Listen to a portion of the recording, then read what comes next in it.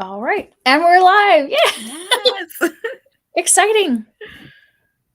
So we're just going to hang out. We're going to craft while we're hanging out. And then last time we did like a couple reading sprints throughout. So I don't know how many we're going to do, but right, we're probably just going to do a few like 20, 30 minutes, something like that.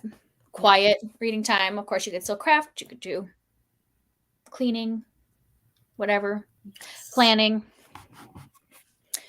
whatever. And it did show up on YouTube, so Oh, great. Exciting. Yeah.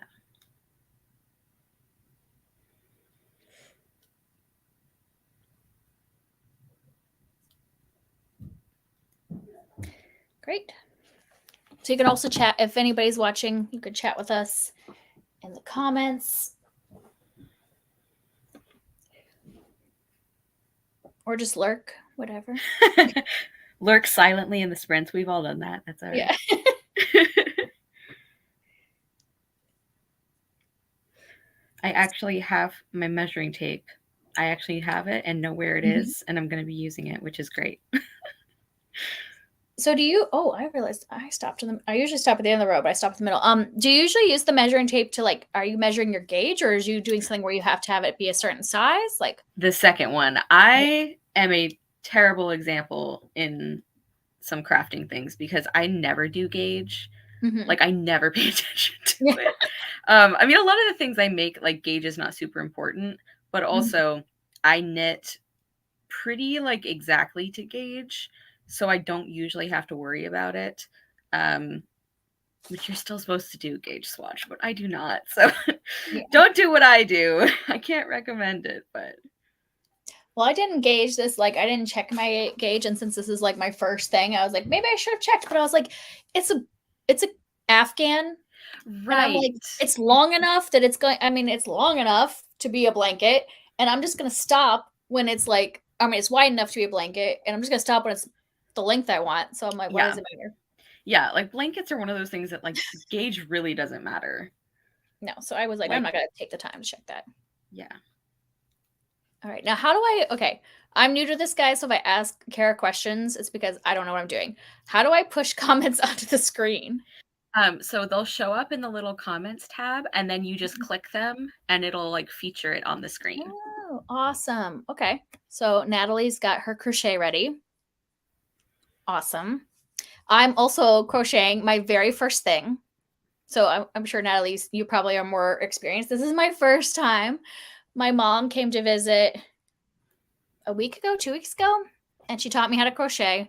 And I did do a pot holder. So technically this is my second thing, but she did some of it. Like she started it for me and she did the chain and then she did like half of the stitches because like, well, I was like, Mom, I got to practice. And she's like, well, I'm just bored. And she would just keep going. And I'm like, Mom, I need to practice. That is so funny. So she made probably 3/4 of that pot holder. So I'm like, I need to. Yeah, like, Mom, give it to me. I need to start. So when I started this, I was like, okay, tell me what to do, but don't actually do it. So this is going to be completely me. Yes. So she like showed me how to do the stitch, but I didn't let her. Like I was like, show me how to do the starting knot. So she did the knot and I undid it and like redid it because I was like, no, I need to learn every step of the way. Yes. She can't be trusted with demonstrations. No, because I'll come back and half the Afghan will be done. I'll be like, what? That's really funny. Like, no, can't do that. So, hello. Great. So, let us know what you're doing. If it's crafting or if it's reading or if it's being productive in other areas of life. I did all of like, right before this, I loaded my laundry and my dishwasher and I was like, there we go. I get my stuff done before I go live. Get it started. Didn't do any like cleaning today, but it's fine. It's fine. Thanks, Natalie. Yeah, so this is my project I'm working on today. It's double crochet stitch. This is okay, so this book is called Make in a Weekend Afghans. Okay. And it's taken me a month. Like, what? When did I start this? 2 weeks ago. 2 weeks, and I'm this far. So I don't think that they're talking about me when they say Well, make it a weekend. yeah, like I don't think beginners should be expected to like follow the timeline. I'm like, who's making it in the weekend? My mom also, like, who's an experienced crocheter, she, made an Afghan while she was visiting. And I'm like, even her doing it every day, it took her all week. I'm like, I don't Yeah. know where you're getting this whole making a weekend Yeah. thing from. All right. Stephanie says, catching up in my daily journal and reading Wish Tress. I don't know what that is today. Also started my first Agatha Christie. Ooh, which Agatha Christie? Because I think we've both read a few, right? Mm-hmm. But I'm definitely not one that reads Agatha Christie in order. Oh yeah. Because it's not necessary. So I kind of like aimed at some of the popular ones first. Yeah. And I think I might end up doing what you did and skipping all the Hastings ones. I haven't read any that have him in it, but just from the way you talk about him, I'm like, I already hate this guy. Yeah. So well, and I don't know, maybe other people don't, because I mean, like, obviously Mara from Books Like Whoa has named her cat Hastings. right. So she must love Hastings, but I personally think Hastings is like, what is that called when like the detective has the like idiot sidekick to Yeah. in order to explain it to them, their Yeah. foil or whatever, is that what it's called? Or like audience stand-in, yeah. Yeah, but he's like really dumb. And I'm like, shouldn't you have learned something hanging out with like Right. the whole time? Really don't like you. And the way he treats women too. I'm just like, every woman described by Hastings, it's not fun. Yeah. But I'm curious, Stephanie, what Agatha Christie you're starting with. Oh, she wrote it down. So let me get there. So Natalie asked, what are you both making? Yeah, we usually like tell what we're making. So I'm making an Afghan blanket, whatever you want to call it. It might take me a year at the rate I'm going. Okay. That's okay. I also have my hand quilting if I get tired of this. Cool. What are you still making the same project? What are you doing, Cara? No, I jump all over the place. And I actually did finish a lot of the things I was working on, so I feel good about that. But I am making a couple of like wristlets, like wrist warmers, because my brother's birthday is coming up and he likes to wear them when he's like working on his computer. So I'm doing a couple of those. I hope he likes the color. It's a little brighter than I usually make for him, but it's like I don't want to always give him gray or like navy just because he's a guy. So hopefully he likes that. But I'm doing that. I also, okay, speaking of exciting projects that we're doing for the first time, I have to show this off to everyone because I am like so proud of it. I started my first sweater. Whoa, your first sweater? My first sweater, and I am so excited. Look how cute. Oh, I love the colors. Yeah, I love the yarn. And I can't work on this one right now because I had to order a longer cable for like circular needles. So it's on pause right now. But I love it. I'm like yeah, I'm like inordinately proud of this. I know people make sweaters all the time, but I've never done one. So well, I think anytime people make anything like for the human body, I'm impressed because it's easy to make, well, maybe not scarves, but like anything that's like shaped, like a sweater or gloves or socks or hats. I'm impressed by your ability to make something to the shape of the body. Yeah. And the nice thing too, like the pattern I'm using is like super beginner friendly. Like they basically assume that you've never done a sweater before, which is true. And they have like links to tutorials on all of the different steps and techniques and everything. And the nice thing too is like because it's a sweater that you do top down, so like you start at like the collar and then you just go all the way down, it's really easy to try it on and adjust the fit as you go. So once I get done with the like shoulder increases, I can actually start trying it on and it should be easy to adjust and check that I did the right size and everything, which I think is good for a first sweater because like you don't want to do all that work and then like it doesn't fit. So yeah, that makes sense. So let's see. Keep calm with books and coffee says, I'm working on my planning spread for this week, reading a book and crocheting a blanket. So just doing all the things. All the things. I like it.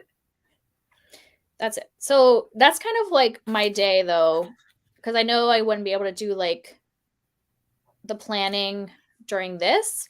So I was trying to do meal planning earlier, but my problem with meal planning is I'm like, oh, I want new recipes. So then I end up spending 2 hours looking for recipes instead of meal planning. Mm.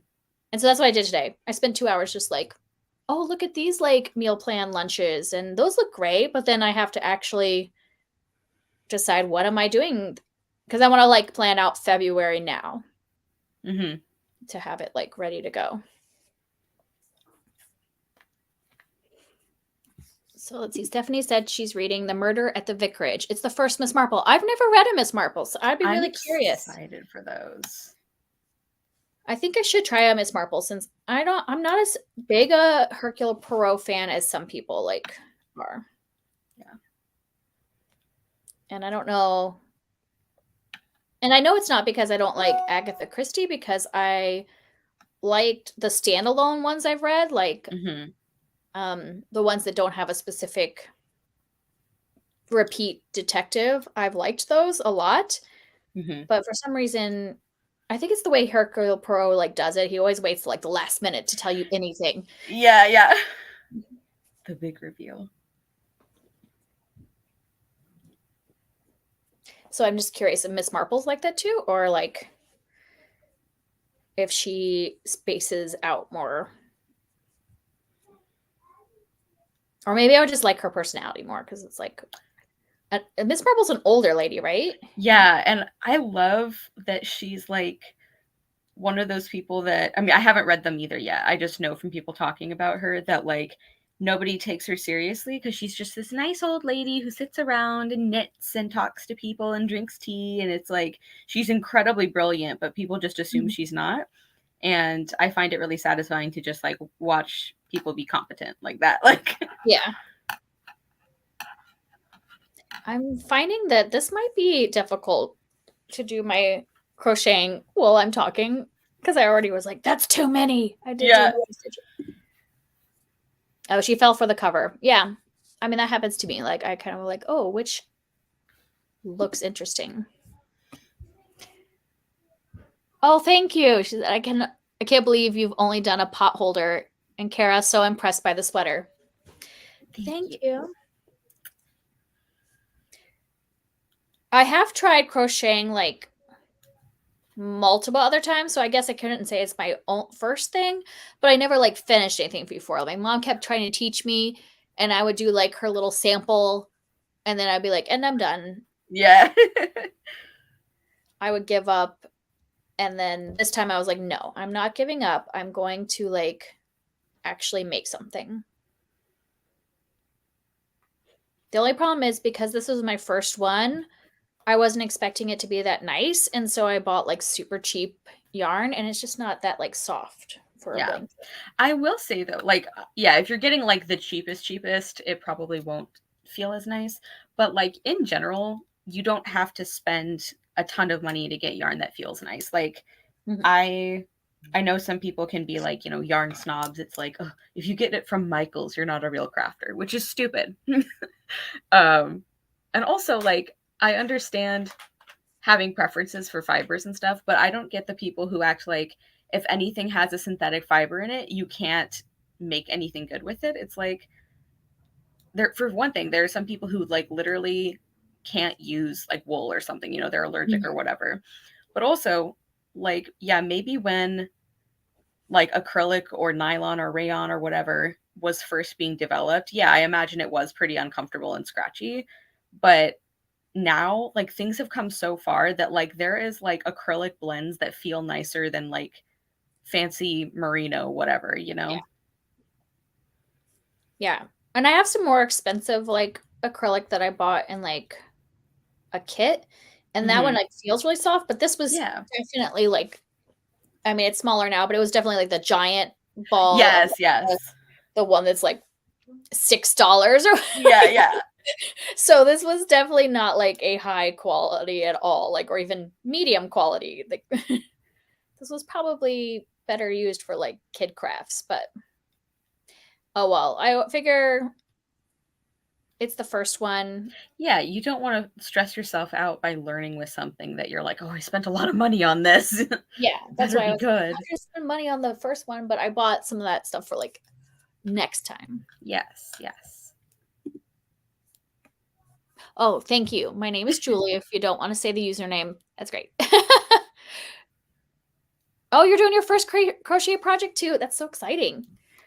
I wonder if people like, if the pandemic like encouraged people to just try more projects, or if crochet is just having like a day right now or something. Because I feel like more people I hear are learning crochet Mm-hmm.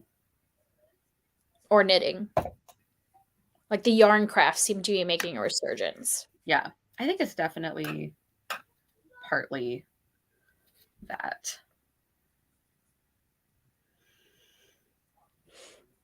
Like my library is doing like a yarn club now. And so I'm like, maybe I'll go and hang out with them. Mm-hmm.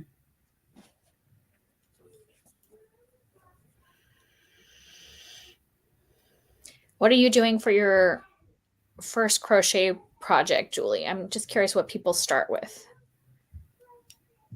I'm probably starting way too ambitiously by doing a blanket because it's going to take me forever. Except that like, and I don't crochet, but I just know from like knitting stuff, it's a shape that's easier, you know? Yeah. Like, and you don't have to learn, I think, a bunch of like new techniques. You pretty much just keep practicing what you're doing until you're like, this is big enough. Mm-hmm. So I feel like it's a good Yeah. project to start with. But Well, that's what I was going for because I was like, well, this way it's something useful. Like I can still use it even if it's messed up a little bit mm-hmm. because my mom kept being like, nobody's gonna notice if you mess up a little bit because they're not gonna be like looking at every single line of your stitching, and it like helps you practice over and over again. So I'm like, okay, Yeah. I can do this. Though I do have to say I am a little bit of a perfectionist, and the first blanket she started me on, I messed up the first like row. That's the one I showed you. I messed up the first couple rows, and I was like, I was gonna continue, and then I was like, no, it's gonna drive me nuts that I was doing this wrong, and I did a whole blanket that way, so I just gave up on that. I started over a lot. I still rip things out if I if I need to, so I understand. It's like knowing when you're going to be so bothered by the mistake that you won't enjoy the thing. Yeah. I think that's important.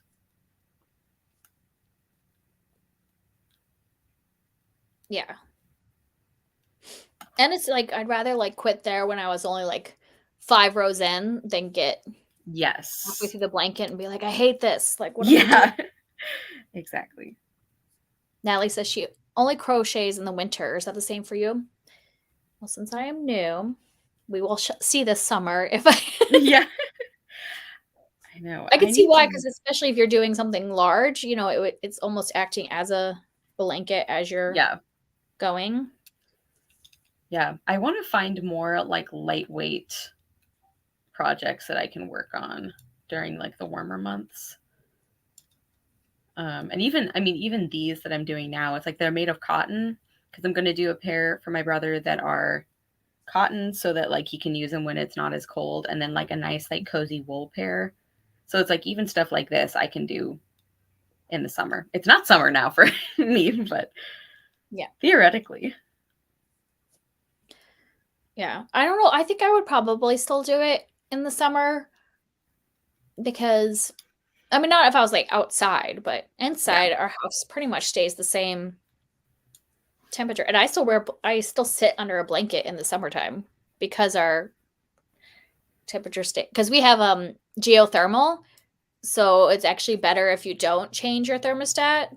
You just keep it the same temperature all the time. So we just have it set to 69 year round basically. And sometimes in the summer we might, if it's like seems like it's blowing too much, we might turn it to a higher temperature, but for the most part, like if it was like super hot out, but most of the time it's better not to fluctuate it. Okay. Like more energy efficient. Mm-hmm. Because it takes more energy, because it still is attached to electricity, that like the pump, so like it takes more energy to switch between temperatures than it does just to maintain a temperature. Okay. I don't know. That's your little lesson about geothermal. No, I like it. I didn't know that. Julie's also doing a blanket. Figured it would be easier to learn it by doing something that I don't need to count to precisely. Yeah. Exactly. Mm-hmm. Yeah, I don't think I'm ready anytime soon to do something like clothes. Yeah. Well, and I've been knitting for a while at this point, and not only is this my first sweater, but I think it's my first thing that like the fit is really going to matter. Um I mean, I guess that's not true. Like I've done like socks and I've done hats and things like that, but doing a sweater, like a body thing feels different. Yeah. So, Because socks, you can kind of like get away with it not being like precise. Because you can kind of like right. scrunch up socks and it's still like Yeah. part of wearing it. Or you can make them bigger, like you talking about making those over socks. Yes.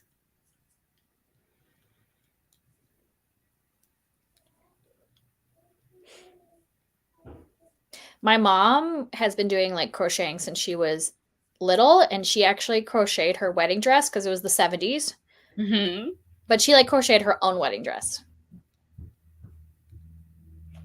And I'm like, that takes some like guts to be like, I'm going to crochet my wedding dress. I know. Like, I love that confidence. Yeah. Oh no. That's my yarn.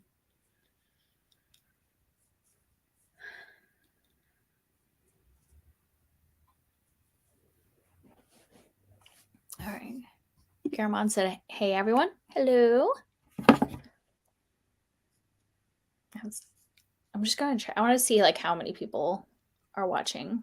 Because I did actually invite people this time. I was like, I'm going to actually invite people to come. I think their counter is not always accurate, but because like there are times where it's like multiple people are in the comments and it's like one person's watching. It's like that's not true. Like, no, I don't think that's accurate. So Natalie says, no wonder my heating bill is so high. I move it up and down constantly. Yeah, and I don't know if that's how it is with electricity, but like at least with that's what our geothermal guy told us, to keep it consistent.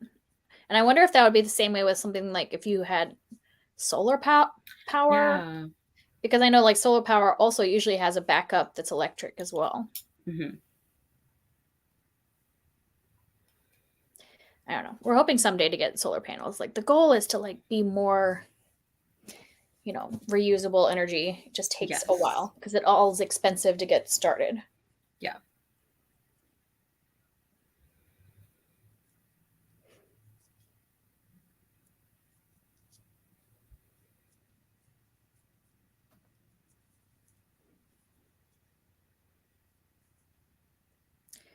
So what are you reading now? I don't think we've talked lately, last few days, about what we're currently reading. Yes. So I have a couple things going for the short stack readathon, but I'm not like too far into them. But I did just start the fourth Fairyland book. I'm kind of like prioritizing like read along things right now. So I started that, and I also started Sea Sparrow for our Graceling read along. But like I feel like I'm just like at the beginning of a lot of stuff right now. So like I'm enjoying it, but not a lot of thoughts. Yeah. And then I also, because I don't know why I do this. It's like I had plenty of things to read, and I was like, you know what? I'm going to start this short story collection. So I also read just a little bit of The Emerald Circus, which is a short story collection by Jane Yolen, who is such an interesting writer because she's written so many things, and I feel like I only know her from like a couple of the random things. Like I think she's the one, I think she maybe is like the writer for the like ballet storybook that I like loved as a kid and I like still have. I don't know. She's like one of those fantasy authors who's written a bunch and who gets tons of awards, and yet I don't really like know that much about what she does. So that one's going to be interesting. Yeah, and I see her name around. Like I've seen her on, because I get a lot of children's books. I've seen her on children's books and also like on full novels, like adult. Yeah, because she did like her. Yeah, she did like a Baba Yaga retelling that I want to like read. Yeah, and like her bibliography is ridiculous. Like in the front of the collection, it's just like full page, full page of stuff she's done, which is like incredible. But yeah, so I've only read one story so far, but I liked it.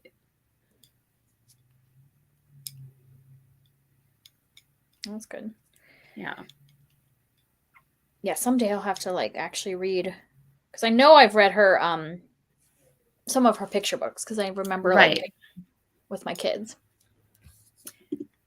Yeah, that is the most 70 thing ever. I think I have a picture of it, because she sent me a picture because I was trying to show a friend of mine.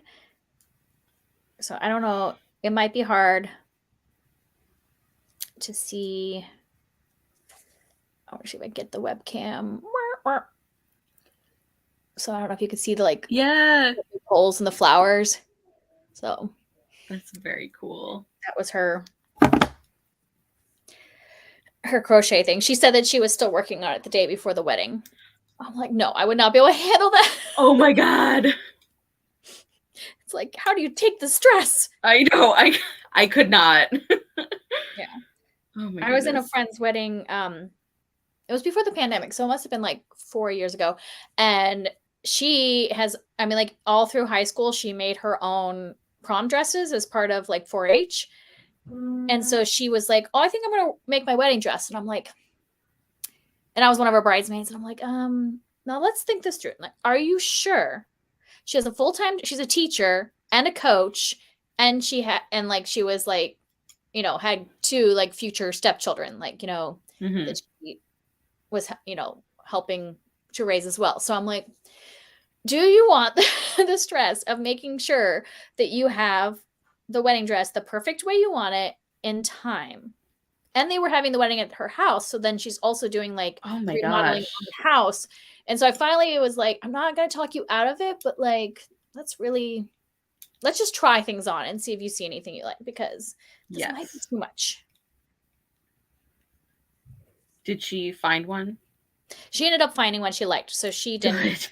She did not make it. And I was like trying to be very supportive. I'm like, I will help you find fabric. I will help you with whatever. I can't actually make it because I am not good at that, but I will help you with whatever. But let's just try it on. But she did find something she liked. Good. And I think she did her own alterations, but I'm like, that's different. Like, it's easy to make like an alteration. And does not take you, a lot of time to do that. Yeah. Natalie said you must like stress. Yeah, I wonder, like, that's what I'm wondering. I'm like, do you just like want to give yourself like like they were like, because they were doing it at their house, they were literally like doing landscaping when we were doing the rehearsal. Like her parents were out there like planting plants, and like I'm like, really? You wanted to add more? I could never. Oh my gosh. I was like, I don't know. No more. I mean, it was beautiful. I would have to say that like doing it at their house was the right choice, because when they finished all the landscaping and they put it in like a waterfall and everything, it was absolutely gorgeous. But like, that was enough. That was enough stress. Yeah.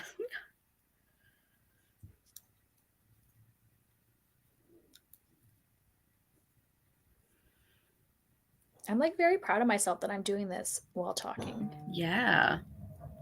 Because I couldn't do cross stitch while talking. I failed at that.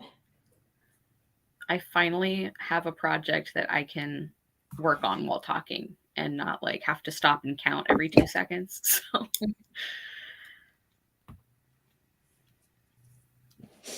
I also I think I picked a pattern that's pretty forgiving, because like, I don't know how much you know about crochet, but like crocheting inside like a big giant chain instead of in a specific stitch. Okay. and then the next time you make the big chain, like the next row. So it's like if you accidentally made less in the chain, it wouldn't matter. Cool.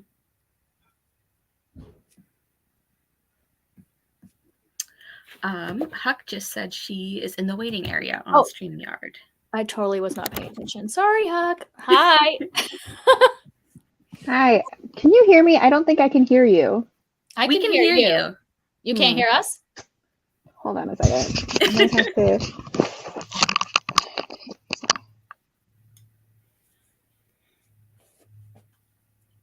How long has she been there? And I just like, I'm like the worst new host. I'm like, no.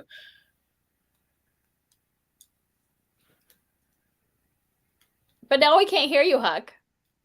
You still have it plugged in? No, wait there. I just had to on my mic. Okay. I don't know why. My headphones have been really weird recently. Like my headphones and my computer don't like each other anymore. So. Oh no. You just won't get along. Yeah. Hey. Sorry if you were waiting for a while. I'm new at this hosting. I didn't. No problem. I was looking around for my crochet hook because I realized I didn't know where it was. So, but I found it. So good. Worked out. Yeah. How's it going? What'd I miss? Just chatting about what we've been doing. I'm officially on the crochet train, Huck. So. Oh. So are you making an Afghan, you said? Yeah, so I'm making an Afghan. Ooh, that's going to be a big project. Yeah. It's definitely, yeah.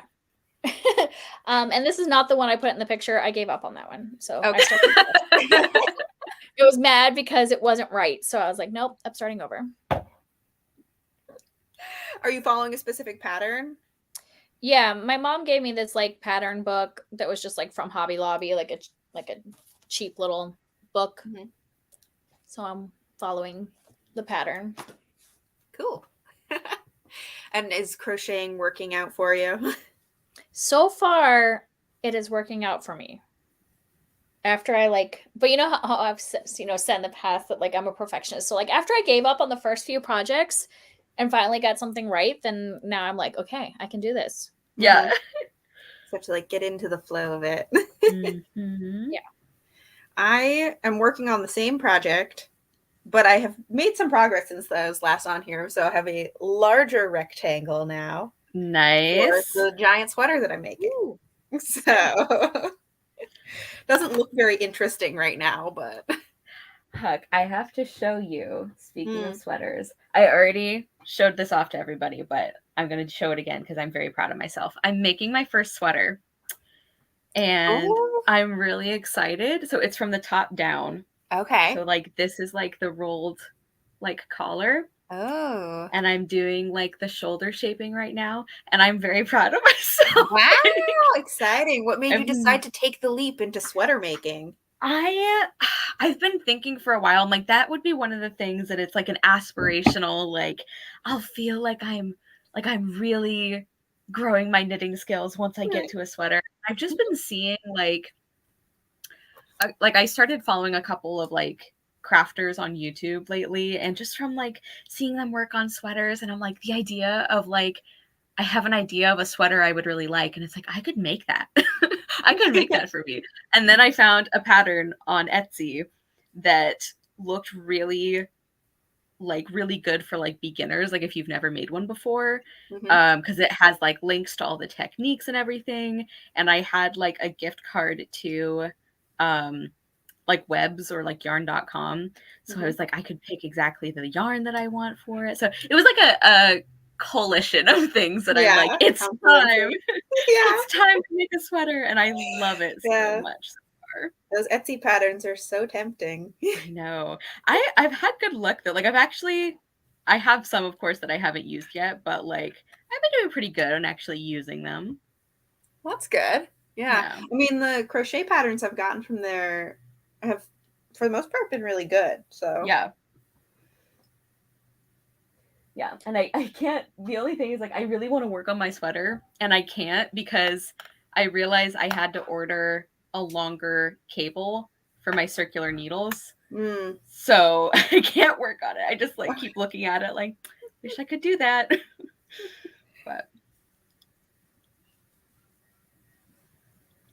I actually am getting I think they have, I don't know what the equivalent for like crochet hooks would be. Like I know you can get like sets of crochet hooks, but with knitting needles, sometimes you use like circular ones for big projects and or projects that you make in the round.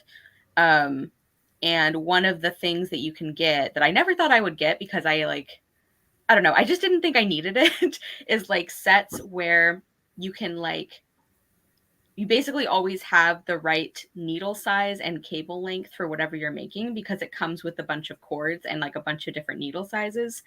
And I like didn't really think that was something that I needed.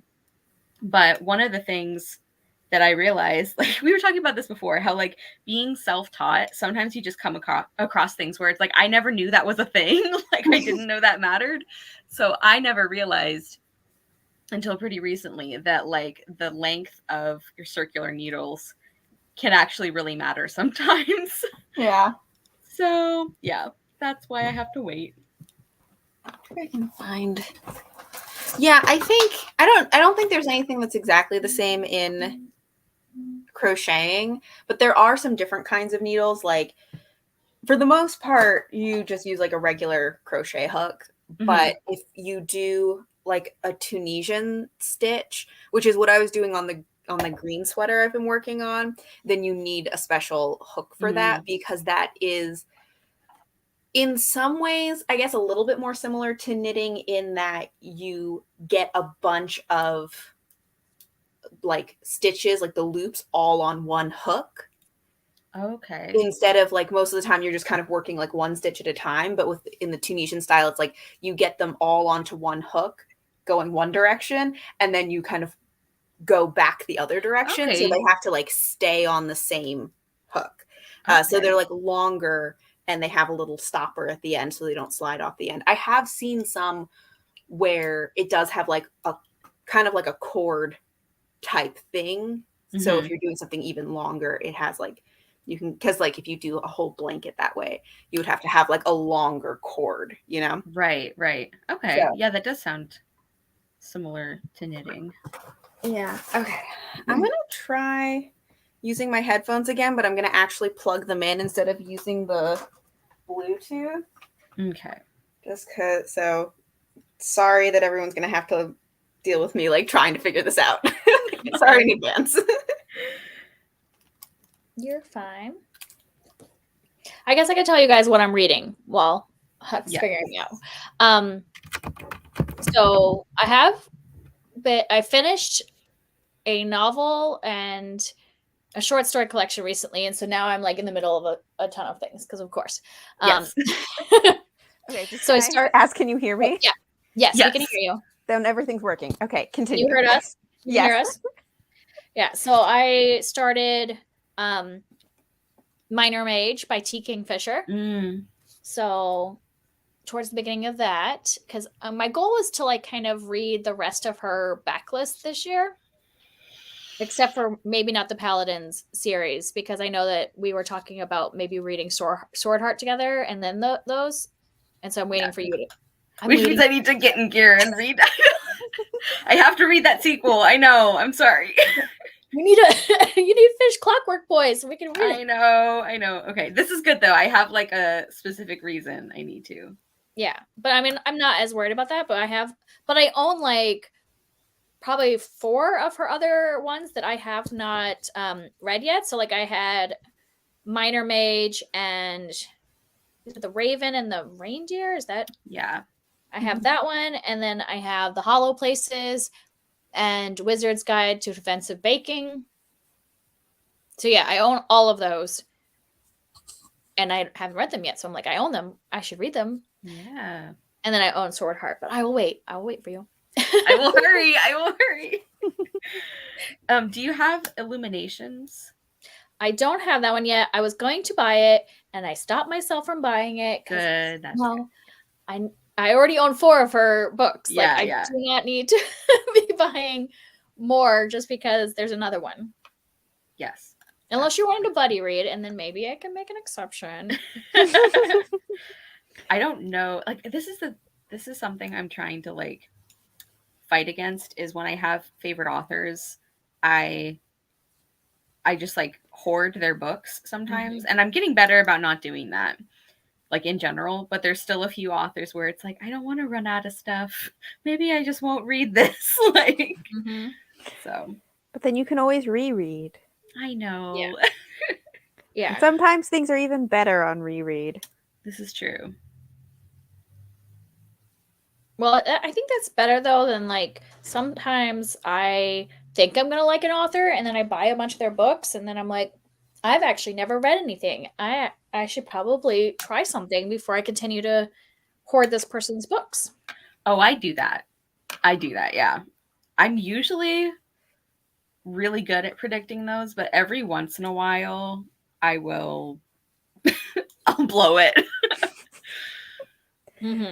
I normally don't do that, except the one case that I have two cases, I guess, is I own 2 Guy Gavriel Kay books, and I've never read anything from him, and I have been meaning to read both of these for like at least a year or two and have not gotten to them.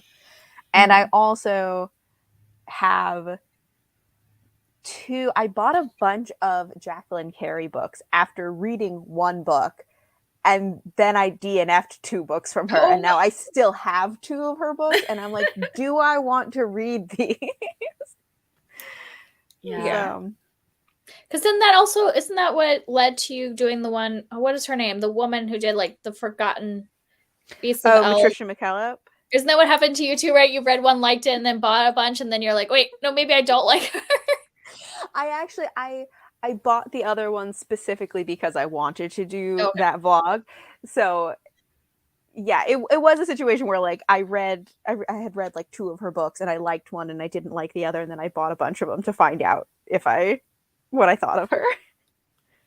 Well, then that works out. Yeah. I usually try not to like buy too many, but it is, if you get excited about an author, it is very tempting. I know.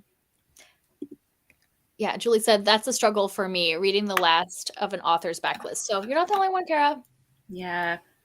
I'm having that with like Jason Reynolds right now. Like I really love his books, and I only have like maybe 2 that I haven't read. And like, I don't know, he's always like, he's still writing and publishing stuff, but it's like I've read a lot of his new releases too, so. Yeah, and I also have the problem of like, I'm afraid that I'm not going to like them as much. Like, if I've loved everything, and I'm like, well, what can I really keep going and not hit a dud, you know? Right. Because that's how I feel with T. Kingfisher. So far, I have never given anything I've read lower than 4 stars. And I'm like, well, what if the next one turns out to be the like 2-star? And then she can't be a favorite author anymore. Like, well, okay. So this is a question that I have, is like, how do people decide like what makes a favorite book or favorite author? Like, does a favorite book have to be 5 stars? Yeah. Does a favorite author have to be all like, do you have to love everything they have written, or do you just have to intensely love a certain amount of what they have written? Like, how do you make that decision of like what makes somebody a favorite author or like a favorite book? Yeah, true. Because I mean, and also it's like, you know, some people write a lot of different genres or different age groups. Sure. Like, I like some of the Shannon Hale books are my favorites. Like, I would say like the Princess Academy and the Books of Bayern. I love them. So like, I count her as one of my favorite authors, but I do not like her adult books. And so it's just like, she's one of my favorite authors in this specific thing that she writes, but I do not like her, like all her contemporary adult novels. Like, not a fan. Yeah. Well, I like, in general, I'm pretty, I have like different kinds of like favorite authors. Like Sylvia Renner Garcia, I consider a favorite, even though her books are not always 5 stars for me. And then I have some authors, this is embarrassing, I consider Anne Ursu a favorite author, even though until recently I had only read 1 book by her. Speaking of like, I kept buying books by her, and I'm like, I should Mhm. probably read some of these. So I have like favorite authors like that, but then also, I don't know, I do sometimes worry though, because like obviously Frances Harding is one of my favorite authors. I talk about all the time her being one of my favorite authors. And then when Hannah and I did our read along, one of the only ones that I hadn't read before was Deep Light, and I did not like it. Like, it was a 3-star, but honestly, if it were another author, it probably would have been 2.5, because like I enjoy her writing anyway. And so that like really shook my confidence. I was like, oh no, I'm like, am I not gonna like her newer stuff? But then I read Unraveler, which is her most recent book, and loved it. So I don't know. It's like all over the place. Like, Yeah. I don't have like specific guidelines for myself of like what constitutes a favorite author. I think that to me, like intensity of my love for specific yes. books is a factor. And then I think like a certain ratio of books of their work that I love. Yeah. Because there are some authors, even with like, I mean, we know that Juliet Marillier is like one of my favorite authors, that I like talk about her incessantly. Mhm. And part of that is like most of her books, like I like, even like there are some that I like love. Most of them I at least like, and then there are a couple that I'm just like, I don't like this. Like, like the one that's the sequel to Wildwood Dancing, Sybil's Secret. I'm like, oh my just God. don't even read it. Like, it's not good. Hate that book. Don't read it. Just I read have the thoughts first on book. that. Yeah, I have thoughts on that book after we I was like, read the first book as a standalone, pretend the other one doesn't exist. But like, that doesn't make it her not a favorite author. It's just like, yeah, that's a book that I'm just like, it's not good, you know? Yeah. Yeah. Just don't start, like, so when you recommend, you're like, don't do that one. Right. Pretend it didn't happen. Like, right. And also I think it kind of depends on like where in their writing career they wrote a book, because someone like Tessa Gratton I also consider a favorite author, but her like first 2 series that she wrote, I don't really like them, but they were her debut, like her first 2 YA series. And she's even like written things about how much, like, when she wrote those series, she kind of wrote them and then had to take out a lot of stuff from them because there were a lot of things that she thought would not be marketable. And then as she became more established, she was able to put more of like herself and things into the books because she was more established. But for those first few, it like just wasn't as fully fleshed out because of that. Anyway, so in that case, I'm like, right. So her first couple of books, I don't really like that much. Like, they're not bad, but I just don't really like them that much. But that was like, you know, your first baby steps. Yeah. Yeah, there's some authors I don't go back. Like Simone St. James, I've liked some of her newer ones, but I tried her backlist and they're definitely more like romance heavy and like alpha male romance. And I'm like, no, thank you. Yeah. I just won't go back.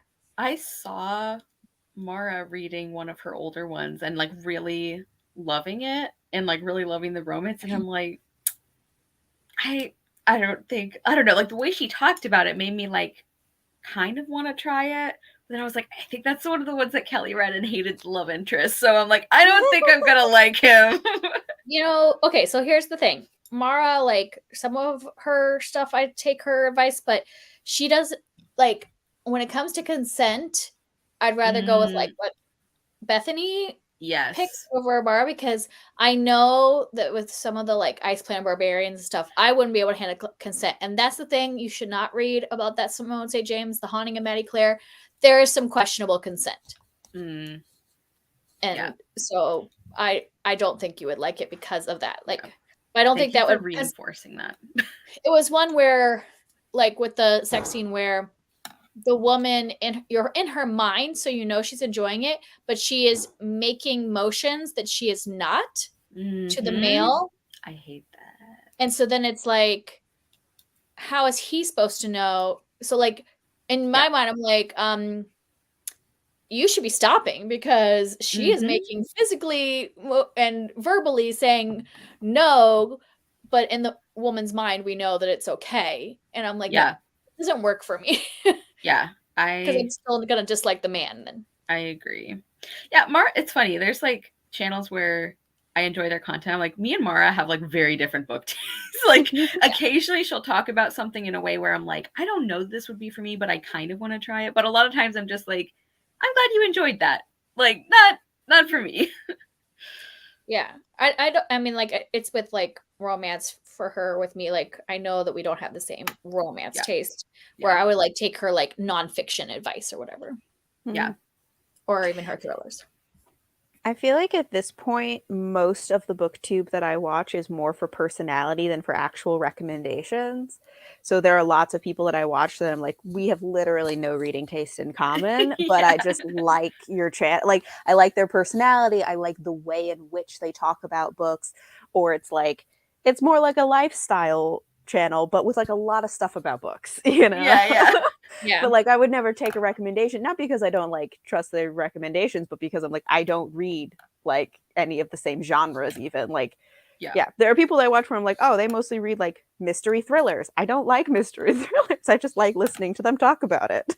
Yeah. And sometimes it's like nice to just be like, oh, I'll live vicariously through you. You read that horror and I will like find out information about that interesting plot, but I don't want to actually read it. Yes.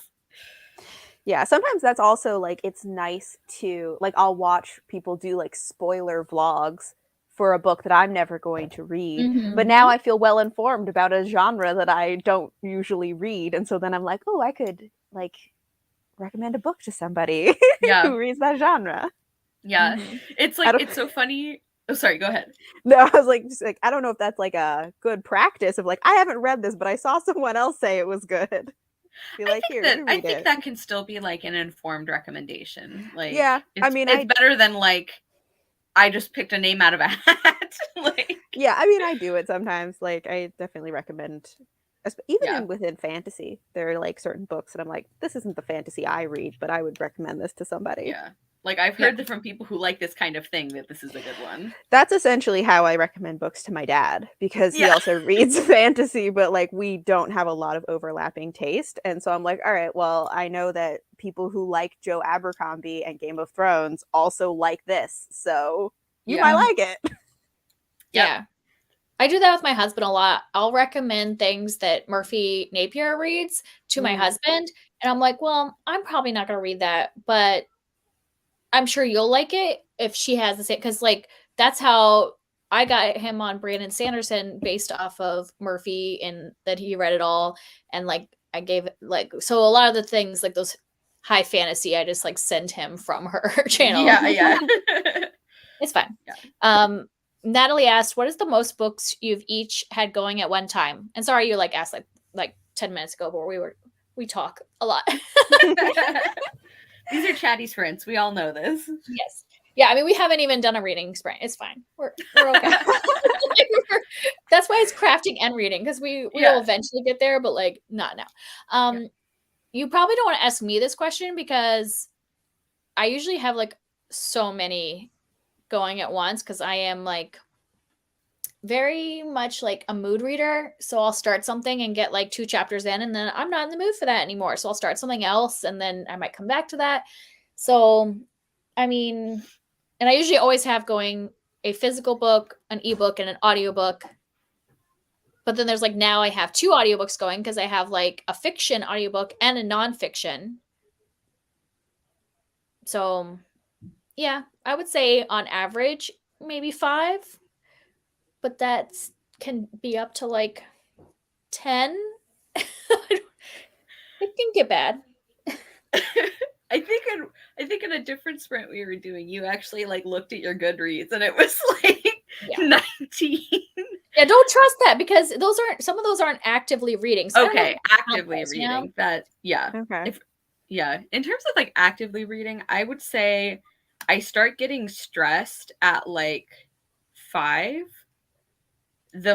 In general, if I feel like if I have too many books, it would be around like, well, okay, I don't know how to explain this. So like like I said, 5 is usually like where I start getting really stressed. And then the like high number that I have more regularly than others is like 7. Once I think I had like 9 or something, and I was suffering. I like don't like that. I've been doing a lot better though. With like keeping that number down. I try to keep it now to like around 3.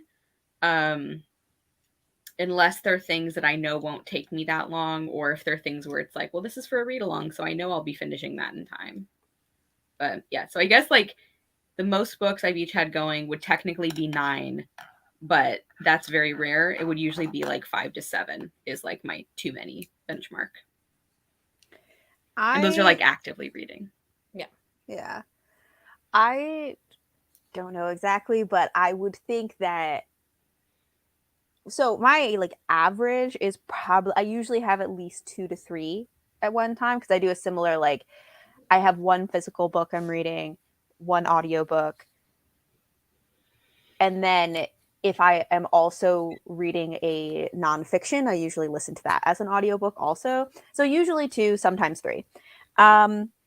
The most, I would guess the most would, I've done it once, would probably be like 5, because I don't tend to read tons of books at one time. Because also for me, it's like, if I get to a point where I have more than 3 books going at one time, I'm not actually reading all of those. Like, because I really only read like 1 physical book at a time. So if I'm like, I can really only focus on like 1 physical book, 1 audiobook, unless there's one of them is like a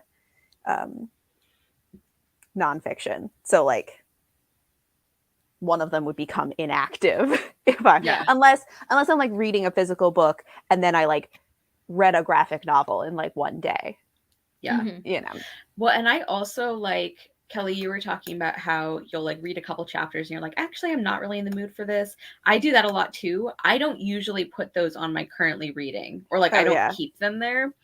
And actually I will sometimes, I'll keep something on there and then I'll start getting like stressed about how many, and I'm like, I know I'm not going to be like finishing this one super soon, so I'll move it back to want to read, and that makes me feel so much better. And I actually just I just created a shelf on Goodreads for like paused, I think. So they're books where it's like, it's like not a DNF, and it's not like I don't want to move it just back to want to read, because I did get like a chunk into them, and so that's a good idea. Maybe I'll make a thing like that, because like I do the same thing. Like I do that too, where I'll like get partway into a book and then go like, maybe not. But then like I'm like, I don't want to just like remove it from my shelf or move it back to want to read, or like so maybe I'll make a paused shelf. That doesn't happen too often for me, but it'd be useful to have for when it does. Now you're reminding me. I'm going to start. I have too many on my currently reading, but they're definitely paused. So I'm like, I'm just going to move some of these over, because especially since some of these were like, I just moved one that I haven't actually read since March of last year. So like that one could end up being restarted. Yeah. So I really need to like remember to move things to the pause shelf. Because sometimes things get returned to the library and then I'm like, well, now it's been like 3 months. Yeah. I'm not reading that. Yeah. I'm realizing like I only have a couple library books out right now. And I think only one of them I'm actually going to read, because it's not that I don't want to read those anymore, but I'm like, I'm really trying to focus on books I own. And even though I still want to read both of these books, I'm like, I don't anticipate it happening soon. So I should just like return them so someone else can read them. Yeah. I did that too recently, like returned a bunch of books. I'm like, this is not happening right now. I need to stop like hoarding them. Yeah. Is this how I'm trying to figure out how to add a paused?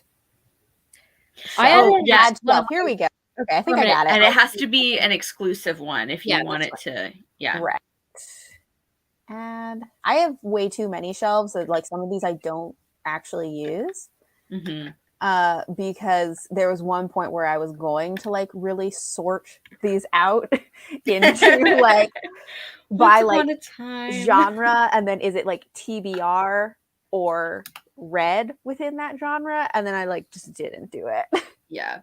I periodically get annoyed at myself for not sorting my TBR books at all, but I just don't like assigning like genre labels or anything until after I've read something. I don't know. I just like there are things that are annoying about not being able to sort the books on my TBR, but I also feel like there's benefits to knowing that all of the ones I've sorted, I've already read, you know? Yeah, I think that the reason I wanted to do it was just because I have way too many books that are on my want to read shelf. Me too. And so then when I wanted to go look at like, oh, what were all those like historical fiction books that I marked like 5 months ago? Yeah. I wanted to like be able to find those. Yeah. That was my goal there. Okay, I think that I have made, so I made it sortable and exclusive, so it should now be, okay, cool. I think I just made a new shelf. Great. Yay. Awesome. So I have officially moved all the things that I haven't picked up this year. So a lot of these were like things I had open from last year. So now I have 1, 2, 3, 4, 5, 6, 7 things on my currently reading shelf. Yay. And I count it as active if I've read it like within the last week. Mm-hmm. Except for I have one that's like a year-long read with like a group I'm doing. We're only reading 1 chapter a month. So technically it's only like 6. Because like that's going to take me the whole year to read. Yeah. But like, yeah, this is like 2 audiobooks and 3 ebooks, which that was the problem. Is the ebook. It's because like I keep like changing my mind of what I want to read on my Kindle. Mm-hmm. I actually, now I'm thinking about it, I think I have 4 books going right now, so that's kind of on the upper end for me. One of them's a graphic novel and one is nonfiction though, so although that might, I am currently reading Bittersweet, and I'm like buddy reading it with my mom, but I think that my library loan is going to run out before we actually finish reading it, so that might have to go on to my pause shelf until my loan comes back. That's one of, for me, Bittersweet is one of the ones where it's like, it's not paused, but I'm not currently reading it, but I am currently reading it. Like, it's not logged anywhere, but I'm like 80 pages into it, and yeah.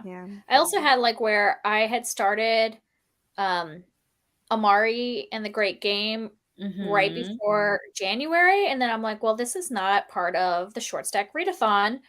But I was like, well, I still want to finish it because it's due back to the library by the end of this month. So I've been just like once a week, I'm reading like a section so that I can kind of still focus on my short books. So I'm farther than what I have on Goodreads. I'm like halfway through. But everything is... Okay. I think I'm realizing that I actually have a 5th book going. I didn't realize that I have a lot of books happening right now because the other day I did start a poetry book, but it's very long, and so I don't want to like. I didn't read it. I'm not reading it quickly. I'm like, that's probably one of those books where I'm like, this is going to take me multiple months to read because it's a lot of poems. Yeah. Well, and that type of thing, or like I had a short story collection I just finished, and that one, of course, like I read a story and then I go and read something else. It's not like I want to read all the stories in a row necessarily. Right. Yeah. And something like poetry isn't necessarily the kind of thing that you can just like blast through and like read a bunch of, like, you kind of lose the purpose of reading poetry if you try to like speed read it. Yeah. And technically I have started a poetry collection. I don't have it on there. So let's just add another one.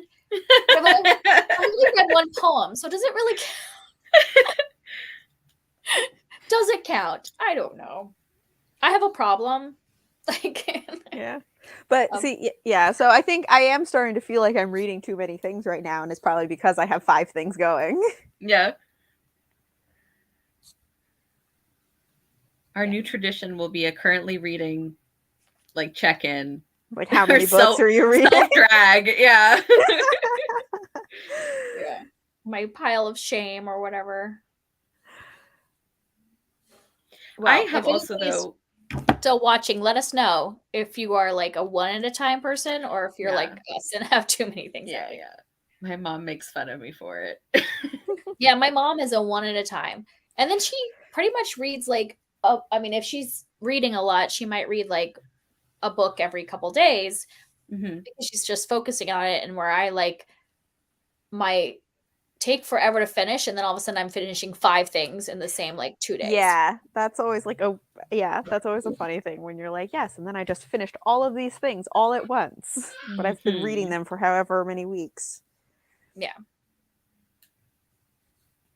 Because every once in a while I get like I need to finish things, and then I suddenly just like finish all the things. Yeah.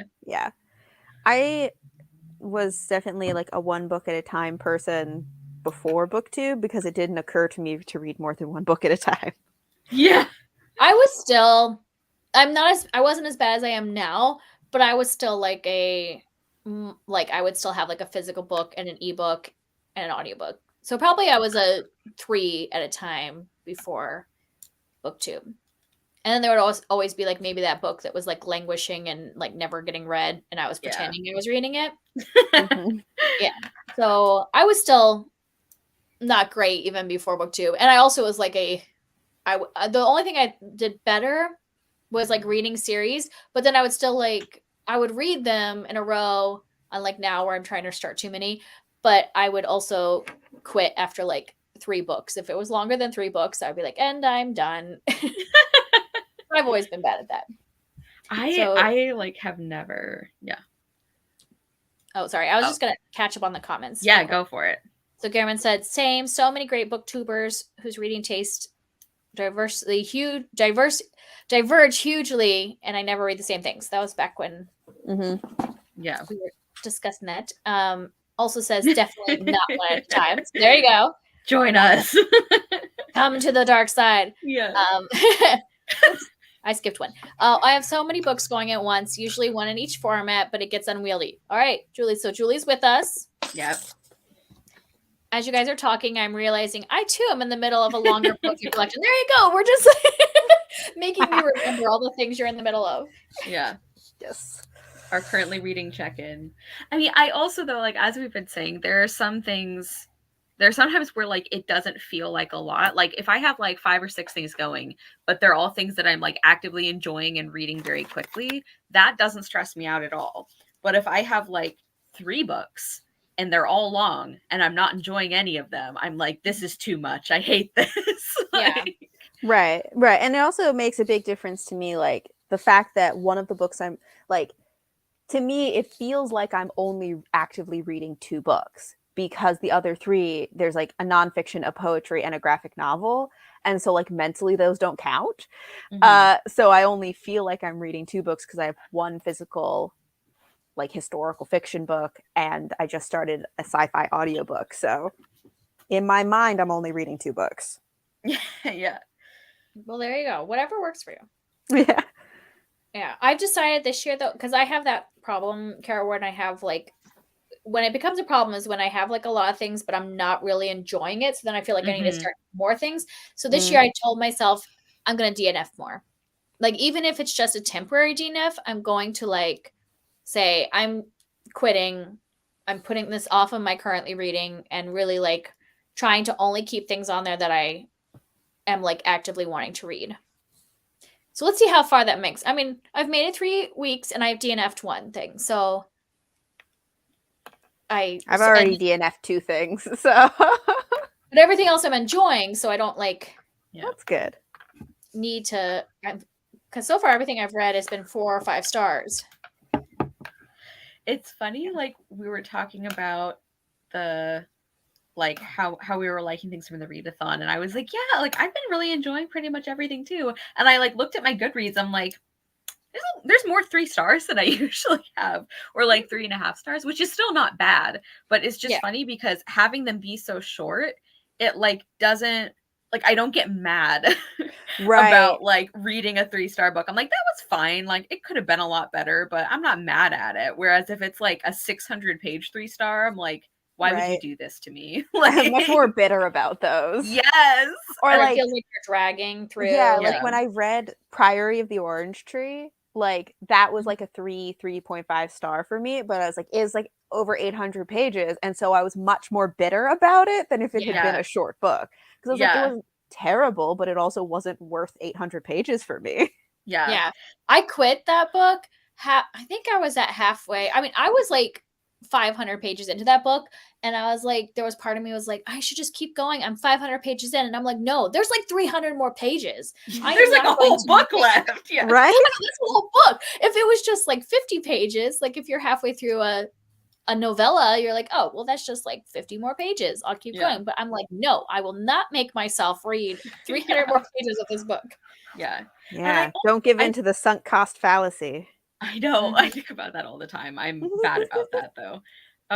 Which is funny because I have a business minor. I should know better, but I don't. Yeah, like the thing too about like the longer mediocre books being like worse.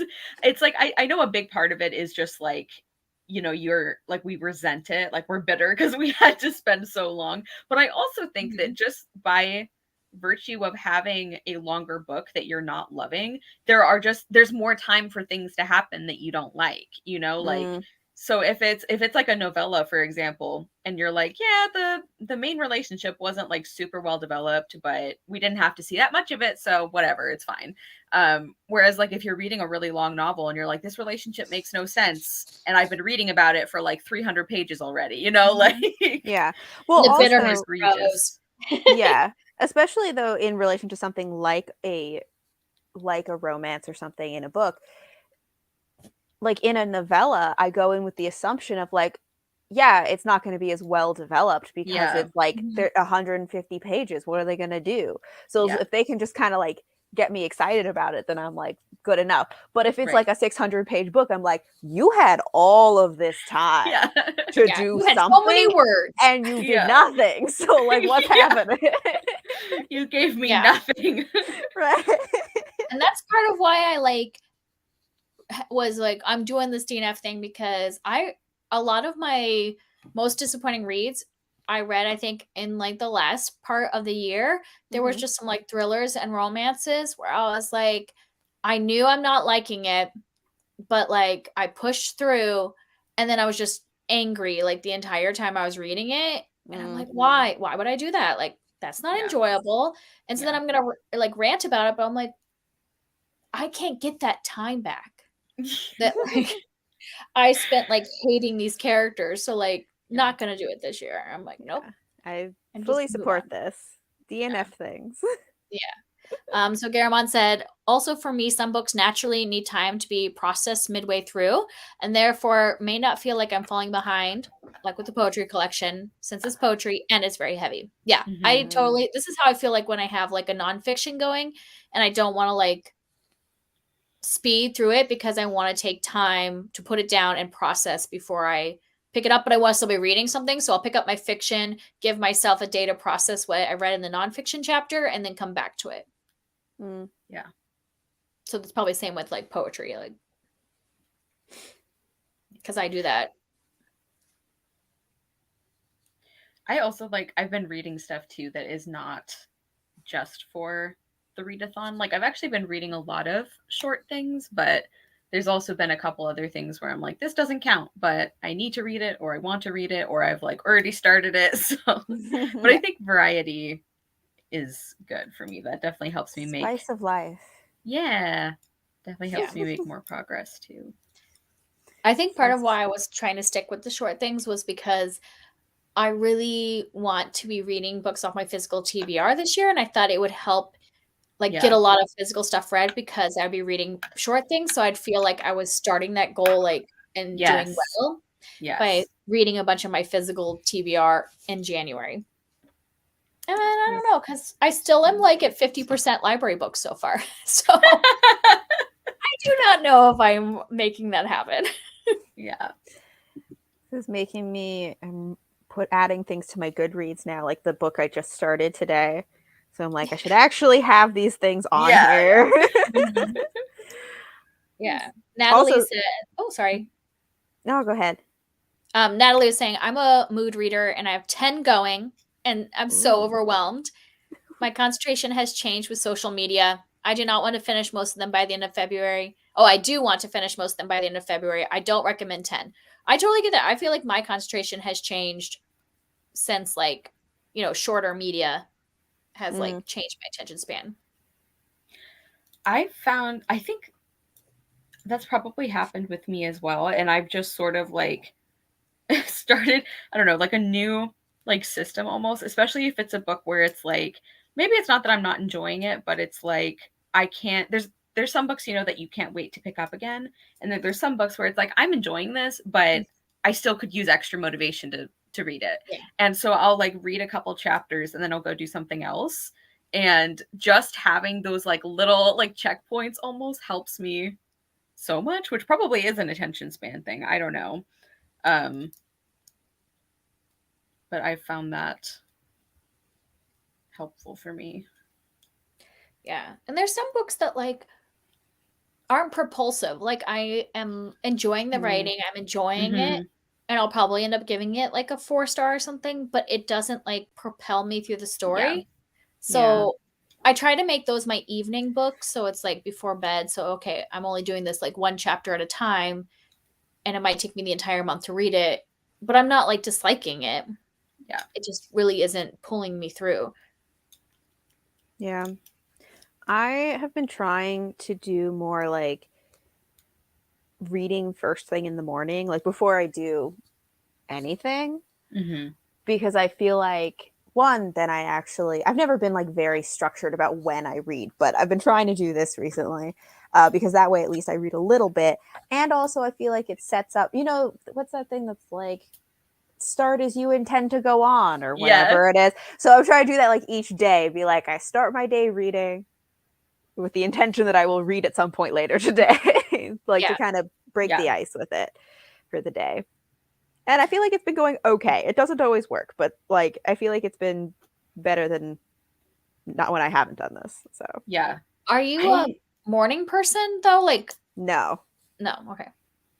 I am not either. I do the majority of my reading.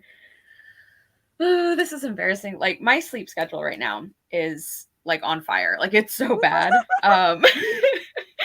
Because like just a lot of the work I'm doing right now is like work from home, which is great and I'm very grateful for. I know not everybody has that.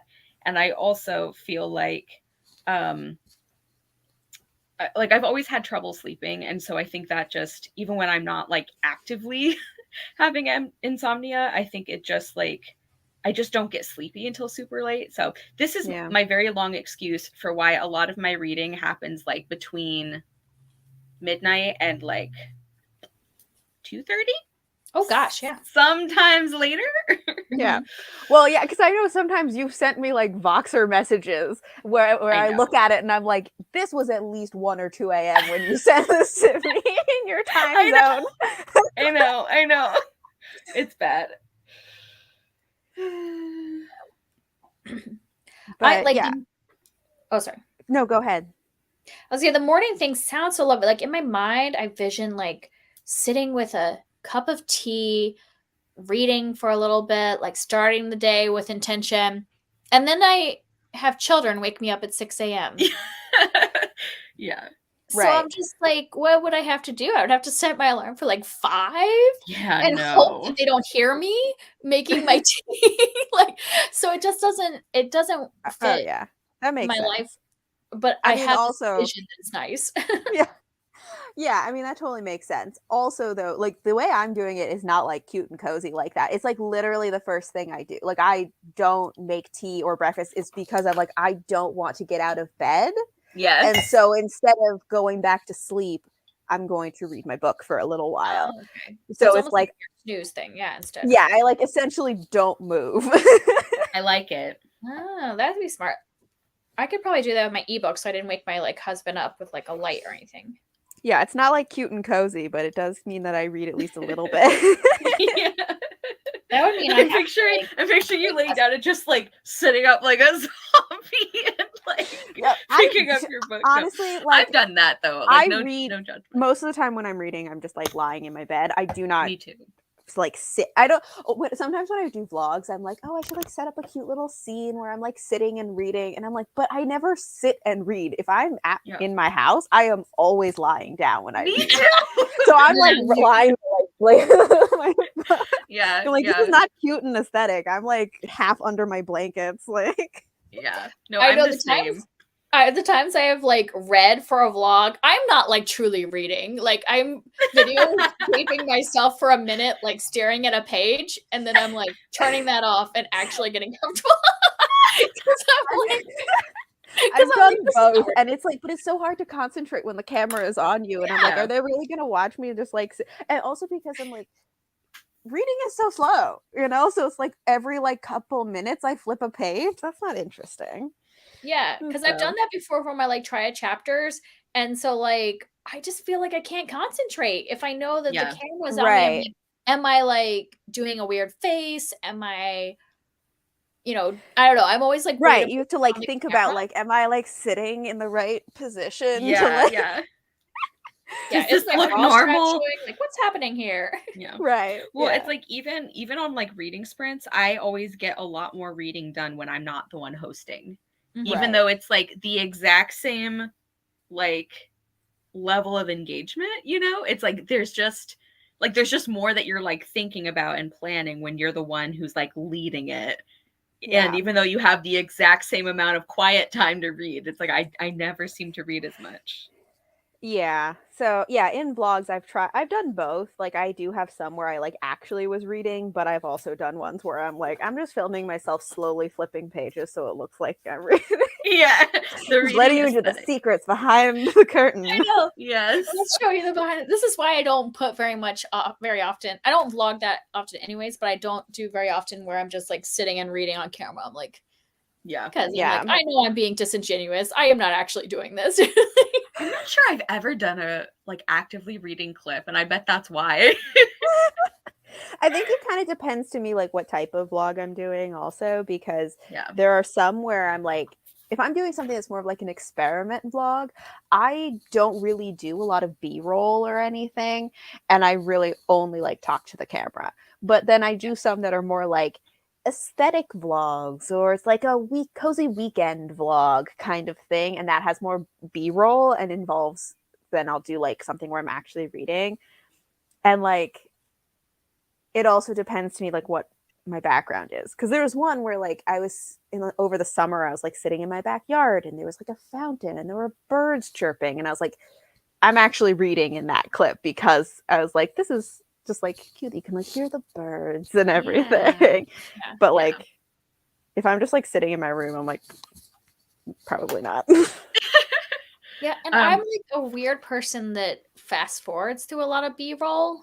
Like I like the reading stuff. Yeah, because I still like to watch the vlogs because I like kind of the casual, like in the moment thoughts. Like, if somebody's like updating us as they read, I want to know your in the moment thoughts. But then I'm going to fast forward when you make your coffee and whatever else you're putting in there. Like I'm like, I don't care, and I know that sounds horrible, but I'm like, but that's not what I'm there to like your in the moment thoughts. And some people like the B-roll aesthetic. I'm like, no, I don't need it. Yeah, like sometimes people will like apologize. They're like, oh, there's not a lot of pretty stuff. It's just me talking. I'm like, that's what I like. It's like I want to hear you just talking about the book. Most of the time if I'm watching vlogs, I'm like listening to them as I'm doing other things. So then the B-roll isn't like as interesting because it's just background music.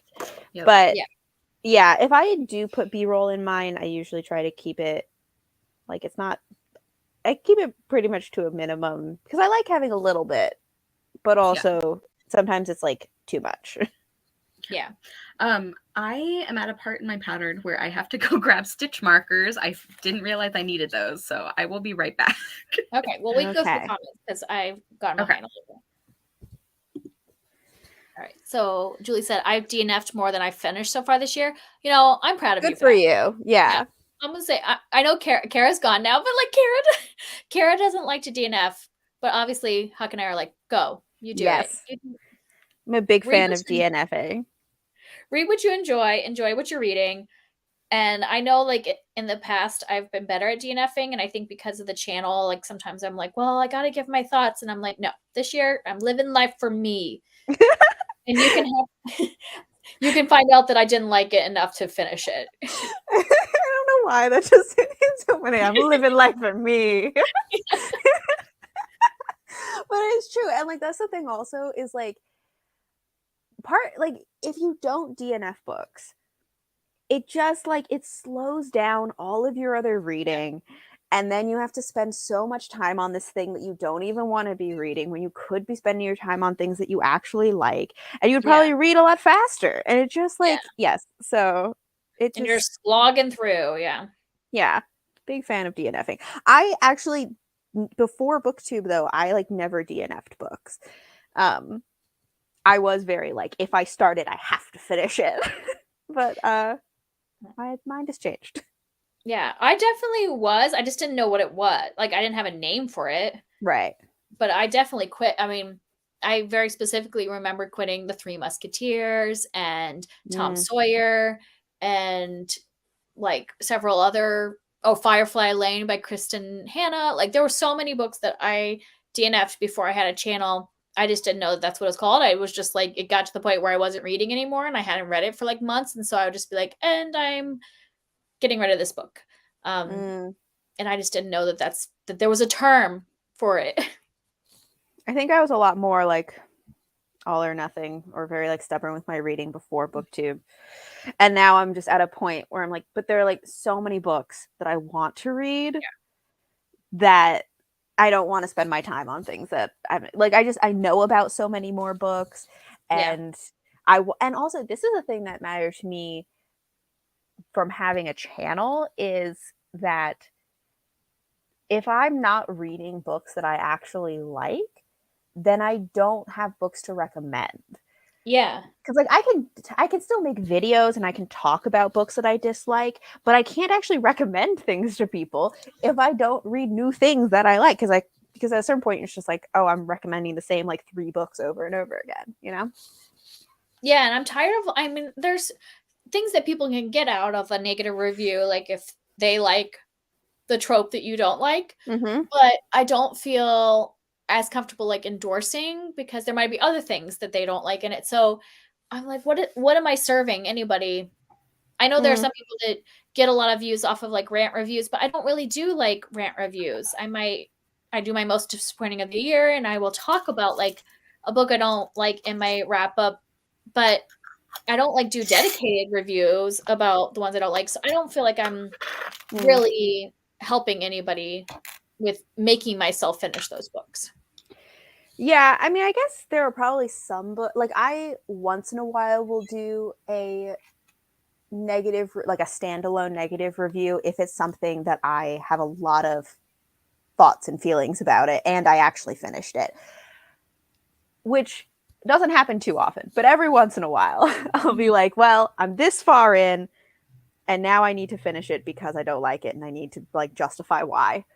That happens more often if it's like a very popular book and I'm like, look, I don't want anyone being like, oh, you didn't get to the good part. And I'm like, I got to all the parts and it wasn't good. Like, I got to all the parts. Exactly. That's one of the reasons I don't DNF super often. Yeah. Yeah. I know like my problem with DNFing last year was the ones I seemed to dislike were part of like specific videos.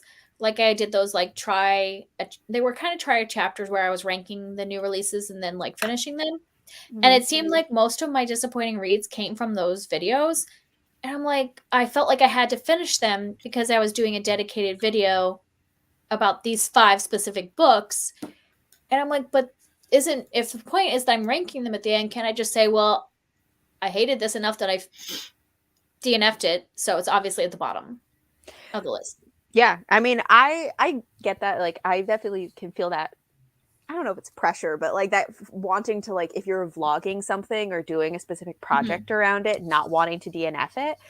But I still DNF things in vlogs and do essentially that of like you can still talk about like why did you DNF it, And if you're ranking things like you're saying, it's like, well, this is obviously the worst one to me because Mhm. I didn't even finish it. Because like that happened in my Patricia McKillop blog that I DNF'd Riddle Master. We both did. Yeah. And I watched that video and I had no problem with you DNFing it because then I'm like, Right. okay, well that makes sense of why you're not finishing this. I don't need to know any more information about that. So I didn't do that because I also had like the last one of those videos I did was a romance one, and I was starting with the ones that I, like I was ranking the first chapter and then like reading them from the one that I like the first chapter the least. Well, the first two I read, I was like, these are 2-star books. Why am I? And so then I just gave up on the project because I was hating like the books. So I didn't get to the good books. And I'm like, well, if I just DNF'd those after like 50 pages, it would have been better for the overall project because I would have actually finished it. Yeah. I did, was it 2 years ago? I like did a couple of vlogs that specifically were like, will I DNF this? Yeah. The answer was usually yes. Yeah, I think there was like one that I didn't DNF. So it was kind of like, you know what? If you're watching the vlog, you know what you're getting into. These are books that I'm like maybe 80% sure I'm going to DNF them, but we're giving it a try anyway. Yeah, I mean, you're giving it a try. I should probably do that, but I've already gotten rid of, like, I really did a purge at the beginning of this year and got rid of all the things on my shelf that I'm like, I really don't think I'm going to like this book. Why? Truly, I think that's a better way of doing it. I just felt like there were certain things I was like, I have to at least try it. Yeah. Well, I think what happened was at the beginning of my channel, I bought a lot of things, but I would get them like at little free libraries or library sales and stuff like that. And so I'm telling myself, why am I keeping this book that I paid 25 cents for? And I don't think at this point that I'm going to like it. I owned it for 4 years and I haven't read it. Mm-hmm. Like, why am I keeping this book? So a lot of I don't think any of the ones I got rid of were like full price books. That's what I struggle with, is when it's something that I know that I did spend more on. Not necessarily like, oh, it was a hard to find book, so I spent a lot of money, but even just like, yeah, I bought it new, or even sometimes where it's like, oh, but I had to order this from the UK. That was like more effort put into this book, which is silly. Like I didn't do anything. Like it's not like I physically from a different had website. to hunt down this book. Yeah. So I sometimes have a hard time getting rid of books like that, where I feel like I invested money or time into getting them, which again is the sunk costs fallacy. Right. But I still do it sometimes. Yeah. All right, let's get the last two comments. So Garamond said, yes, I like that method to process it. That was back when we were saying like pause for a little bit, process the nonfiction or the poetry. And then Stargator said, hello, ladies. I'm from Kelly's channel reading Sam by Allegra Goodman. I don't know that book. What is that? Yeah. To look it up. When people talk about books, I'm like, I want to know what book it is. Yeah. Yeah. And thank you, Stargator, for coming. I have never hosted a live before, so it's exciting to have people show up. You're doing great. Yeah. Ooh, is this a thriller? It looks like a thriller from the cover. No. Coming of age, contemporary young adult. The cover looks very like, yeah. Oh, Natalie says, what fallacy? Is that the sunk cost? Is that what you're saying? Yeah. Yeah. It's essentially like, because I've already put this much time or money into something, that means I like have to keep going with it, essentially. I don't know. You're probably a better way of explaining it. No, but that's basically what it is like the idea that because you've already invested in it, you have to finish it, or that's wasted.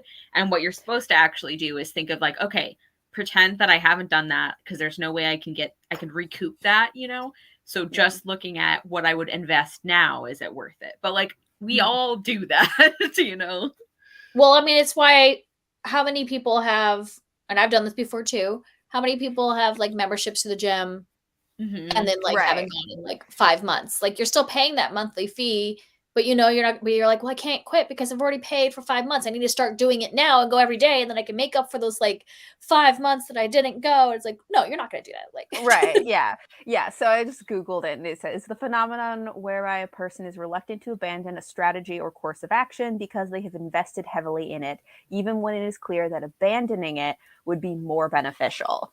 Yes. Yeah. That's the fallacy part. Yeah. Like, it would actually be better if I didn't do this, but I feel like I have to now because I've put so much effort in. Yes. Yeah. Because then you're also adding your like guilt and stuff and your right. So you're feeling bad about it. And you're wasting more resources on sticking to something you know isn't working. Right. Rather than like trying something else or restarting it or whatever. Yeah. Learning something new on the crafting live stream. There you go. Yeah. We do it all. Yes. It can be a new segment is logical fallacies. Yeah. Which do you think? Okay, we've been on for an hour and a half. Should we do a reading sprint? Probably, yeah. Like it does say reading sprint too in the title. I'm like, maybe so we didn't lure people here under false pretenses. I swear we do reading sprints. Eventually. Sometimes there's only one, but we do them. Yeah, so what do you guys think about amount of time? Do you want to do 20 minutes? Do you want to do more? Yeah, we can do 20 minutes and then we can always do another. I told my husband if he has to run and get Chinese food that I would do a sprint during that time. So we might do one more when he has to leave because then I'll have to watch the kids for the time it takes to get to the There you go. We have 2 built-in sprints that are happening. Perfect. I feel like maybe we should like actually put a timer on for like the talking portion too. To actually be like, stop talking. That's just not our vibe, Huck. Like, That's why we do craft sprints because you're supposed to. It's like going to a quilting bee. Like you're supposed to sit and talk. Like that's like the point. Yeah. All right. So since I don't know how to do this, how do I put up the little thing? Oh, it's a banner. So you go to my screen looks different, but like one of the tabs at the top will be banners. And then there's a button where you can add one and you'll type what you want into it. And then you say, okay. And then you'll click on it like a comment and it'll put it up. Okay. So do you think at the 30?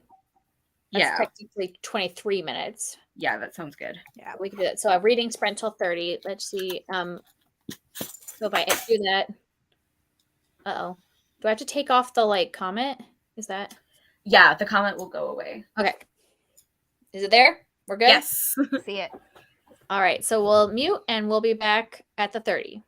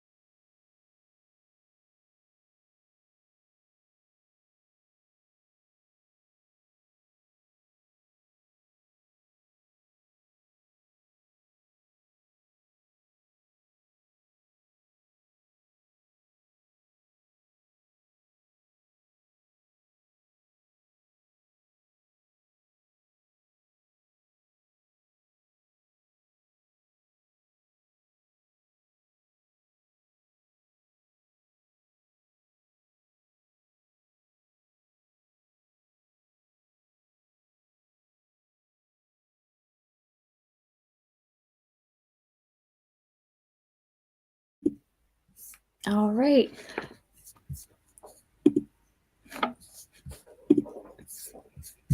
Okay. We've done it. We've done a reading sprint. Yes. We have fulfilled our promise in the title. There we go.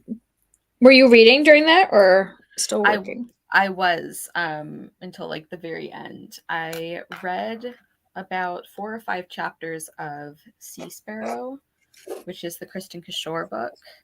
Yeah. And I didn't realize when I started it, but I am very, very grateful that all the chapters are really short because it's quite a long book. I mean, it feels long. It's like 600 pages. And I think I know from the synopsis, and Bethany has already finished it, that it's going to be a lot of like traveling and like survival story stuff, which I don't enjoy. Mhm. So I'm like, at least the chapters are short, so it should go pretty quickly. But I'm enjoying it so far. Like, I really like the writing and the main character. I'm just kind of like, I'm expecting that the plot is not going to be my favorite. Yeah. I remember her talking about that and saying it was traveling. And I'm like, oh no, traveling. I know. Yeah. Did you read or work? I read. So I'm reading The Light Princess. Your recommendation. Yeah. So I have it on Kindle, but I found this at the library that has like pictures. Yeah. And so I thought that would be kind of like a fun. So I had read it on the Kindle like the first like third, but now I've switched to this because I kind of like having the pictures. Yeah. And then I'm switching because I'm losing light, so I'm switching from crochet to marking out more of my hand quilting. Cool. Are you liking The Light Princess so far? Yeah, I'm really liking the writing style, like the very like fairy tale feel to it. I mean, Yeah. I guess it is a fairy tale, so I guess that makes sense. It has a fairy tale feel. Yeah. You know, like some fairy tales don't have that. I don't know. It has that. Is it whimsical? I don't even know how to call it. Like, just you really feel like you're in this, like, Yeah. Like, I don't feel like I expect logic or all that, but I'm enjoying the process, which, Yeah. yeah, because I usually am like really like insta love, but in a fairy tale, it's fine because it's like, yeah, they're short. Yes, yes. It's be like, I've just seen you and now I'm in love with you, but it's like, okay, because it's a fairy tale and Yes. I don't need him to have much substance. Yeah, yeah. And I feel like, considering it is a fairy tale and a really short one, I feel like there's, by the end, a little more focus on character development than a lot of fairy tales, which I like. But yeah, I love George MacDonald. I finished Fantastes earlier in the month, which is by him. And I really loved it, but it's going to be a really hard book to explain and review. But yeah, I think he's like one of my favorite classic authors at this point. I really like him. Is Fantastes a short story as well, or is it in like a novella or a full novel? Or I think it would maybe be considered a novella. My copy was like just over 100 pages, I think, but the pages were like bigger than usual. So yeah, I think it'd be either a long novella or a short novel. Yeah.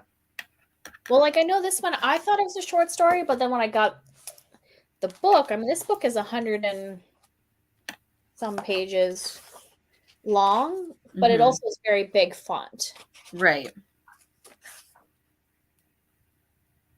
Yeah, so this is a little over 100, but the font is huge. But then it's also a tall book. I don't know, but I like it, so I probably would try that again because I am enjoying his writing style.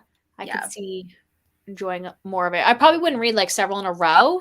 Yeah. But it would be, like, when I'm in the mood. Garamond said, I made some good progress in the novella I'm reading, Into the Riverlands by Nevo. Oh, yeah. I haven't read anything by Nevo, but I hear great things about that like series of novellas. Have you read those? I haven't. I have the first one. Like, I own it, and I do want to read those, but I haven't read them yet. Yeah, someday I think I'm going to try that. That will be more points for short stack, I think. Yeah. I need to recalculate my points and post them because I know I finished a couple things since I last. I'm being a bad host because I have not calculated my points yet. Like, it's okay. Maybe at this point I'll just do like a post at the very end because it's like the 22nd. Right. Yeah, I'm not finished yet, but yeah. Yeah, I mean, Olivia has been posting regularly as she finishes stuff, and she's not calculating her points, at least not along the way. I mean, I feel like I have to let my cat out because he's patting on the door. But like, I feel like you create the thing, and then like people do it with how they want. So I'm glad that people are participating. Whether or not you calculate points is up to you. Yeah. Read it out, buddy.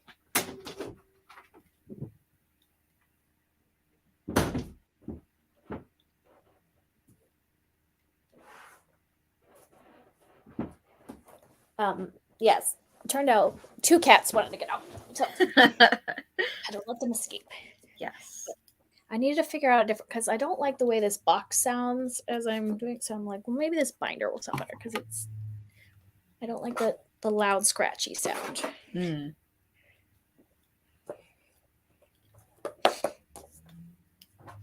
So Krista's here. Woo! Hi, Krista.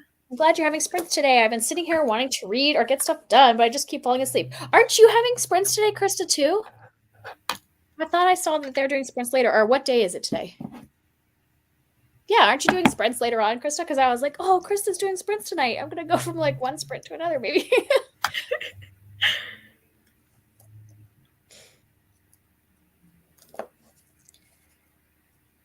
Yeah.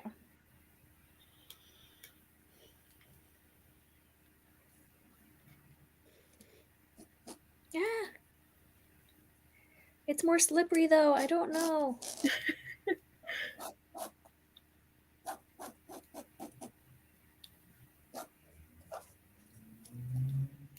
I don't know what I want.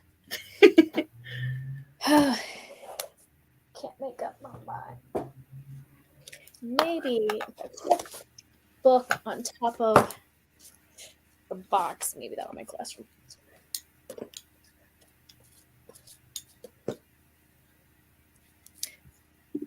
Oh, a live chat. Okay, so she said she's having a live chat with Sarah, Lindsay, and Amanda. Okay, I didn't really pay too much attention, so it's not sprints. Okay, that's fine. Well, we are happy to have you here. Just so you know, we're really bad at sprinting. We mostly just sit and chat. It's like we're really good at the crafting sprint part. We're less good at the reading sprint part. Reading part, yeah. Natalie said 1 more chapter and I'll be done with Gallant.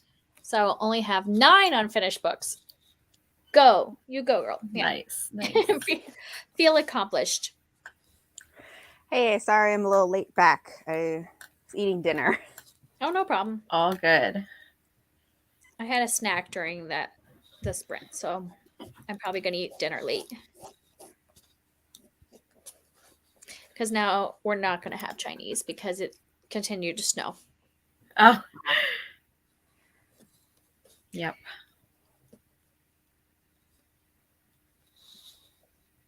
Huck, do you have snow?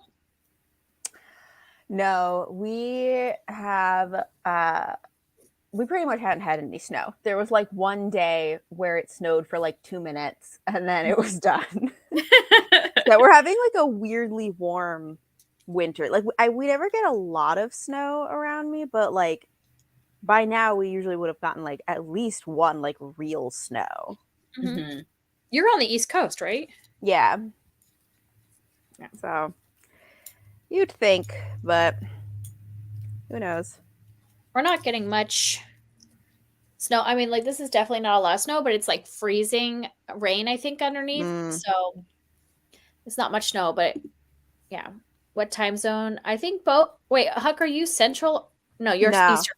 I just Eastern. asked if you're on the East Coast. Duh. Right. Okay. Yeah, we're both Eastern. And Cara, what's your time zone called? Pacific time. Yeah. Pacific. I just know you're 3 hours behind me. I don't. Yes. Yeah. I am sad for the dogs that we haven't had a snow because they always think it's Aw. fun. And Oh, Timber is part husky, so he has a fun time in the snow. Love huskies. And Yeah, part we- huskies. Yeah, he's a lot of personality from the husky part. Yeah. A lot of opinions. My husband had a husky when we first were together, and he used to just sit out, like it would snow, and he would like literally just lay in the snow for hours. I've seen like videos of huskies doing that. Timber is not, I think whatever he's mixed with, like his fur is not as like dense as theirs, so he doesn't like, he can't just sit out in the snow, but he does like it a lot. Yeah. Yeah, Nico would just like sit for out there. I'm like, isn't he getting cold? And he's like, no, if he was cold, he would come in. Like, You're like, all right. I've seen things where people buy like a block of ice for their husky, and the husky just like lies down on top of it. It's like, yes. Well, I mean, if they have a lot of hair, I mean, like his hair was really, really thick. Like I always felt bad for him in the summer. Like he wouldn't go out as much in the summer, and like we would kind of trim him in the summer. Yeah. Krista said, "No worries, just having your voices in the background will help me stay awake. So chat away." Well, thank you for the permission, because we're we are good at chatting. She hasn't had any snow in Virginia yet. I'd like one snowfall before the end of the season. Yeah, that'd be nice. Yeah, we had like, I feel like we had a little bit of snow right at the beginning, like in like Thanksgiving-ish, and then we've had really none. And then today, this is barely any snow. Like it's more ice with the dusting of snow, and then it's gonna like rain and be in the 40s later this week. So it's definitely not staying. Yeah, I wish it was colder around me because my sister gave me these very cute scarves for Hanukkah, and I haven't worn them at all because it hasn't been cold enough to like warrant a scarf. But like, hold on, I will show you because they happen to be next to me. Hold on. Look how cute this is. Oh my gosh. That is. So I have this one, and then it's like a similar one in a blue. But I haven't gotten to wear them. That is super cute.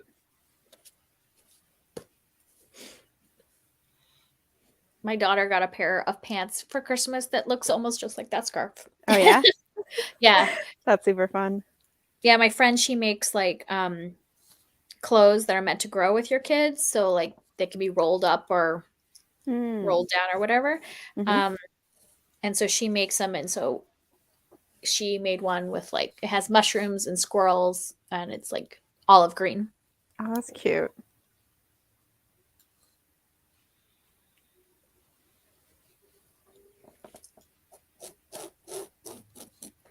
Did you read during the sprint, Huck, or you just did dinner?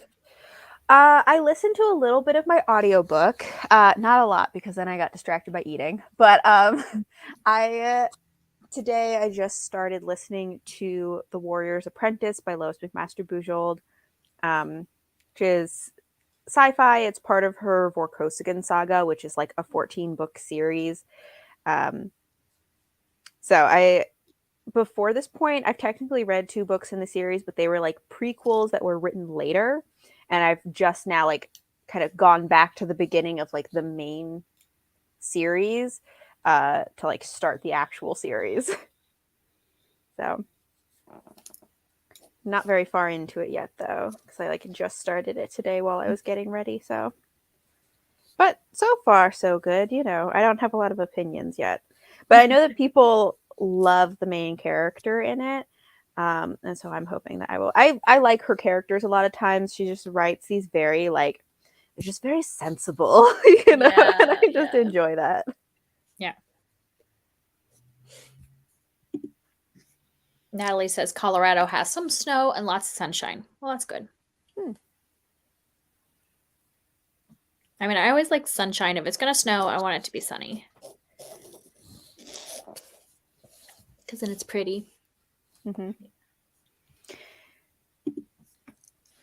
Yeah, even when we do get snow, most of the time, so it just like immediately turns into like slush. Mm-hmm. And it's just like gray and gross looking. So we get like one day of like winter wonderland, and then it's like, okay, now everything's gross. Yep.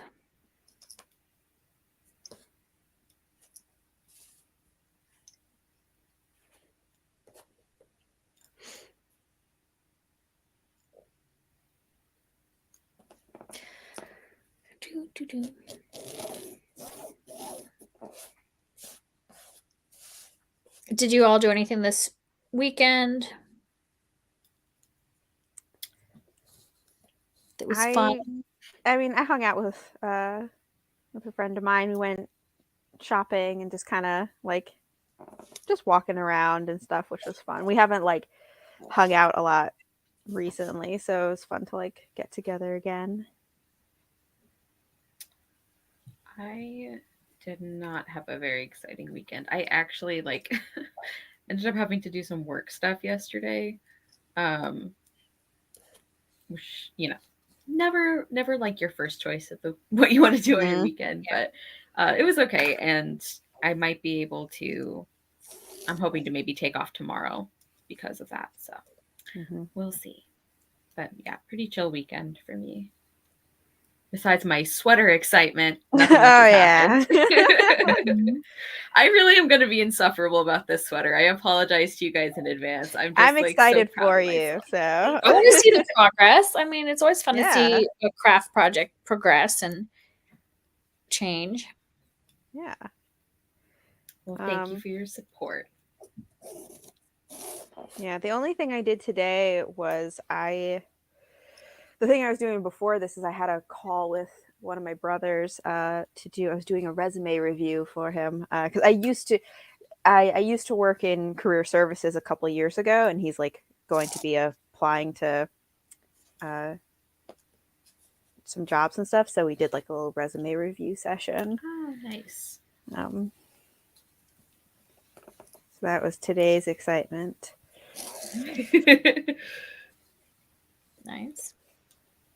Yeah, we did like a very spontaneous adventure. We like never do that. It seems like I feel like we haven't just been like, let's do something fun with the kids and so we I saw that this thing called Jurassic Quest was coming to our area, which is like where I have like dinosaur animatronics and stuff like that. And it was very expensive, but my husband's like, we don't do these things, so why not? And the kids had a blast. Oh, good. That's good. Yeah, so they got to like see all, you see all the dinosaurs. When we first walked in, my 5-year-old looked so scared. Oh. And she wouldn't let me take her picture in front of a dinosaur. She wouldn't go near it. And I was like, they're not real. Because they're moving. Right. Yeah. They're just robots. It's fine. I seem to remember when me and my brother and sister were really little that like our parents took us to something kind of like that, like because I remember animatronic dinosaurs and us being kind of freaked out at first. But I think we ended up having a great time, and like eventually we were like, yes, we can stand next to the dinosaur for the picture. Yeah. She never did let me take a picture of her in front of the wait, actually maybe we did get one in front of the pterodactyl, like the pteranodon or whatever, but like yeah, they were like, no. She was like, nope, I don't want my picture. I'm like, fine.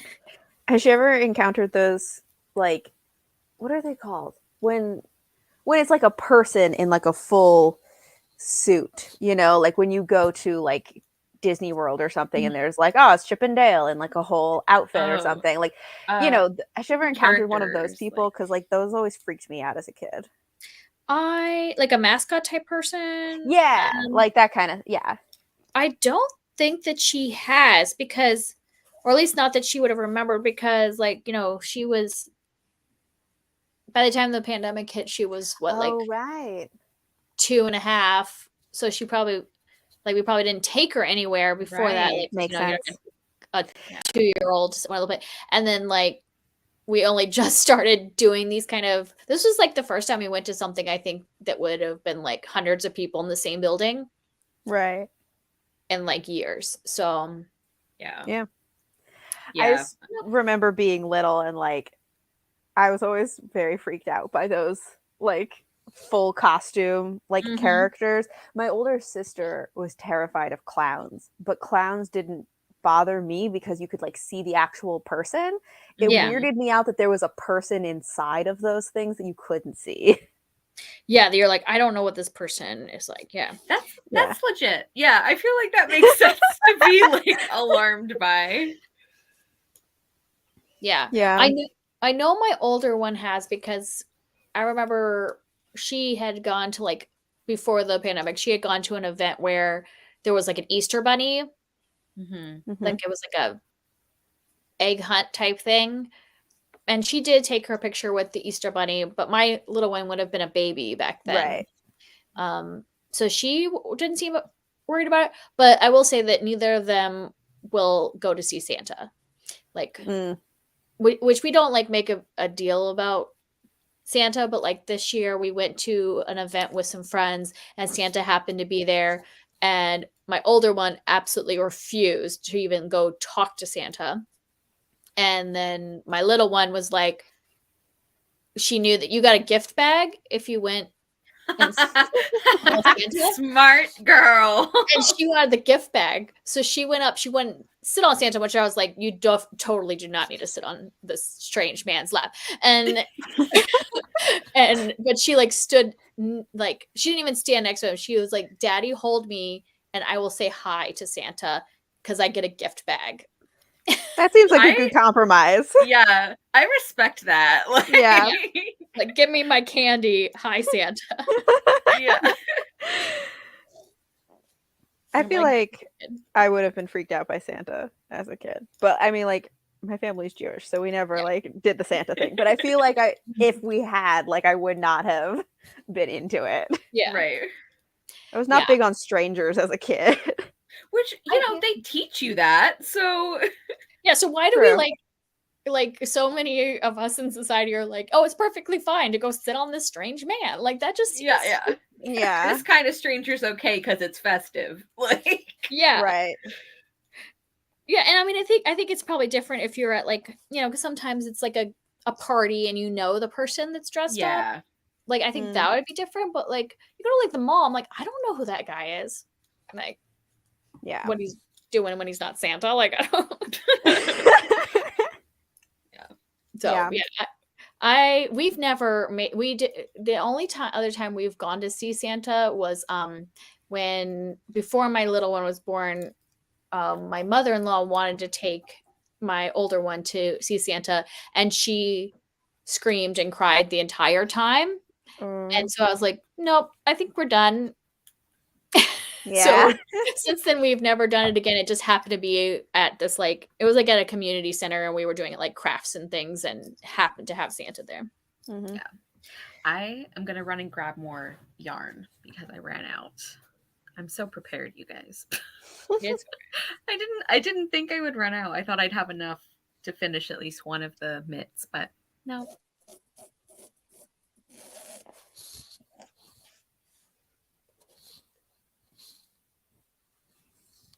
But I mean, the like mascot thing, I feel like I was creeped out by mascots like when I was a kid too. Yeah. Like I didn't mind if it was like if you go to Disney World or something and it's like the princesses because you could see the person. Right. It's like a real person. Right. Yeah, that was always the thing that I was like, if I can see the person, that's like more okay. But you can't, because like also you can see like their expression and stuff. Mm-hmm. So you can get like a vibe of like, are they creepy? Are they sinister? Yeah. Are they just a happy person? Like, yeah. Yeah. So. It's kind of funny because like in college I was in the theater group, and a organization like hired our theater group to be a mascot. And so I did it once and I realized I hated it. Like absolutely hated it. Like that, you're wearing this giant thing, it's hot out, and Yeah, it seems so uncomfortable. you can barely see. And then there's like kids like running up to you, and I'm like, I do not enjoy this. Like just having random kids hug me, and I'm like, no. Like, so I'm on the opposite side. I'm like, no, I do not want you strange children touching me. Like, I don't know who you are. Yeah, I don't feel like I would be very good at doing that. Yeah, so I did it once and I was like, nope, I'm good, I don't need your money. Like, yeah.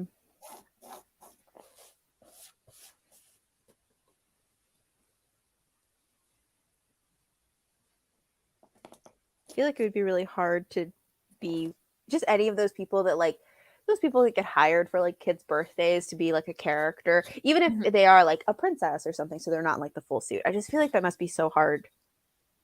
It would be hard for me, at least. Maybe it wouldn't be as hard for other people. It would be hard for me. Yeah, especially you're like, you gotta make sure, especially if you're doing like a princess or somebody that's like an icon, and then you're like, I have to live up to like whatever perfection is that. Right.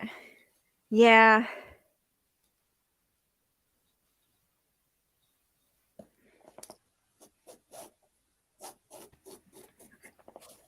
Yeah, we went to when my mother-in-law was in hospice, we did like, there was a child that I'm assuming they did like a Make-A-Wish or something, and there were like tons of princesses that came to the hospice. And I'm like, that would be so much pressure to be like the princess that is the like Right. that you're there for this child as their like big wish. I'm like, no pressure at all. Wow, yeah. I've never thought about that.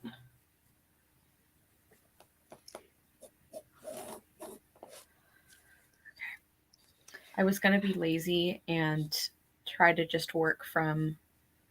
It's like one of those that's like not exactly a skein or a ball.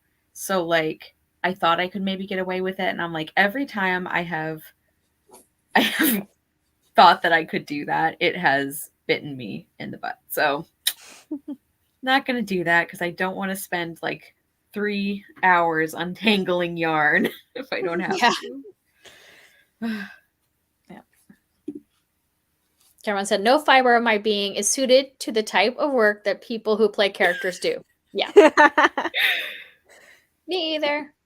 Yeah. And being an actor on a stage versus interacting with people directly seems so different. Yes. Yes. True. I agree. Like those shows, like there was our community theater here did a show that, and like a friend of mine tried to get me an audition, but it wasn't a show. It was one of those like dinner theater shows where you talk to people, and I'm like, no, there's a big difference between me memorizing lines and being a character and having to like talk to people that I don't know what they're gonna say to me. I hate improv. Yeah. I hate improv. Like people who do it well, I think are incredibly talented, but I do not like doing it. Nope, I am the same. Either. It's like so different to like play a role versus like you're just gonna be this character and respond as they would. Yeah, every time, and we don't know what you're gonna have to say. Like, oh my god, yeah. Like, no, thank you. I have never been a performer, so like in high school, I was kind of in theater, except I did costuming. I was never a performing person. My mom made me do choir for like 1 year. And then I was like, cool, I did it one time. I'm not doing this again. And I just was part of the costume crew because I was like, I loved, sewing and stuff. And I liked being backstage during the performances because like the energy of a performance is very fun. Yes. But I did not want to be on the stage. So I would just be the person standing in the wings doing quick changes and straightening people's bow ties. Incredibly important. So. Very important. and is a skill. Like I think people don't realize, Yes. especially quick changes, how you need somebody skilled, because especially as an actor, you need to be able to trust that person is going to get you dressed in time. Because I was in a show once where I had to do like several quick changes, and there was different costume crew on different nights, and there was like one of them that she was doing her best, but she was new to it, and she would not have the outfit ready, and she'd be fumbling around, and I'm like, I literally have like 30 seconds. Can you have the dress? Because there's an art. You have to have the dress open. You have to have like your arms in it as the costume person to put it on the actor and stuff like that. You have to like help them. You don't just be like, here's your dress. Oh yeah. I'm going to like here. If it was a more elaborate quick change, we would have things where it's like you come up. We would have like 2 or more people. Be like, you come off stage, put your arms out, don't move. We're gonna strip you down and dress you, and you don't do anything. Exactly. And that's what you need, especially if it's like a super quick, and if you're wearing like full makeup and hair, right? You're gonna get stuck in, like you need people that know what they're doing. It's easier to do it, like to have other people doing it, even though it like I'm sure it feels super weird to just stand there like this and be like, dress me. Yeah. Yeah, so it's definitely a skill. You definitely had. Yeah, it was a lot of fun. Yeah, my favorite show to do, because I did costumes too, and my favorite show that I did costumes for was 39 Steps. Have you heard of that show? No. Is it a Hitchcock one? I think Hitchcock might have done it, but it's like one of those. Version? It might have been, but it is like one of those where some people do like lots of actors, but like the original and like kind of the fun thing that people do is that you have like basically 4 or 5 actors do all the parts. Yeah. So it's like 5 actors doing 100 parts. Oh God. And so there was like, I think each person, would have probably 20 changes. Wow. Oh my God. And some of them are small. Some of them might just be, we change, we take off your, like you might have an under thing, like black pants and a white shirt. And we just change like your suit coat and hat and put on, or whatever. But some of them, like especially the woman, she changed fully so many times. And she would sometimes be wearing one outfit underneath another outfit. But yeah, we had to have like 2 people assigned to each of the actors, like for the whole show. And then they also have like, and like some of the men had like mustaches. They would like be taking on and off. So you'd have to have like a board where you're pinning the mustaches on, because you could lose a mustache. Yeah. Don't you hate that when you lose a mustache? Yes. I always love all of those like weird systems that you come up with for backstage for like keeping track of everything. Yeah. Mm-hmm. Yeah. So that one was quite intense, but it was so fun because it like took a lot of like skill to keep track of everything and like remember what all the pieces and parts. And but it was definitely one of those where we had an assigned, because sometimes you can like only, maybe this person only works 3 shows and this person works 2 shows. This was like where we had like a personal dresser, and then you had an assistant that could rotate, but everybody had like a specific dresser. Yeah. That knew everything, because you had to practice that quite a lot. Yeah. But I loved it. I thought it was like my analytical like brain was like, this is so much fun. Like, yes.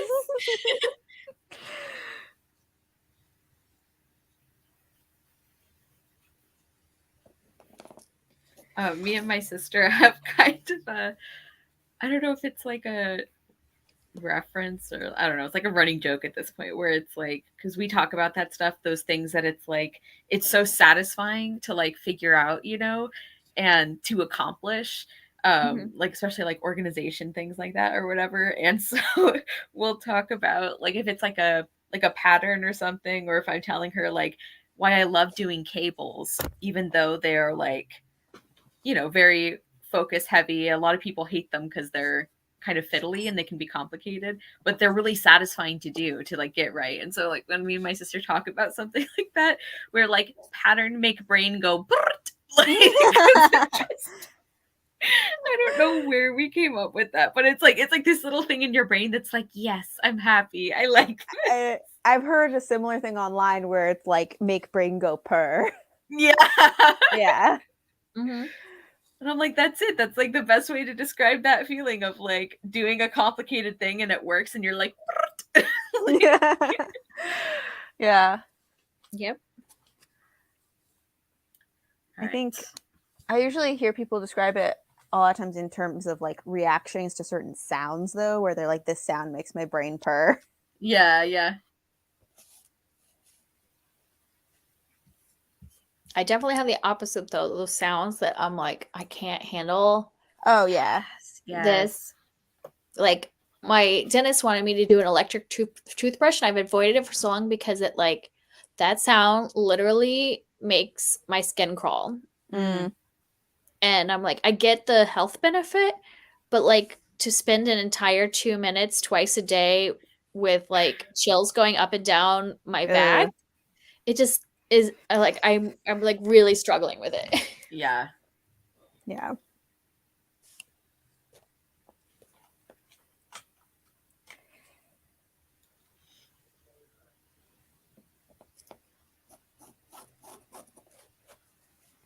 There's this sound that I came across on like some Instagram video that I don't even know how to explain what it is. It's just this weird like crack popple fizzing sound that somebody made that as every time I listen to it, I'm just like, I can't tell if I love this or hate this.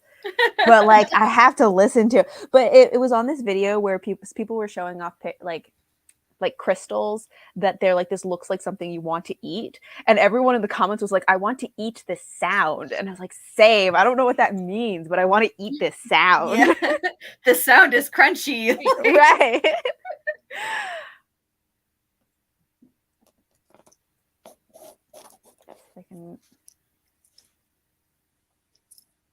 Yeah, it's called prickly pufferfish. Isn't this sound that on by Galen Tipton on Spotify? If anyone wants to hear a real weird sound. Okay. You try it and check it out, because now I'm like curious what the sound is. Yeah.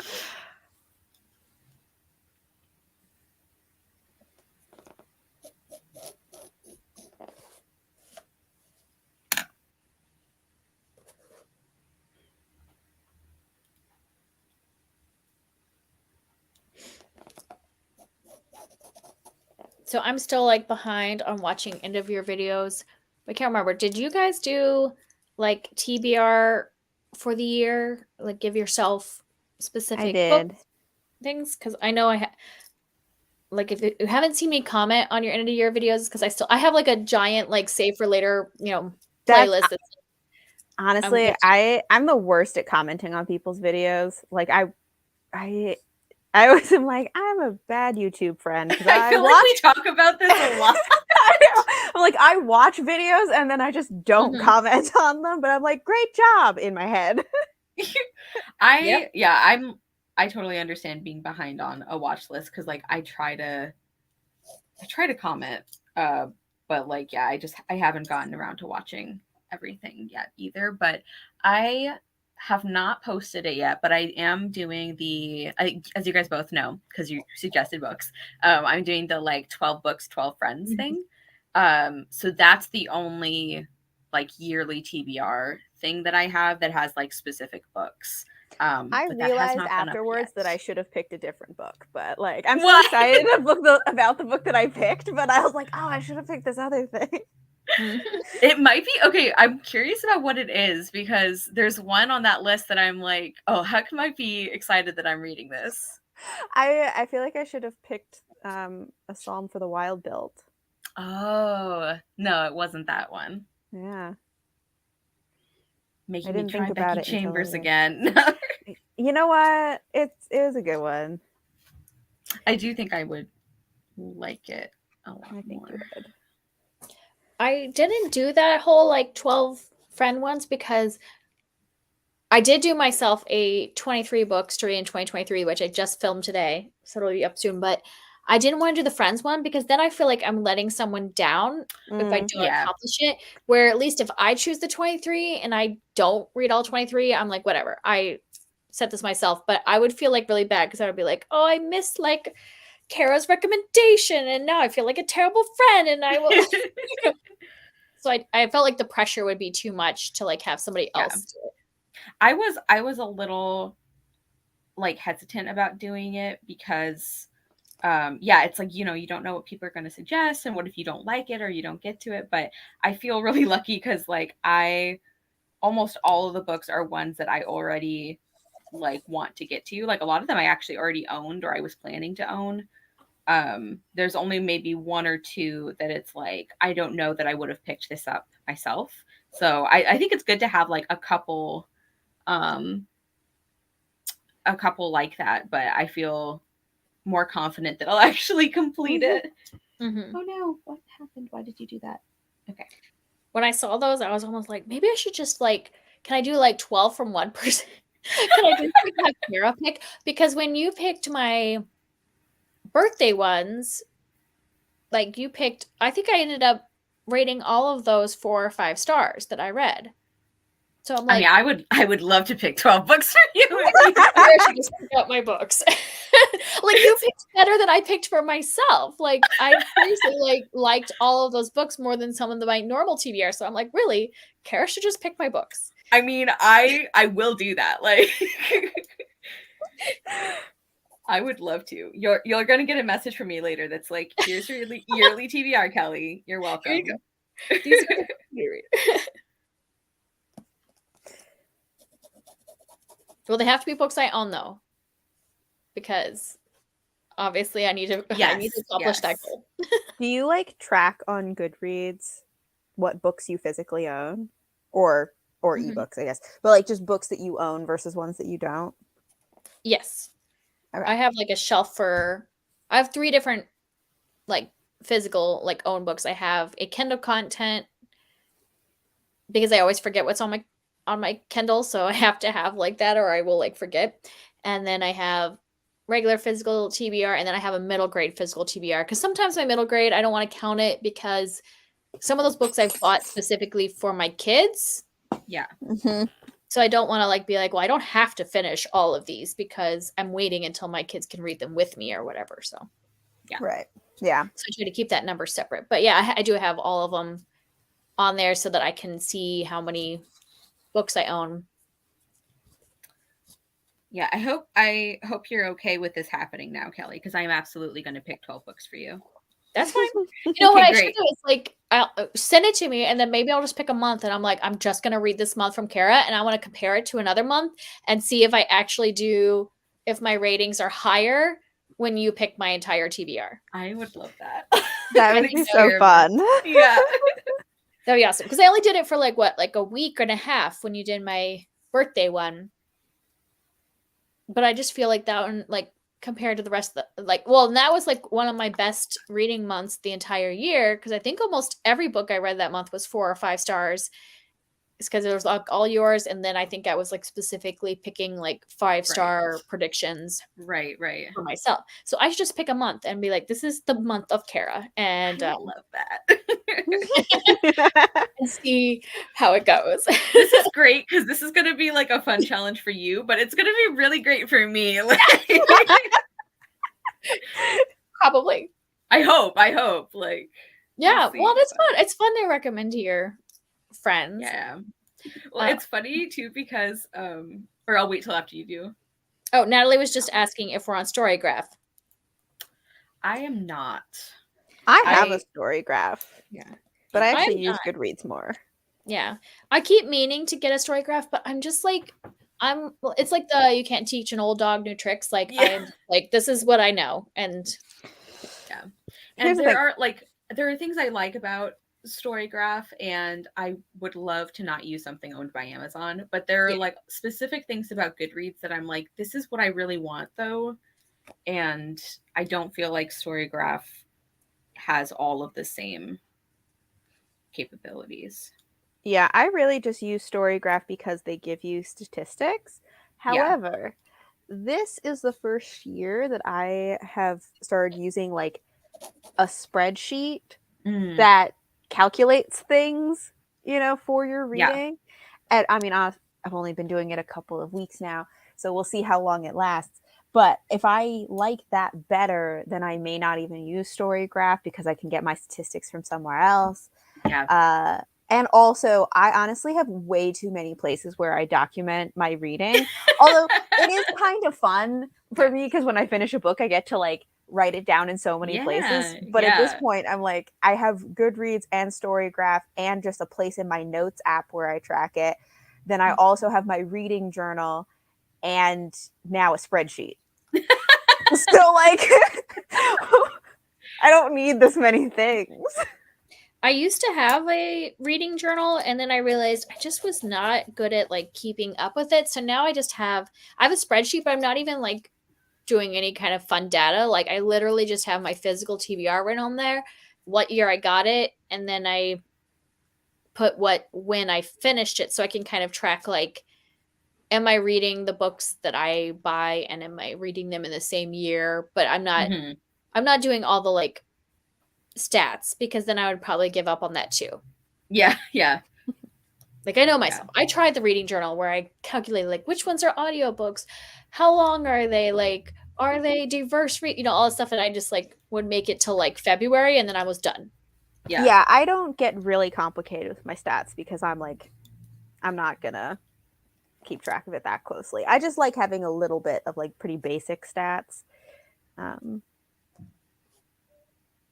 But I just haven't like having lots of places to write down what I've been reading. Yeah.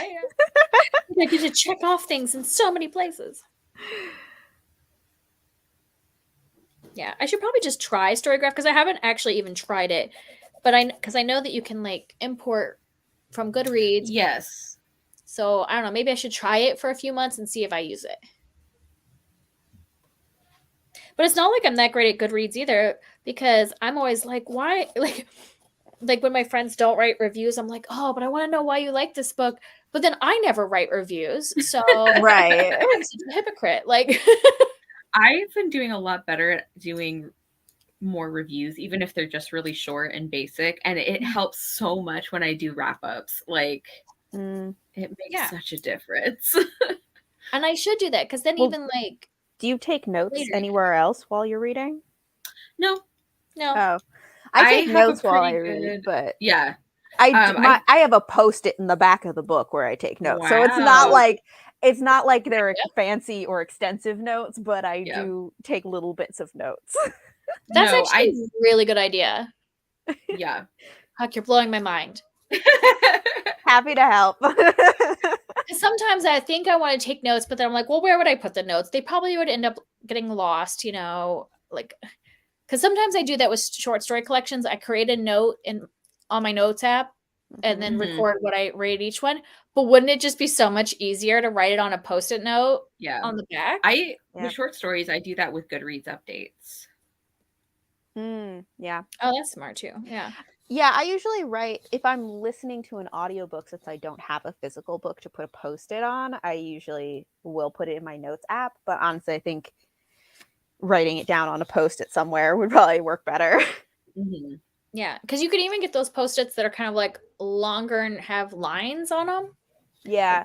Well, a new thing that I just started literally today in my reading journal, because I saw someone else do it, is like, I mean, I've seen lots of people do where they like put notes in, like take notes on books in their reading journal, but I just started today where I like printed out little pictures of the books that I've read and glued them in, and then just put like 3 bullet points about it. Cause I'm like, I'm not going to sit here and like write a long extensive thing, but essentially transferring just like my main thoughts in bullet point format from my Post-it to the book, which honestly, actually, I could probably even just like put the Post-it in the book, in the reading journal, and then I wouldn't have to even do that.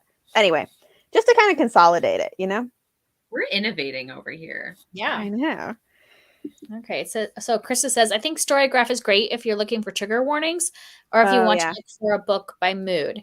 I have made Goodreads work for me, so I'm more comfortable there. Yeah, and see, like for me, I get it, like the trigger warning stuff, but a lot of the people that I get book recommendations give trigger warnings, like Cara and Bethany, and like some of the people that or they might say them in their videos or whatever. So it's like I already kind of know the trigger warnings that I want. Yeah. But I guess if I were just to randomly find a book, I might need that. Yeah. And like I love because I did actually import things onto Storygraph just to try it.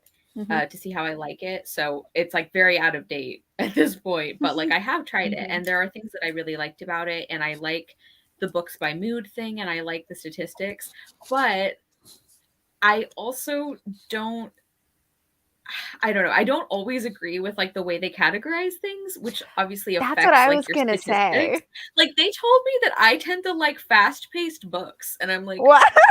What? No. Storygraph, you don't know me at all. Yeah.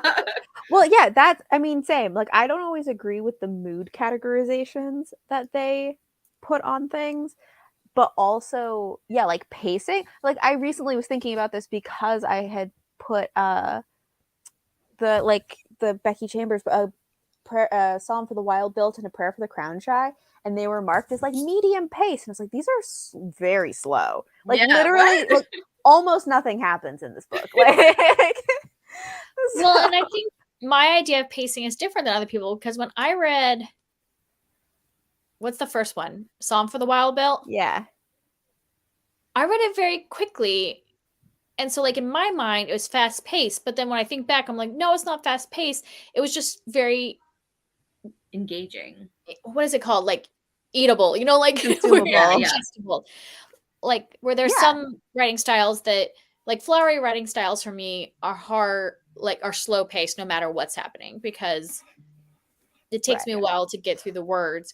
But if it's straightforward, then I'm like, well, this was like, well, and like what you were saying, Kelly, about it feeling fast paced, but you're like, oh no, actually I was just like reading it quickly. That's kind of how I feel about pacing in general, is like I care if I'm engaged rather than, like, sometimes people will like talk about like inconsistent pacing, or they didn't like the pacing here, and they describe it, and I'm like, okay, well, I would just say that like this part wasn't interesting, you know, or that like the book spent too long on the setup or whatever. So like that's how I tend to think of things that probably other people do consider pacing. It's like I just consider, like, I don't know, am I like, I don't care how slow something is if I'm really invested in what's happening, you know.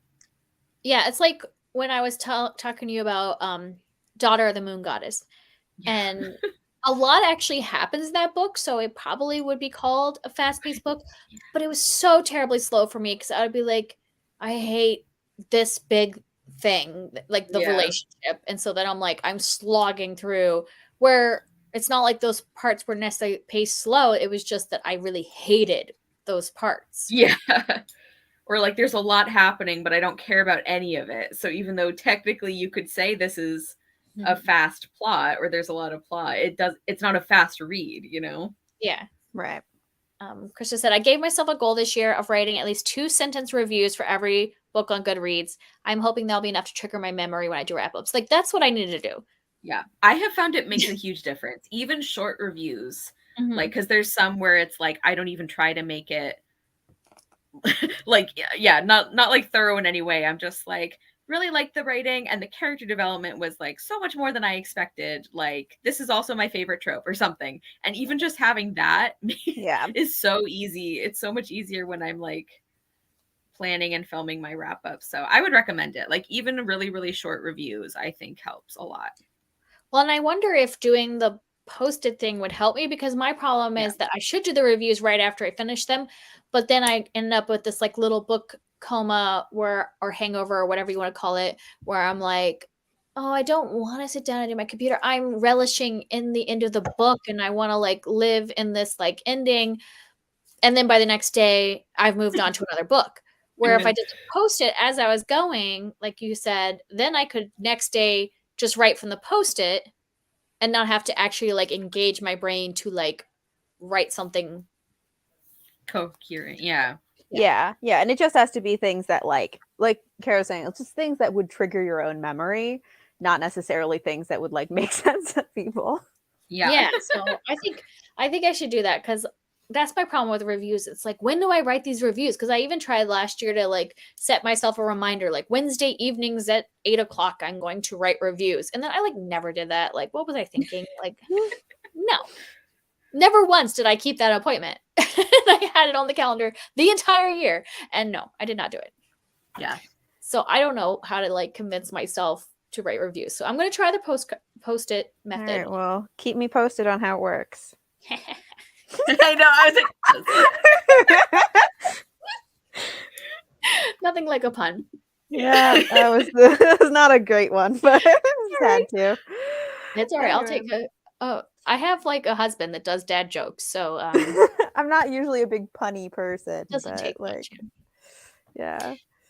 So Natalie's story graph, as far as I can tell, goes off how a book is marketed for like pace. And I yeah. think that I thought it was more so how other people are marking it. Like, right. if a lot of people, because you can, when you do your review, it has like little check boxes of like, was this fast paced, slow pace, all of that. I thought it was based off of how people market when they do their reviews, but maybe I'm wrong. I don't know. I mean, it makes sense that it would be like, what's that called? Like, you know, like on GPS when they're using other people's information. I don't know, but like aggregated data. Yeah.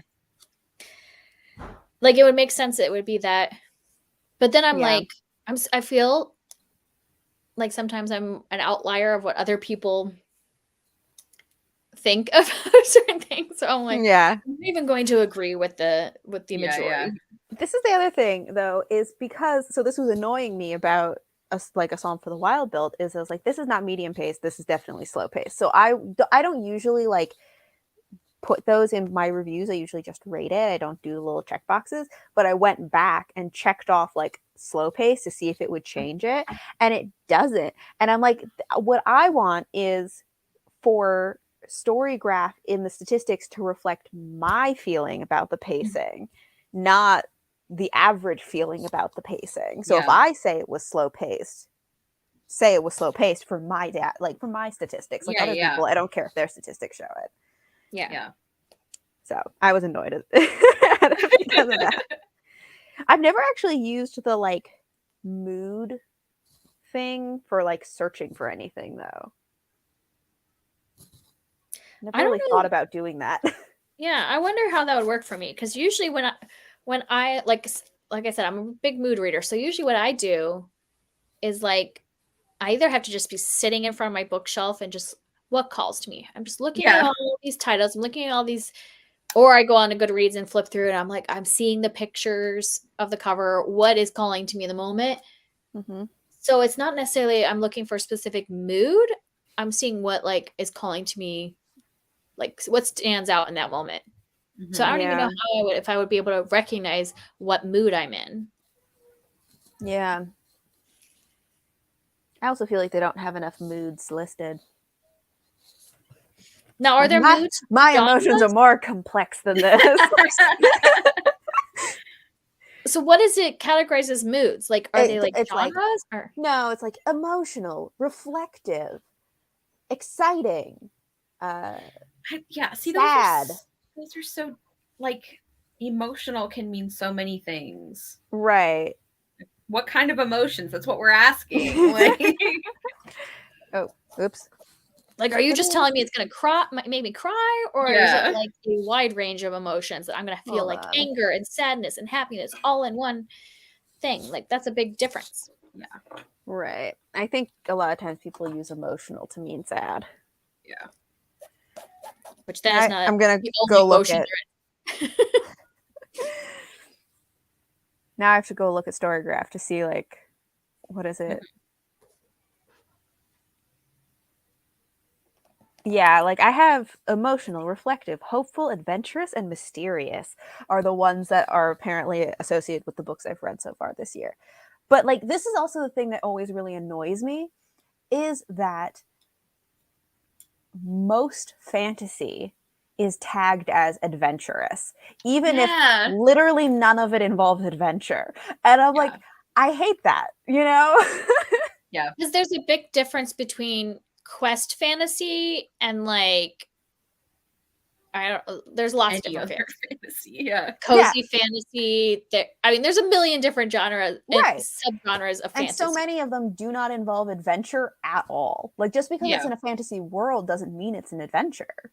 Yeah. Yeah, it could just be we're hanging out with dragons all day long, but the dragons aren't doing anything. Like, the dragons can be like knitting.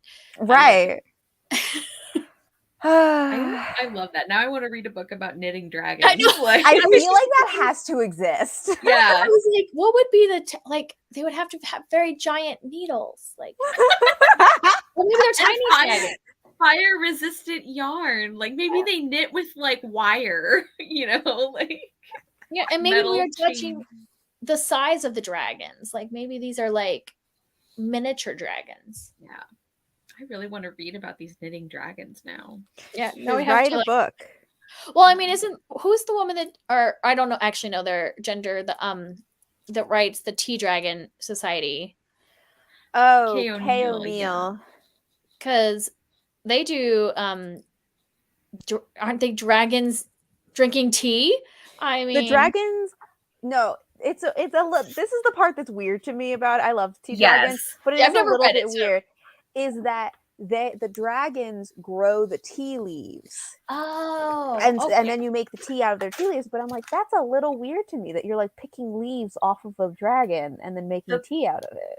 The part that I find weird is that like they're like, it's like I love that series, but there's like a couple little things about it that I'm like, this makes me uncomfy if I think about it too much. Right. Where it's like there's like all these different magical like beings and creatures, and like some of them are humanoid and some of them are not, which is fine. But then there's like they still end up in romantic relationships with the ones that look more like animals, and I'm like, this feels weird. Like, I know they're like, in this specific context that doesn't bother me. I'm like, they're person and they're like people like enough, it's fine.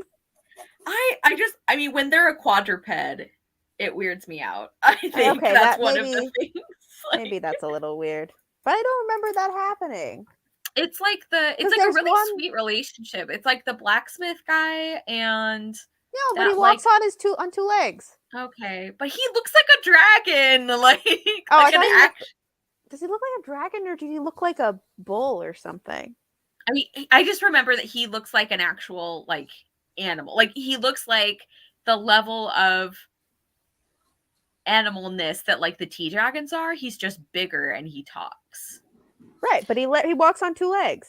Okay, well, maybe he's not a quadruped, but he is an animal, and it's weird for me. That doesn't bother me. It does bother me that they are harvesting leaves off of the tea dragons and making tea out of it. I don't like it. Well, but it's a great series. I do recommend it. I obviously haven't read it if I thought there were tea drinking dragons. Like, so where are the tea drinking dragons? I want the tea. Oh, isn't there that series? Or there's like one book. What is that called? Is it called Tooth and Claw? Yes. That's supposed to be like it's almost is. I've seen people describe it as like Jane Austen but dragons. I have read that one. Okay. And it's a good time. I really enjoyed it. I have seen it described as like Jane Austen with dragons, and I think that is it does feel like Regency but with dragons. Although what I think is interesting is it's actually a more direct adaptation of an Anthony Trollope novel. I think Framley Parsonage, which is like, you don't have to have read that or to know anything about it to like read that one, because I didn't, but it's funny. Did any of the dragons in the Enchanted Forest Chronicles do crafting? Because I feel like they would. I know, I feel like they would, but I don't know if they do. I don't remember that happening. Yeah. Well, I'm reading the first one now, and there's not been any really? But I was thinking of that because she cooks for the dragons, and she's cooking like Cherry's Jubilee and like normal stuff. So they're eating like people food. Right. Yeah. So they might craft. I've only on the first book though, so we'll see. That's a great series. I loved that when I was a kid. Which I didn't realize because I, I read the author's note at the beginning. I didn't realize that they are not actually written in that order. Yeah. Wait, what book did you start with? I started with what is called book 1, but that was written after, like, book 3 is the first one that was written. Or book 4, isn't it? Or something. The one yeah, with I don't know. One of the later Wait, ones. what? First, and yeah, then the one with Daystar was that the first one, and then she went back and wrote the other stuff, and she edited things to make them more like cohesive as a series. But isn't that weird? That makes no sense to me that would be the first one that she wrote. I know. Yeah, and she wasn't planning on writing a series. Wild. She just, like, she was asked by somebody, I don't remember, to, like, write a middle grade fantasy for them, and was like, okay, and then wrote whatever I guess is book 4, and then later on that same person was like, can you write a short story for my collection? And she's like, I don't write short stories. And they're like, well, just write something like that dragon book. And so she wrote a short story, and then later extended it and made that book 1. And Interesting. Then kept I going. never knew that. So yeah, I was like, that is, I didn't like it would, but it's, that information is given at the front of the book that I'm reading. I'm like, oh, that's interesting to know that what I'm reading is not like the first thing that you wrote in this world. Yeah. Yeah.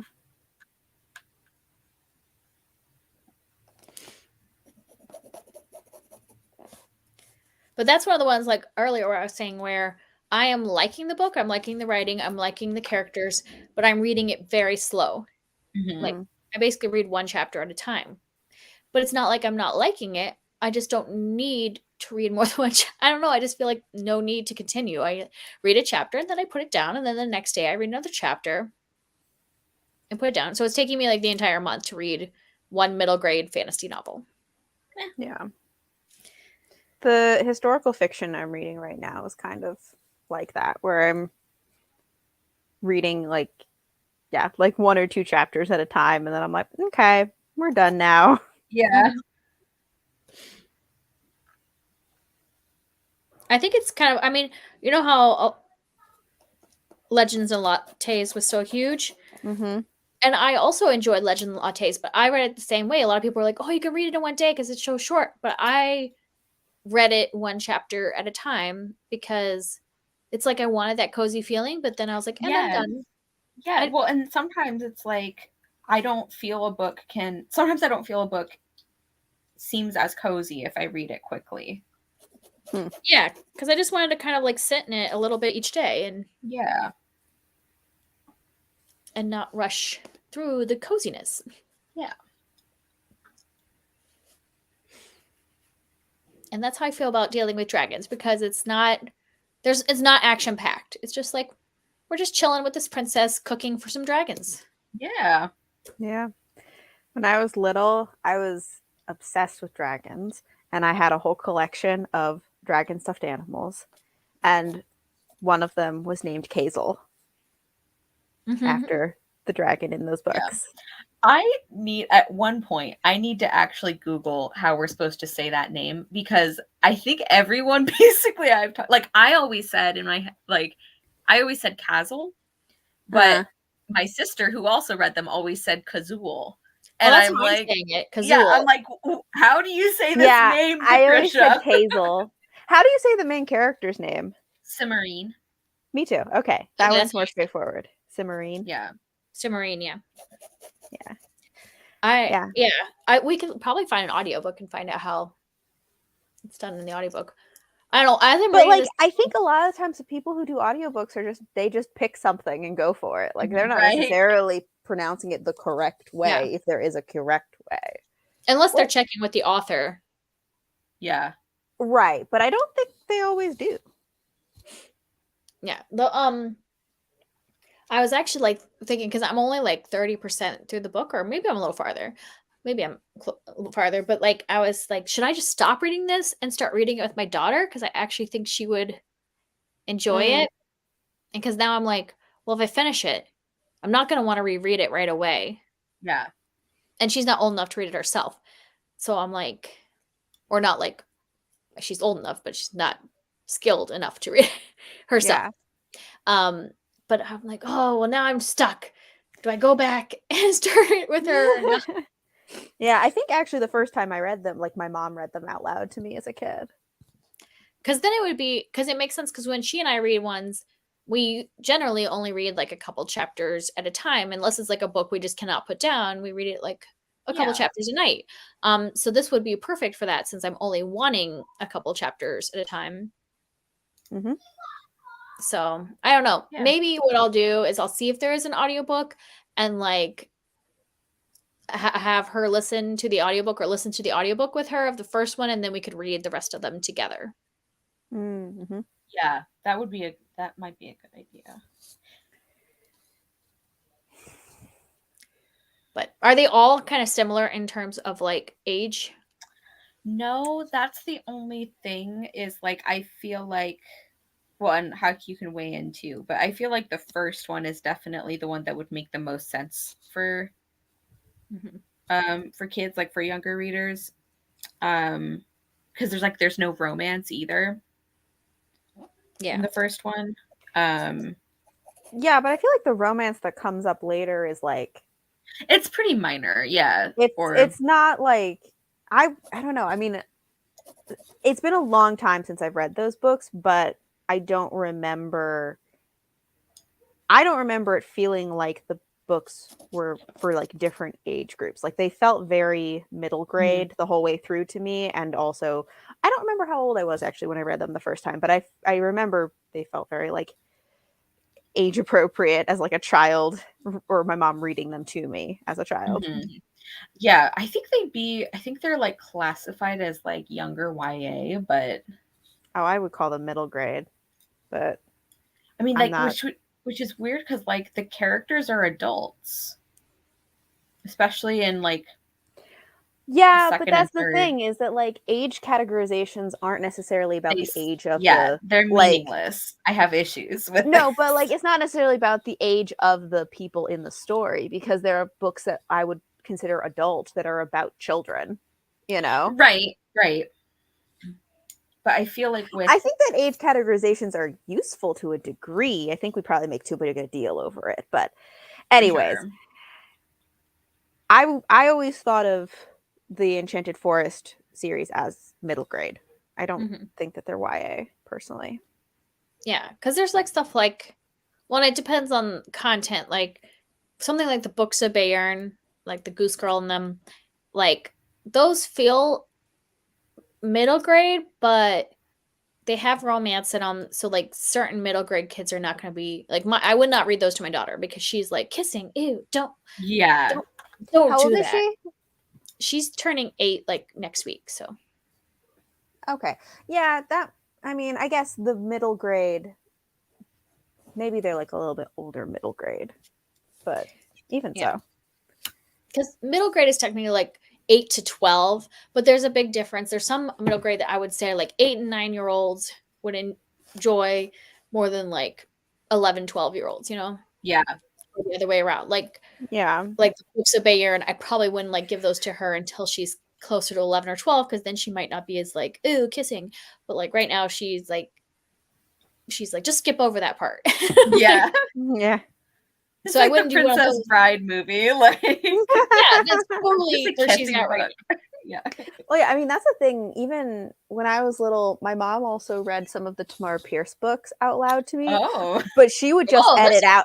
She would just edit out stuff as she read. Okay. Like, there's some sexy times in those. Oh yeah, I didn't know that for a long time until one of my friends read it herself and then told me about it, and I was like, wait, when did that happen? Which is, I mean, it's sex positive. I mean, like, I would definitely give those to her when she's in like high school, but I'm like, not now. Yeah, no, my mom definitely like edited it. And not because she was like, oh, you can't know these things, but it's like weird for your mom to like read out loud certain scenes when you're like 12. Yeah. Right. Or like, I was probably like 10 when she read those. But yeah. So she definitely like edited as she went. Yeah. But my daughter would love the dragon part. So I don't know, maybe we'll think about it. If not, maybe it'll be like in a year or so when, because she doesn't like, if it's like violence, she can handle some violence because she reads like mythology. Mm-hmm. And obviously mythology has some like we read like the children's version of the Odyssey, like 3 different versions because she was like obsessed, and I'm like, there's some violence in this, like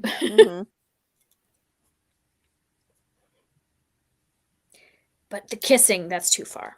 Yeah. I know. I'm trying to remember now because it's been such a long time since I read Enchanted Forest, but I feel like the romance that is in it is very like, do they even kiss? I can't remember.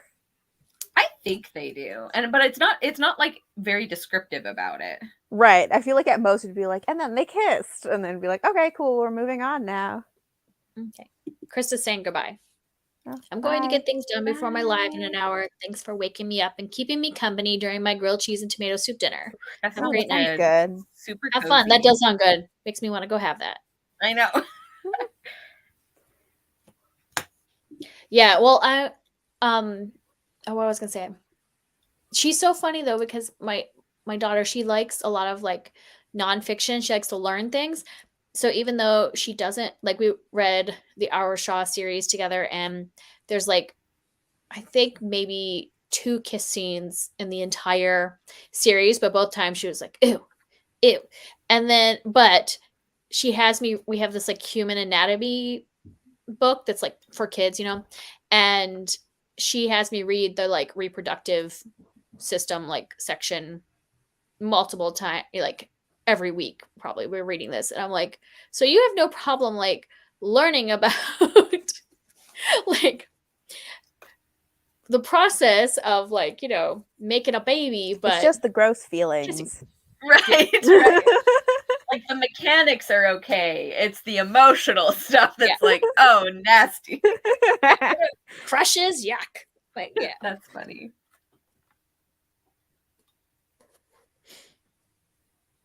Yeah, it's funny because I remember pretty clearly, which like I usually have to kind of work backwards to figure out like reading related like memories or milestones for when I was young. But I do actually remember one of the first books I read where there was like a crush or romantic element that I actually was like, yeah, this is okay.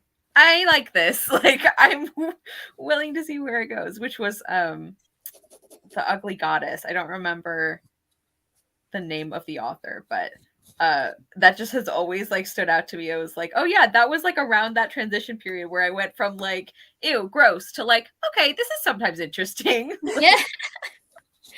I don't feel like I had like an ooh gross phase with like with books and stuff for like romance and books. I just was always like, okay, that's happening. Yeah. I think, I don't know that I like strongly disliked it, but I was just kind of like, who cares? Whatever. Like, I don't have any particular like feelings about this, or I don't know. Also, actually, this kind of related back to the earlier thing about like how are all of the books in a series the same age category. The Tamara Pierce books, I think, are ones that really age up through a series. Yeah. Because like, some of the first ones are more almost like middle grade, but then like as you go, they get more and more YA. Yeah, I would definitely agree with that with the Song of the Lioness. I haven't finished any of our other series. I was actually just thinking I should reread like all of the Tortall books. How do you pronounce that? Because I always said Tortall, but I was like, I feel like that sounds awkward. That's how I say it. Okay, it just sounds awkward to me, but I don't know how else to say it. But I was just recently thinking like I should actually reread like all of those books because it's been such a long time. And because recently I was trying to find like fantasy books with lady knights in them, and then they were like, you should read the books that like there's a book called Lady Knight, and I was like, oh right, I forgot that like at least 2 entire series are about lady knights. Yeah. Although honestly, I didn't really like the Kell books because those ones scared me. I was put off, like, so I never really read Tamora Pierce as a kid. I read like the first Alana book and it was fine, but I like didn't enjoy it. And then by the time I was like maybe willing to continue, I like got spoiled for some parts of the series and I'm like, oh, I don't think I want to read that. So I only started really reading Tamora Pierce as an adult, but I still haven't finished the Kel books because I was like, I don't know. The opening of that series is like traumatizing. So I don't like, remember I don't know how if it opens. I just I don't- remember yeah. that like the last book. Is it the last book? I think it was the last one that like it's either the second to last or the last that like traumatized me when they find out like what's been going on with these weird robot things that are there. Oh. What is the Kel? Is that the name of the series? What are the Kel? I No, don't know, Protector of the Small. Oh, okay. I haven't done that one yet. I also didn't read Tamara Pierce until adulthood. I didn't even know about her. And then so that was like a staple of my childhood. Actually, the Tamara Pierce books are what got me into reading because it was exactly that situation where like my mom read the Alana books out loud to me, but edited out certain scenes. And then I remember I was hanging out with a friend of mine. We were like on paddle boats in a lake, and we were talking about the books. And she mentioned one of the like romantic scenes in the book, and I was like, "When did that happen?" And then I went and asked my mom that. I was like, "Why did she say that this happened in this book? Because I don't remember this." And my mom was like, "Oh yeah, I just kind of didn't read that part." And I was like, now I have to read everything myself because you're editing stuff out. Like, yeah, I was very like, I won't get all of the information, and like that made so much more sense because of this other stuff that happened and I didn't know, and so it was confusing. Anyway, so that's how I got into reading because up until that point I refused to read. And then I was like, now I have to read everything so that I get the whole story. Yeah, that's one funny. of my. Oh, sorry. Go ahead, Kelly. No, I just didn't really. When I think back, I didn't really read fantasy as a kid.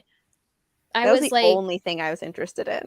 Me too. Yeah, I don't know. Back then, I liked like the Babysitter's Club, like and like those kind of like contemporary stories. And then I also read horror. Like I read R.L. Stine and Christopher Pike and all those. And now I'm like, I don't really read contemporary, and I don't read those kind of horror. And so I'm like, I completely switched because now I would say I predominantly do fantasy and sci-fi, like speculative, and like horror that has like not horror for horror's sake, that like, but like, yeah, you know what I'm talking, like the horror that like is making a point. Yeah. Which R.L. Stine was not making a point. No, his point was teacher monster. Like, no, I was only ever interested in fantasy. I just like wouldn't read other things. Yeah, that's pretty much how I was. I was like, if there's not magic, what's the point? Like, why read it? I was actually also like, I would only read high fantasy. Like I would not read contemporary fantasy or portal fantasy. Yeah. I was like, if there's a car, I'm not reading this. Like it has to be in a fantasy medieval world. Yeah. Electricity, I'm out. Like honestly, like I would read the backs of books. It was like if they mentioned guns, out. Like I'm not reading this. I guess one of the only exceptions was the Dark is Rising series, but I did, yeah. Well, no, I listened to those as audiobooks in the car.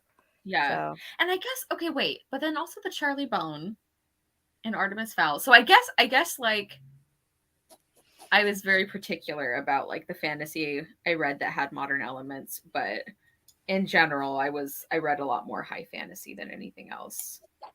I also loved the Redwall books. Those were great. Did you read Redwall?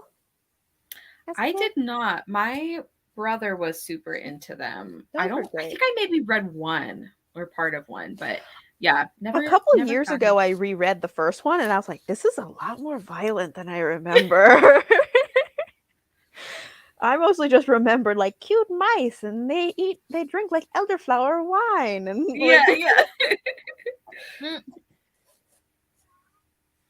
I don't think I read like literally like when I was in my 20s, somebody like recommended Harry Potter to me.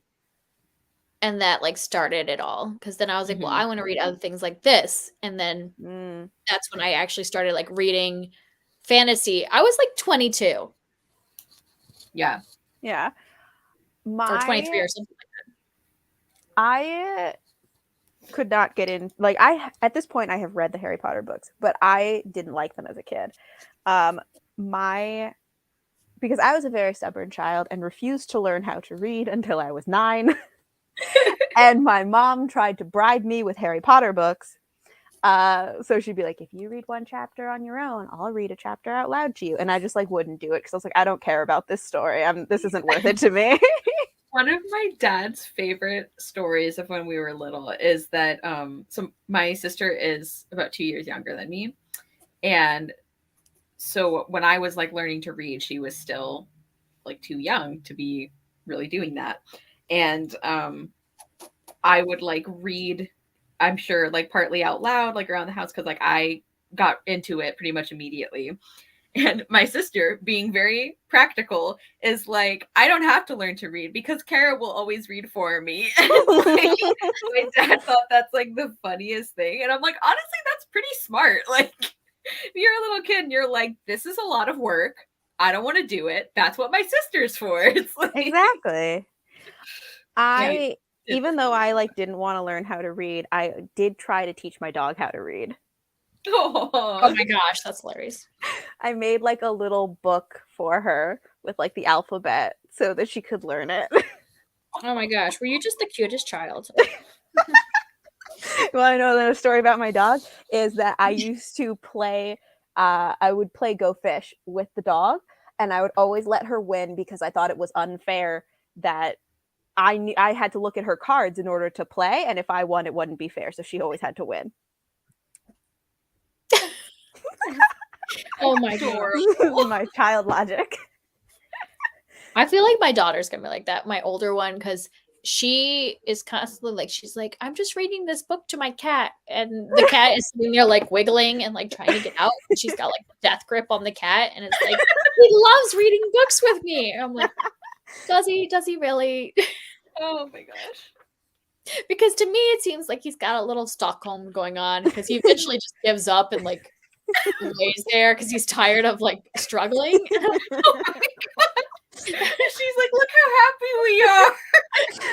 I'm like, really? There are times because he used to sleep in her bed, and because she would take him to bed, and there were times I'd go up there, and it would be like an hour after she went to bed, and she's asleep, and the cat is under her arm, and I would be like, well, let me let the cat out, and I would like pull on her arm, and in her sleep she would like tighten her like grip on the cat, and I had to like pull really hard to like get this cat out of her grip. And I'm just like, this poor cat. Oh my god. But now she because her sister sleeps in the room with her, and her sister can't, Bernadette, the older one, likes to listen to Greek myths, and it's too scary for the little one, so she goes to sleep with headphones on. And now like she doesn't grip the cat anymore. I mean, they're wireless, so she's not hurting her neck or anything. But now I go to like try to take the headphones off, and it's like the grip. And I'm like, what is this thing of you gripping in your sleep? That's like very determined. Yeah, really interesting like instinct. Like yeah. I'm like, I feel bad for whoever your future partner is, that like you're gonna like have a vice-like grip on them. Like, hopefully she grows out of that.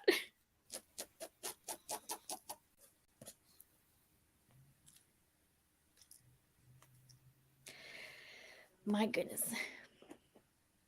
The dog we had growing up was like extremely tolerant of me, so my mom always jokes that like that dog also raised me, because I probably spent more time with that dog than like anyone else. I was very obsessed with her. Yeah. And we were the same age, so. Aww.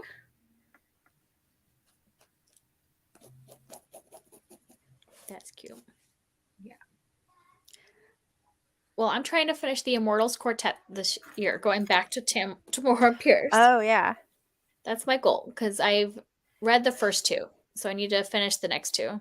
That's my favorite quartet, I think. I really enjoyed it. That's, I think, the only series of hers that I've finished so far. I do also really like the Trickster duology. That one's also really good because what's the guy's name? Nawat, whatever his name is, and the Darklings, the Darkings, whatever their names are. They're so cute. I think that will be after this, because like in time in Tortal, I think those come afterwards, right? Yes, that is about Alana's child, so it takes place later. Yeah, and I think I also have the Becca Cooper series, and I've heard that one you can read anytime because it's not like the same characters.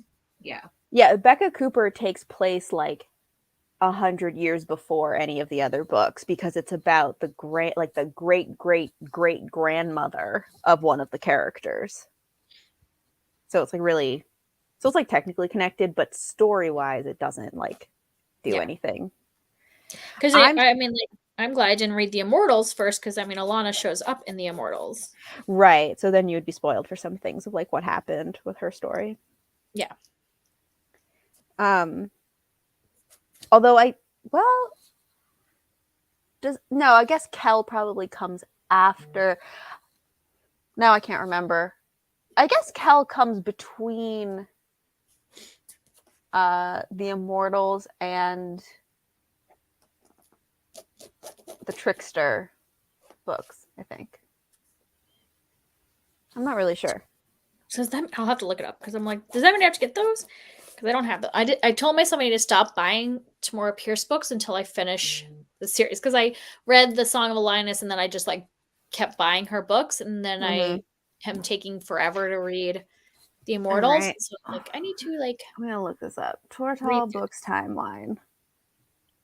Because I think I own all of the Becca Cooper books, all of the Immortals Quartet, and the Tricksters. That's a duology, and then I own like that newer book that came out, Tempest and Slaughter. Yeah, the thing is that she has not done the sequel to that yet, and I'm not sure if that's gonna happen at this point. Well, I mean, it might take me forever to get there anyway. So, at the rate I am going now, and I had read the Alana books back like all in 1 year. And now I've been reading like the Immortals Quartet. I had to reread the first book because it had been like a year since I read Wild Magic. And then I reread it. And then I still took like 6 months to read the second one. I'm like, why am I going so slow? Yeah. So the order, I think, is it goes Song of the Lioness Quartet, then Immortals Quartet, then Protector of the Small Quartet, which is Kel. And then Daughter of the Lioness duology.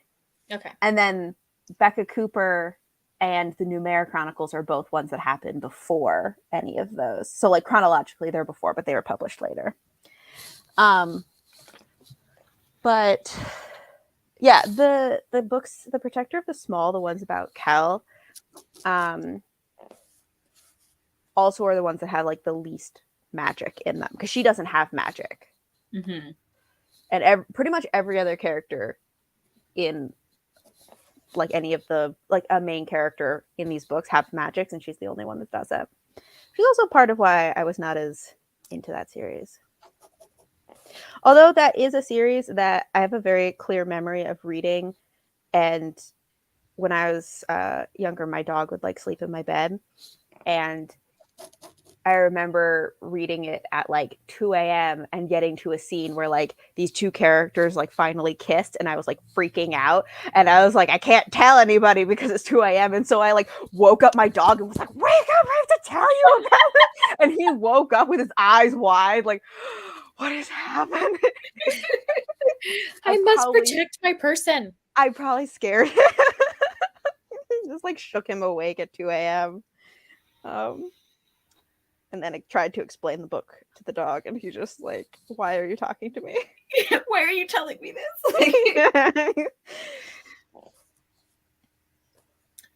Okay, so I finished the first armlet thing. I have to weave in all my ends and everything, but is this? And I made it like really for the sweater, loose. or is this for something else? No, this is for. I my brother's birthday is coming up, and I am making him a couple of pairs of like wrist warmer type things because he uses those when he's on the computer and he's working on the computer or anything.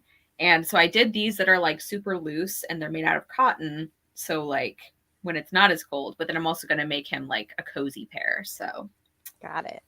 yeah. That's exciting. You finish something. Yeah. Do his wrists get cold when he's on the computer? I've never What's that? heard of like, do his wrists get cold when he's on the computer? I've never heard of somebody like wearing wrist warmers because of their computer work. That's interesting. Well, it's partly, I think it's like people sometimes wear them because like, you know, your hands get cold.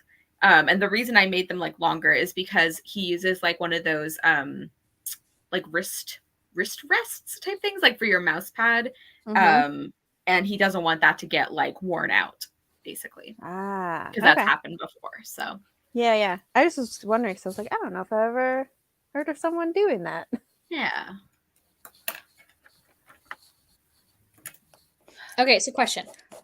You were making leg warmers before, right? Yes, I did finish that one.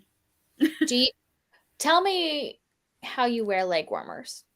Because I've never worn leg warmers. Like, what is the fashion way to wear leg warmers? Yeah, so it depends. Like, if you're like wearing them to like a dance class or something, then you will like wear them. You can actually get ones or make ones that have like a little kind of like a thumb hole actually, but you would put like your heel through that so that you can kind of hook them over your shoes. Like if you're doing like jazz or something.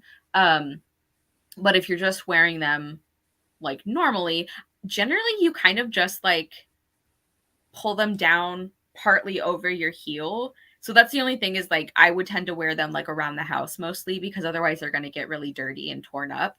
I don't know if there's like other ways to do it because I haven't worn them in a while because I don't do the dance anymore.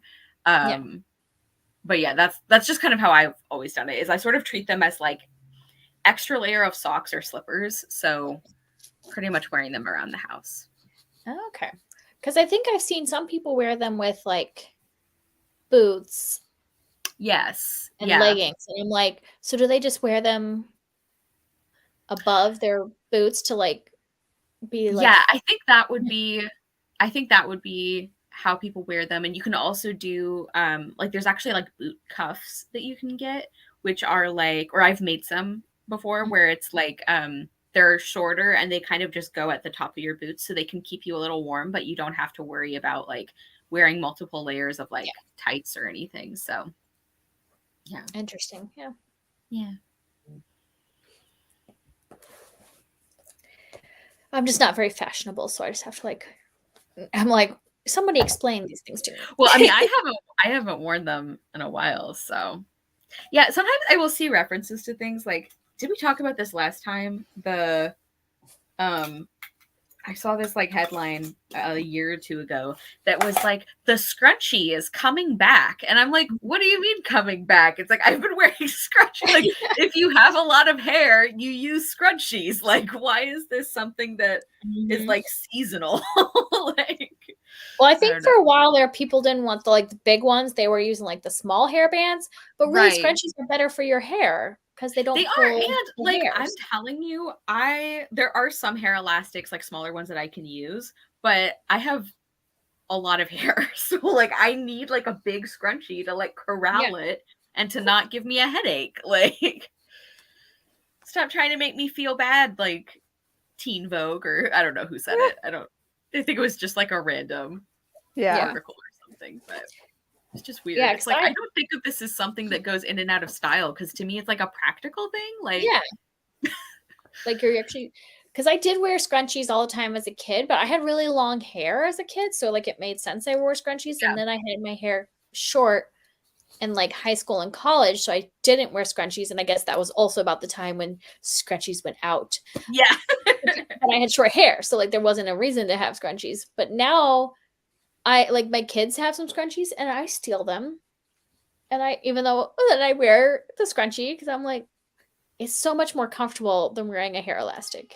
Yes, it really is. Yeah, but there definitely was a point when they were not like a fashion accessory. You know, like scrunchies, I always before recently, I always would associate scrunchies with more like the 80s or something. Mhm. That was like when they were like a fashion accessory, you know, not just functional.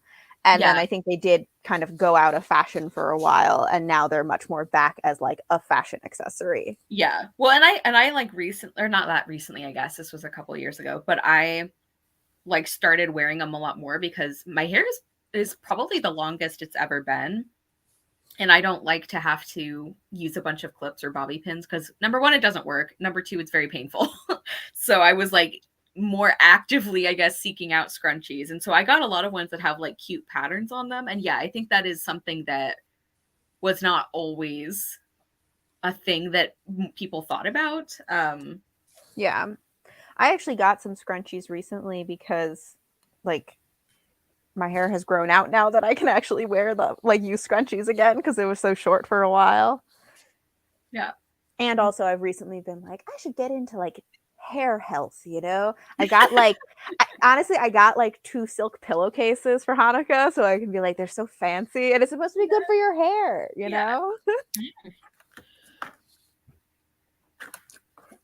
I just like feel like I'm kind of glad that the 80s have come back because it's all the stuff that I liked from the 80s. Like I was the 80s kid that like I didn't wear jeans until high school. So I was like leggings, large sweater or sweatshirt, scrunchy.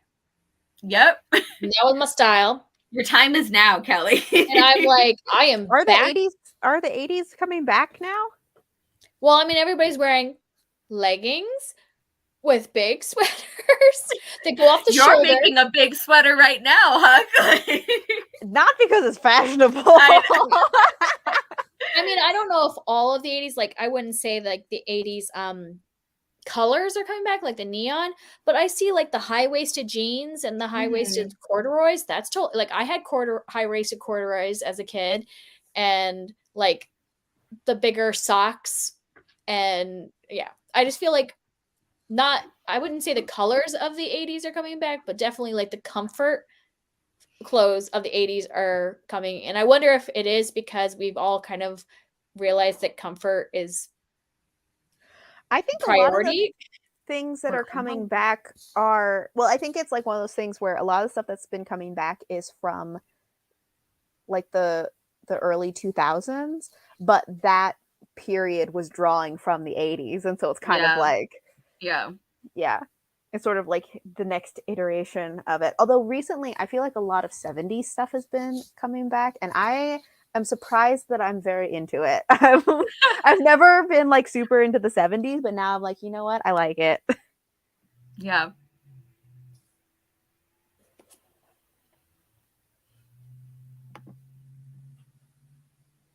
I don't know. I've never been fashionable, but I'm like, if it's okay to wear large sweatshirts and leggings, I'm all for that. Yes.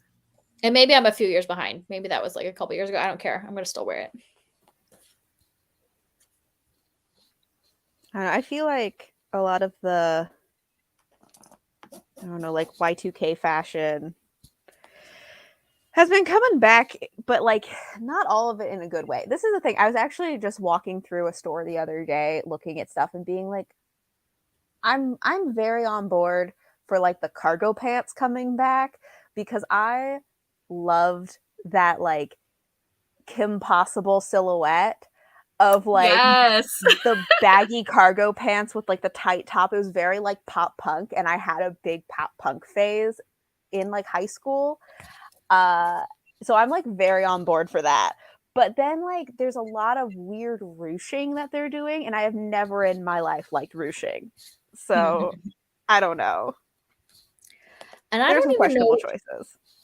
I don't really know early 2000 fashion, and so I can't really say what it was because at that time I was working full time at camps, and so like literally my everyday was khaki shorts and a polo or jeans and a polo because I was working at like a camp or retreat center for like the majority of the 2000s. Mm-hmm. So I don't know what people were wearing outside of like my bubble at camp. I'm not a fan of the fact that bucket hats have come back because I think they just look silly. Like, I don't know if I've ever seen a person that looked cool in a bucket hat. No. I would agree with that. I mean, like, if somebody feels good in it, like, good for you. It's just one of those People things. can do what you want. Yeah. They're not really very useful though either, because like they don't keep the sun off of you. So like Yeah. I mean, I also did used to wear a lot of those like big hats that you would kind of wear like on the back of your head. So it was like, did it keep the sun off of me? No, but I liked it. Yeah. So, I'm not against a non-functional fashion accessory, but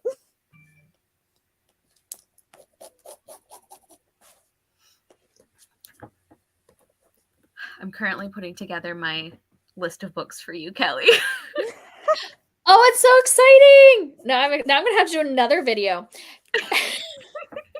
No, actually, I'll probably hold it until the actual month. I'm gonna be the month of Cara, and then I will now, instead of like saying it now, because I'm totally gonna wait.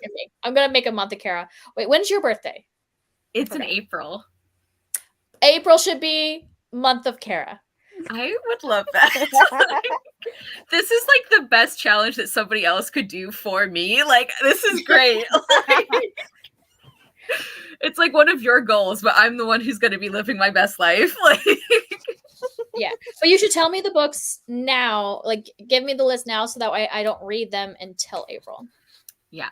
Or if you do, like, if you're just really in the mood for one of them, like, go for it, and I can just pick others. I'm sure I'll have plenty of runners up. So, but yes, I will definitely give it to you. Maybe we should do. Hey, do you think you can read the Wonder Boys by then? Because then we could also do our buddy read that month of Sword Heart. That's true. I will make that a priority. I think I should be able to get, because it's a short book. Like, there's like you no have 2 reason. months. Yeah, there's like no reason I can't read it. I don't want to talk about it. I won't pressure you. We can always buddy read something else. Well, no, I would like to buddy read that one with you though. So yes, I will prioritize that for sure. We also have Gilded to read, but yes. But we can do that whenever, because you don't have to like read something beforehand. Right. Which now that I'm going to read that, I guess it was you guys that I was talking about spending silver, that like maybe I should do a video on what's his name? Rumpelstiltskin retellings. Yeah. Yes, Rumpelstiltskin. I mean, it's fact that I couldn't remember his name, and that's the whole point of his story. Really, yeah. I had this moment of like, huh, that's funny. There's got to be some more, right? I'm not going to overdo it this time, though, like I did with the Sleeping Beauty, and then like never post the video. It can only be like 4 or 5 retellings. Yes.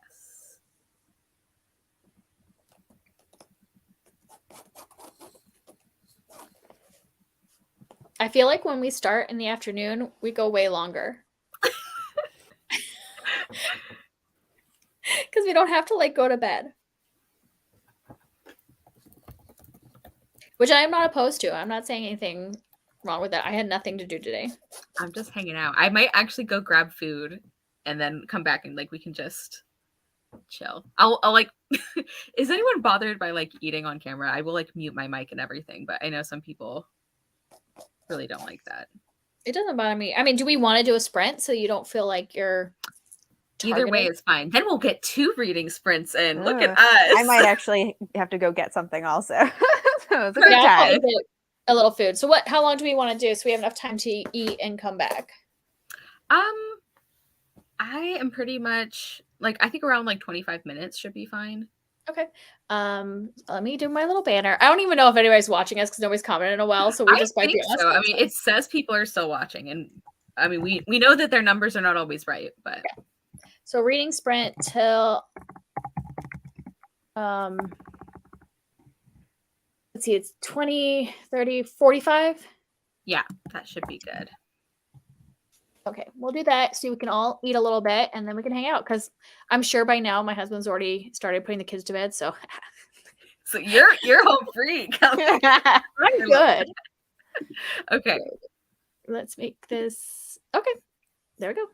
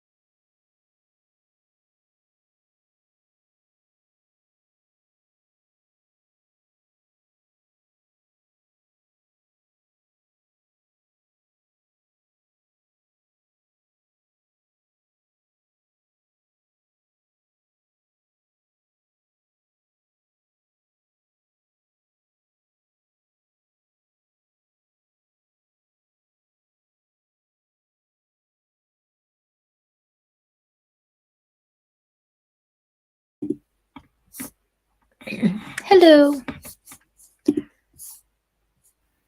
Hello.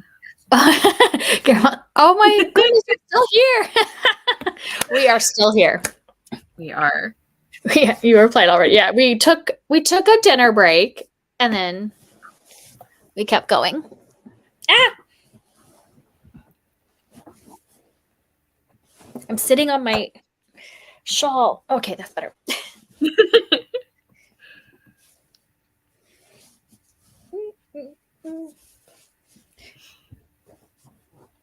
All right.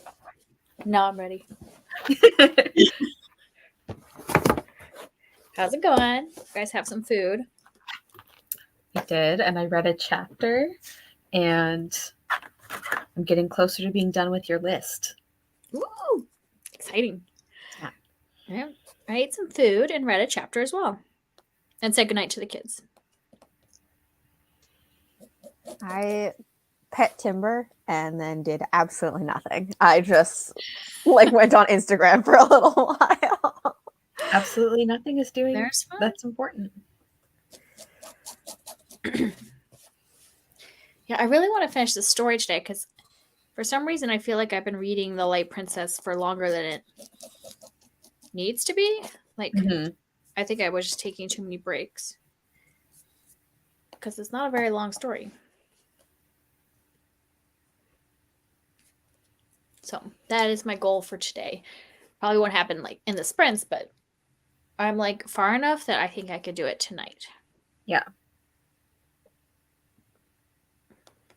I'm going to go ahead and weave my ends in so I can start on the other wrist warmer. Oh no. Okay, fine.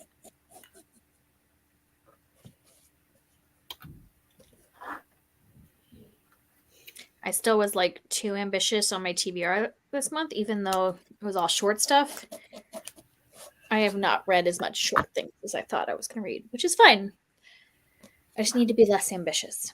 Yes. I've been doing better than I thought. Like, I had a lot of options and I obviously haven't gotten to all of them, but like a lot of the things I've been reading have actually been on my TBR. Very exciting. Exciting, yeah. Yeah, I don't think I've read anything other than what I read to my daughter. I don't think I've picked up anything that wasn't on my TBR, but I definitely won't finish my TBR. Yeah. Or even like come close to. I mean, TBR planning is an entirely separate hobby, and that's okay. Yeah. But I am going to finish a series. So one of my series that I said I was going to read this year, I'm going to finish the Chronicles of Narnia. So I'm at least happy that that's going to happen. Yes. I'm like already checking things off. Yeah, I've been doing better with series as well. I mean, I feel like I read actually a decent number of sequels last year. I didn't count them. But like I didn't feel like I did badly. I just wanted to actually set a goal about it this year. And so far, I like this month I have finished a series and continued in another. And then what else? Oh, and I finished 2 series. So I feel pretty good. Yeah. I mean, they're short series, but still. Hey, it counts. This might be the year of duologies, but that's okay. That's fine. I like a duology. Yeah. Like you get to like continue the story, but you don't have to be overwhelmed. Yeah. I'm all about And it. I just like I feel like this is really obvious, but like the thing that matters about a series is if the number of books makes sense. You know, it's like I know some people are like, "Oh, I hate trilogies because the middle book is always like set up." And I understand that a lot of times that does happen, but it's like some series just make sense as a trilogy and some don't. And that's what I feel like is frustrating. And I don't feel like they're always a bridge book. And there are like 4-book series where there is a bridge book in there. It's like any series could have a bridge book. Right. If they like I feel I didn't finish it, but I feel like what's the one that's super popular? The Throne of Glass. There was definitely a book, and that was the one I quit on. It was like the third or fourth book where she was bridging to a totally different way of going, and I was like, well, that's not the series I wanted to read, so I'm done. Same. Yeah. So, like, there's a lot of things that can have a bridge book. Yeah.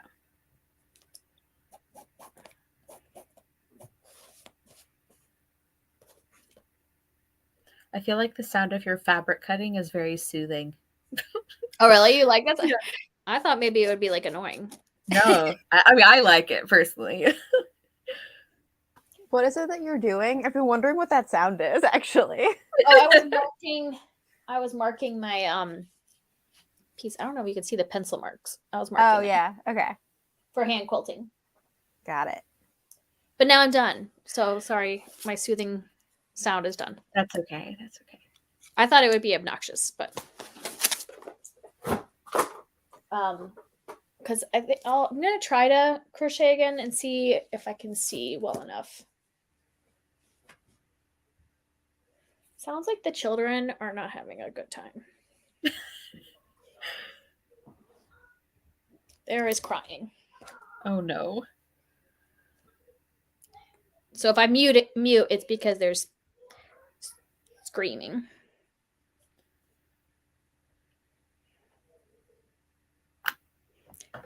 But that sometimes happens at bedtime. I'm going through my Goodreads now and like trying to get rid of some things that I like never really go through and I don't know, clear out things on Goodreads or anything. And I'm like, I don't know. I opened up Goodreads because we were talking about it earlier, and now I'm looking at it. So, yep. Yeah. Although so many of these things I don't remember anything about, and so I'd have to like really read the description. Yeah. And I'm like, I don't know if I have the patience. I'm just taking off anything that I'm like, I know what this is, and also know that I don't want to read it. Yeah. Yeah. Oops. That was not what I wanted to do. Yeah. Every once in a while, I do go in and clear out things that I'm like, well, I've had that on there for years and I've never tried to buy it or read it. And I'm like, do I really care? Yeah. Or sometimes it's like if I hear somebody review it finally, and even if they just say a couple things and I'm like, that doesn't sound like my thing, I have an excuse now and I can take it off. Yeah. Mm-hmm. And there's some of those books that like they're in the moment books where it seems like everybody's reading it in a certain moment and then you wait, like you didn't read it in the moment and then you're like, well, is this standing up the test of time? Because like now nobody's reading it. And yeah. And maybe it wasn't that great past this is like what everybody was reading in that time period.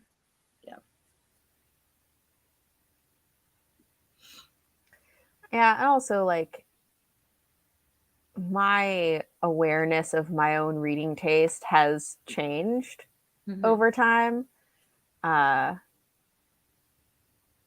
So things that I at one point wanted to read, I'm like, you know, not anymore. Now I'm like, nope, I either have realized that I don't want to read it or I have seen reviews that made me realize like whatever it is. Yeah. Also, some of these are on a shelf that is supposed to be TBR books, but I have read these, so should not be there. I need to be better at actually marking these on the correct shelves. Yeah. And one of the things that drives me nuts about Goodreads is the fact that it lets you put like duplicates on there. Yeah. So sometimes it's not like, I know the giveaways tend to cause duplicates, but then it's like, if I have a different version of a book and I switch to that, sometimes it keeps the other one as well. And I'm like, well, why? That hasn't happened to me, but like also I don't pay that close attention. They at least have like the find duplicates feature, which works, which is nice. But yeah, it's one of those things like, why even have your system set up in such a way that this is a problem? Yeah. I mean, like all they could do a thing where it was just like Pinterest does, where it's like, this is already saved to this folder. Do you want to save it again? It's like, yes, sometimes in Pinterest, I want to have it in 2 different folders, but like, Goodreads could have that where they're like, you've already saved this. Are you sure you want it? Like, and then I'll be like, no, I don't want to have all 3 covers on there. Yeah. I also am debating, like, so I always, each year, I make a shelf on my Goodreads for releases, like new releases for that upcoming year. The oldest one I have is from 2018, which is not that far back, but I'm like, at what point do I delete these, you know? Right. Yeah. But sometimes it is nice to like go back and remember, like, what were the books that I was looking at in 2019 or, you know, whatever, to see what was coming up. You can do if it's, I've seen people do where, like, if it's something that you want to kind of have a record of, but you don't want to have to scroll through it, you can add like a Z at the beginning of like any like old things like that, so they'll all be grouped together and you still have them, but you can kind of ignore them. That would work. Okay, I've woven the ends. It's like actually done now. Ooh. Now I can start on the other one. That's okay. It was a pretty quick project, actually.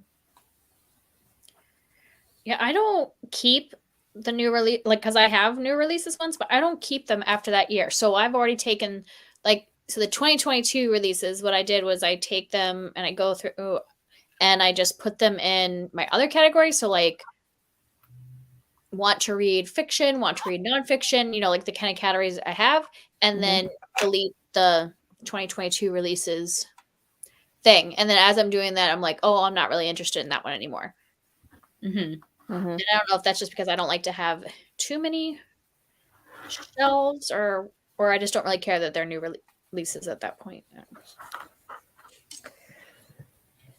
Yeah, I'm trying to decide how much do I think I'm actually going to use this organizational system I tried to make. It wasn't like a complicated system, but like, how much am I actually going to do this? And I just realized, Cara, if you're looking at my physical TBR, I just bought like 8 more books. Ooh, okay. What are they? Because maybe they're ones that I want to pick. Let me send you a list, okay? Yes. I'll type them because I just haven't gone through and added them. Yeah. I want up to the minute data. Yes. Because I did the thing where I was like, I wasn't going to do any shopping, but I was like, okay, well, I'm going to allow myself to shop as long as it's a like BIPOC author or other marginalized group. Yeah. And then I was like, well, then I could just buy a bunch of them. And I'm like, no, okay. I did like, I bought like 8, and then now I can wait for a while to buy more.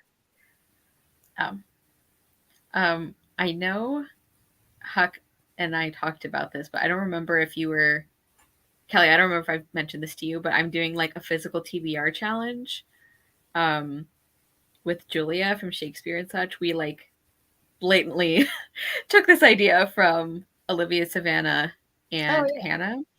And so me and Julia are like competing to see who can get the most physical TBR books cleared by the end of the year. So I feel you. I am being very intentional and strategic when I do actually buy books. And wait, are you doing it like them where if you get a gift, it doesn't count against you? Yeah. So if I send you something, it's not going to like correct ruin. Yes, gifts don't count. Physical arcs don't count against us either. Oh, there's at least one of these that I definitely think that you might pick. I don't know if you'll pick it, but it was a recommendation from you, so I definitely should put it on there.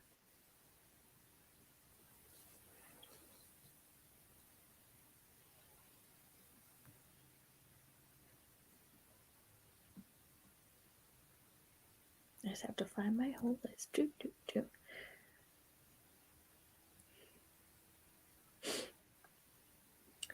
I also was thinking that like some people on Goodreads have a shelf that's like favorites, which I've never done, and I've considered doing that, but I feel like that would be hard. But also, yeah, I was thinking about this recently, that there are like certain like booktube staples that I've never done. Like I've had a channel for like 6 years now or something. I've never done like a favorite books video where it's just like, these are my all-time favorites. I haven't either. Yeah. It just, that seems like too much pressure. I know. I'm like, honestly, I kind of don't do it because I feel like I don't have that many favorites, and the few that I do have, I talk about all the time. So it's like everyone already knows. I have like the opposite problem where I have like so many. Like I think my Goodreads faves shelf has like 100 books on it or something, which like I read a lot, so it's not actually that many, but that's like I don't want to have to narrow that down to a reasonable number for a video. Yeah.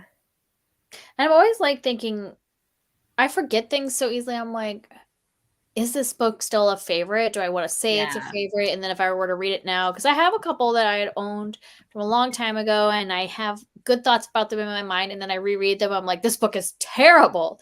Like, what was like 10 years ago me thinking? Like, yeah.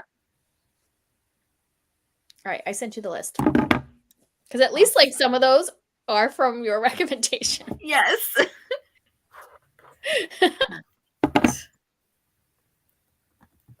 Since I would say like half of the books I buy tend to be Cara recommendations. I feel like I mention her in every single like book haul I do. I'm like, another book that Cara made me buy. I love having influence like that. I have taste. Well, there's a few, and I think it's based on the people that I watch that are the same taste as me. I'll have to watch more of Huck videos and find out if I can like just automatically get something from Huck's. I don't know. I haven't watched you long enough to like know yet. But now I'm kind of like at the point too where like with Beautifully Bookish Bethany, where I can tell which of hers are ones I'm gonna like or not, because there's certain tropes that she likes that I don't, because she likes flowery writing, and if I hear her say the writing's beautiful, I'm like, nope, not that one. Yeah. See, I like more flowery writing, so I don't know if you're not into flowery writing, I don't know if our taste will align. That's okay. I'll still watch your videos. Like we could still be friends, I guess. It's okay. But it's always interesting to me if there's like somebody that I've been watching for a long time and then they read one or more favorite books and either do or don't like those, and then that I go like, oh, okay, well now I learned something that I'm like, maybe I don't take recommendations. Like I'll still watch your videos, but I'm not going to take recommendations. Or some people where I'm like, oh, I didn't know that we had such similar taste. Maybe I will take your recommendations more seriously now. Yeah. That happened this year, that there was somebody that I like watched her videos and then this year read 2 books that I love and also really like them. And I was like, all right, I'm going to pay more attention now to your actual recommendation.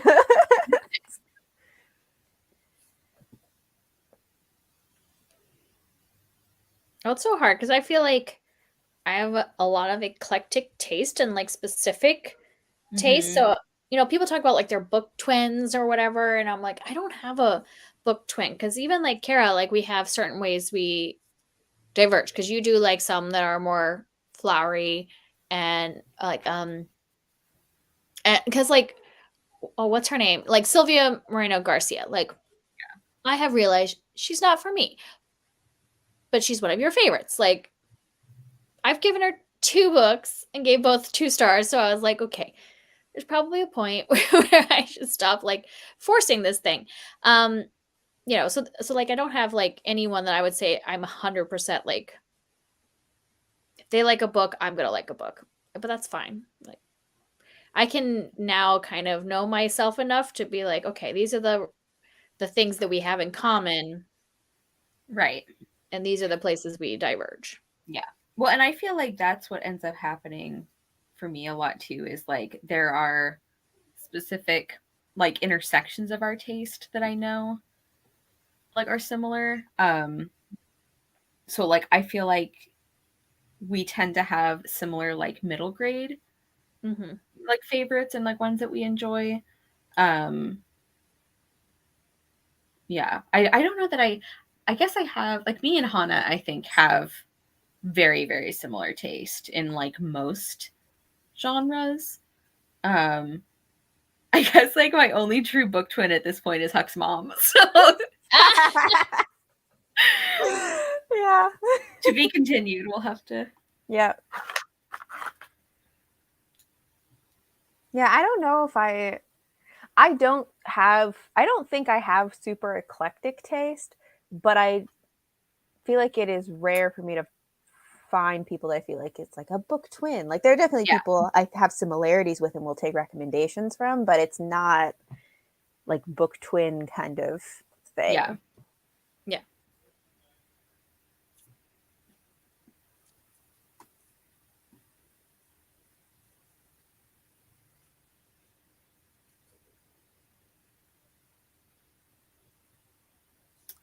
Ooh, did I cast on too tightly? No. Yeah. Although recently I feel like people have been finding my channel, and I've gotten a few people, not recent, in the last like year or so. I feel like there have been a couple of people who will say like that their favorite books are essentially exactly the same as my favorite books, and I'm like, what? Tell me more. Yeah. Yeah, that kind of happened to me when, I don't know when this video was, but I mentioned like Rosamund Hodge and how like I love her, but I never talk about her because like her books are so hard to recommend and like a lot of people don't like them, and I understand that, but I also have no way of knowing who they're going to work for. And so basically like the whole time I'm talking about it, it's like I love her books and I'm sorry I can't give you any information. Like read them if you want. Okay, bye. And which is not a helpful recommendation. And like somebody commented, they're like, "Oh, I read this and like I loved Crimson Bound as well," which is like one of the ones that I feel like is not as popular and it's my favorite from her. So they just like mentioned in passing, like, "Oh yeah, she's one of my favorites too," and I'm like, "We do exist." Like, it's a nice surprise. Yeah. I feel like also for me, a lot of books that are favorites are ones that like a lot of the books that are my favorites are not ones that I feel like would be universal favorites. They're not things that I'm just like, I love this, and so I think everyone should read it because anyone would like it. I'm like, I love this, and I think it's for a very specific audience, which I am a part of, but probably most people are not. Yeah. Yeah, I feel like that about a decent number of my favorites too. I wonder how much of that is just like being a reader who knows what you like, you know? It's like you kind of end up feeling like, I don't know, like you, because you read so many books and you get so used to like figuring out very specific things that you like and don't like, if you always just kind of end up feeling like, I don't know, you're the only one who likes something. Or if that's like more likely to happen as you read more, you know? Mm-hmm. I don't know if that made sense, but I think to me it also has to do with like how many other people are actually reading and enjoying it. oh no, yeah, for me too. It's like there's definitely where it's like I have data that shows most people hate this, but I had a good time. I mean, like my favorite romance of the year has like a 3.5 on Goodreads, which is bad for romance, especially. Yeah. So I'm like, I can't help you. Like I don't know.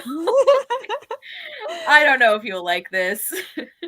But there are obviously people there that probably still gave it 5 stars. So somebody out there loved it as much as you. Yeah. I just had someone, I think, comment saying that they loved that one too. And I was like, oh, good. What book was that? So This Is Christmas by Jenny Holiday. I haven't done my official review yet because it's a HarperCollins title. But like in accordance with their guidelines, I did include it in my favorites still. Yeah.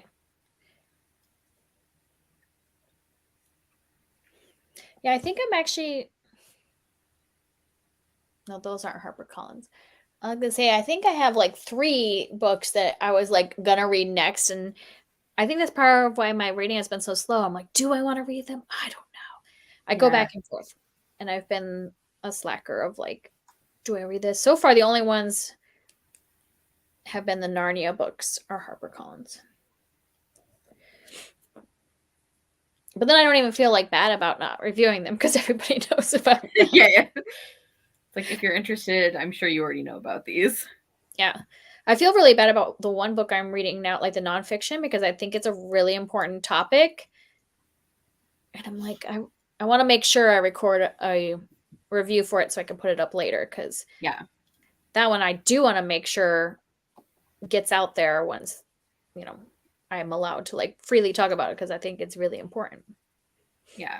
I was really excited to start that Natalie Haynes essay collection. Pandora's Jar, Pandora's Box. That's on my here too. Yeah, I like just read like the very beginning of the intro, and like I was already loving it, and then I see it's like one of Harper's imprints for nonfiction. I was like, oh, okay. So Yep. Yeah, that was another one. Like, so I have that. So I have like the nonfiction I'm reading is called The Compromise of Color, or The Color of Compromise. So that's the one I'm like, is really important because it's about like racism in the church. And then I have Their Eyes Were Watching God is the HarperCollins title, and Pandora's Jar, and then The Willful Princess and the Piebald Prince, which was going to be my attempt at Robin Hobb.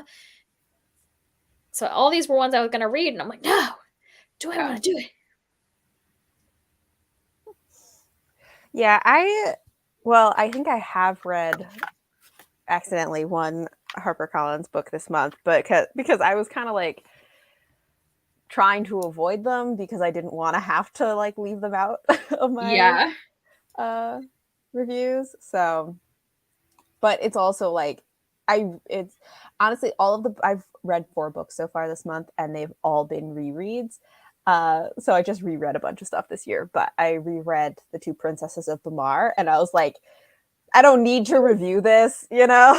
Yeah. So it's not I saw that, and I was deal. like, it's the best Gil Carson Levine, in my humble opinion.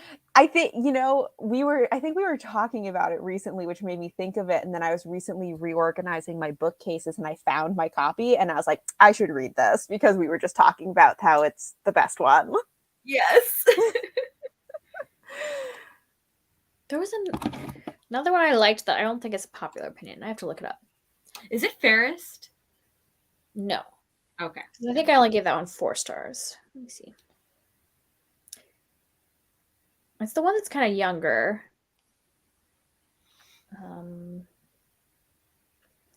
A Tale of Two Castles. I really enjoyed that one. And I don't think that people like it as much because it is like kind of younger than some of her other ones. Mm-hmm. But it's got a dragon as like a main character. How did I lose some stitches? I did like Fairest. I think, most of the time I like her stuff, except for I didn't like her short story collection, and I didn't like Ever. Mm-hmm.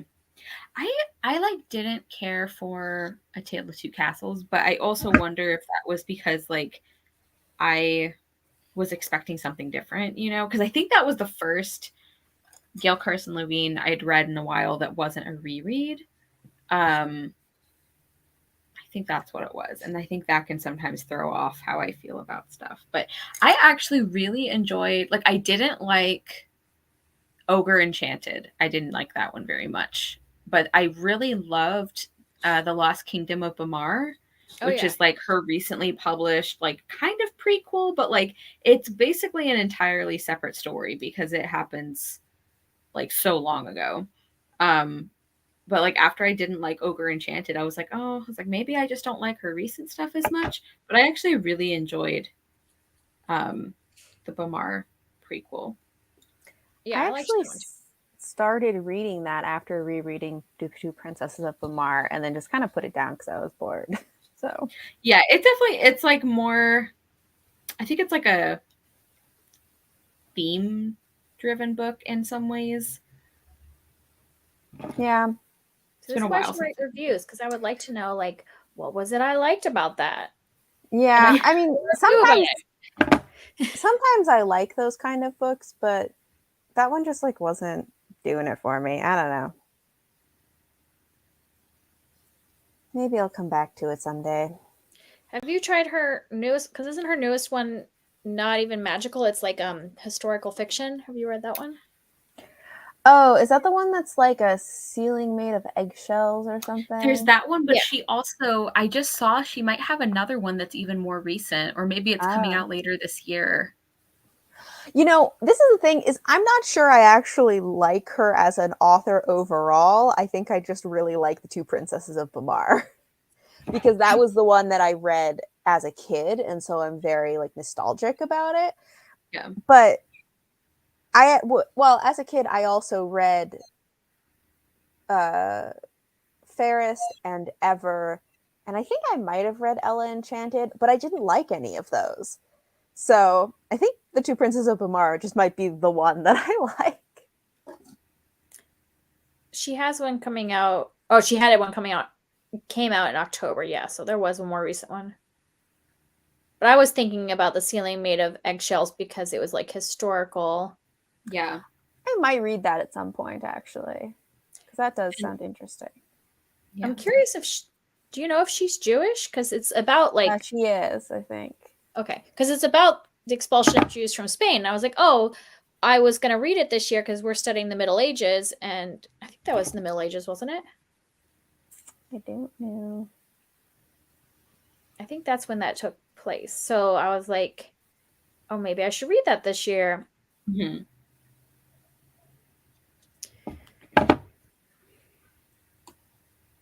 Yes.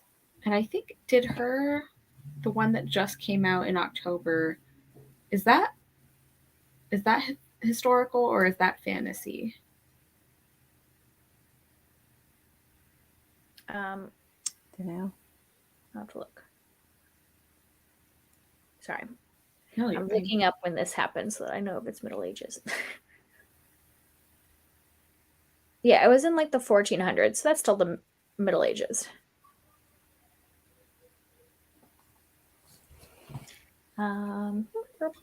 What's that one called? Sparrows in the Wind. It's about princesses in the middle of the Trojan War. That's okay, because I was like, I remember it was one that I was interested in, but I don't remember. I did not realize that it was taking place during the Trojan War. So maybe I should read that because, like, I like Greek mythology that's like not direct. Like, I like it about the Trojan War if it's not like we're following the men fighting the Trojan War. Yeah. I want to know about everybody else, and I think it's Cassandra who was in the Electra. Yeah, so it's what's his name? Paris's sister. Yeah. I am so excited. So like I have Electra that I'm really looking forward to reading. And then I'm also really excited for what's the author's name? It's like an Italian. Is it Costanzi or something? Like there's a book coming out. Yeah, Costanza Casati, who is coming out with a book called Clytemnestra. And I'm so excited. Like this is you know how you develop like just those like random fixations like or like opinions about like history. Is that a thing that other people do where it's like, okay, so you know how some people have like their favorite like wife of Henry VIII, you know, like that kind of thing. Yeah. It's like I have always been very upset at the way that like Clytemnestra's story is like told, not just in the originals but like in retellings too. So I am hopeful for this one. Like, don't get me wrong, she did some horrible things, but I feel like a lot of the story, like they don't seem to take into account the fact that like, okay, yeah, she killed her husband, but also he sacrificed their daughter so he could get a good sailing wind. Like, yeah, yeah, he had some big issues. Like, yeah, yeah. He was not a perfect man, let us say. I will be interested to hear what you think of Electra then, because I really liked it, but I also like did not find Clytemnestra that sympathetic. I mean, there were parts that were sympathetic about her, like, you know, losing her daughter and everything, but then there were other parts where I'm like, none of you are like great people. Yeah, I'm wondering too how I'm gonna feel about it. Yeah. I mean, I wouldn't say she's like unsympathetic, but she's also like, I don't know. Like, it's not like you're completely, like, I was completely like, right on, girl. Right. You know, like, it was definitely a gray character. Yeah. But I did really love that one. I haven't heard about the other one. It's actually called Clytemnestra. Yeah. And the author is, I think, Costanza. Yeah, Casati. But yeah, the title is just her name with a C, not a K. I was interested in that one that I think is called Ithaca. Mm-hmm. I was kind of interested in that one. I don't really know that much about it other than that it's about, what's her name? Is it Penelope? Yeah, Penelope. There we go. That memory coming back. The Odyssey, yeah. Yeah. I feel like my memory for these things should be better because I was actually a classics minor in college, and yet my memory of these things is like, my brain is a sieve. So I had that one on my list too that I want to read, but I figure I should read the Penelope ad first because I already own it. Mm-hmm. I should read that. I'm debating whether I want to read Ithaca or not. Like, it looks interesting, but also like I haven't been that into a lot of these like Greek myth retellings. Like I haven't really been on the Greek myth retelling train with everyone. Mm-hmm. As much as I enjoy, like I was very into Greek myths and everything, and studied it in school, but I don't know. I just like haven't been as into it. So I'm kind of going back and forth about this one. Yeah. Yeah, I like the idea of following Penelope in a retelling, but it's also like I hate Odysseus, and so I think a lot of it's going to be about Odysseus, and I'm like, you can do better, Penelope. He is clearly he's having a great time with every nymph he meets on the way. Like, yeah, and you're sitting there for 20 years waiting. I know. Though her options were not great, at least from what I've been reading. I'm like, I don't want those men either. Like, right. Yeah, I'm not saying that like she should have picked one of them. But yeah, I don't know. Like, I think I've been liking the retelling, and not just Greek retellings. I've been liking a lot of the mythology retellings, but I don't seem to love the really popular ones. Like Madeline Miller, I read her stuff, but I could also like not read her stuff. Like I didn't give either of them 5 stars. Mm-hmm. Mm-hmm. And so like if she comes out with another one, I'll probably read it, but I won't be like jumping to read it.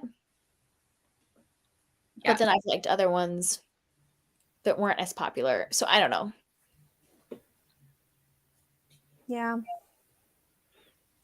I like retellings of other kinds of mythology, I guess. Because I don't know.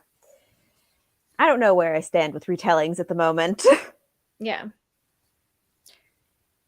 Because I like I mean, Kai K was like a huge one last year, and I was like, it was fine.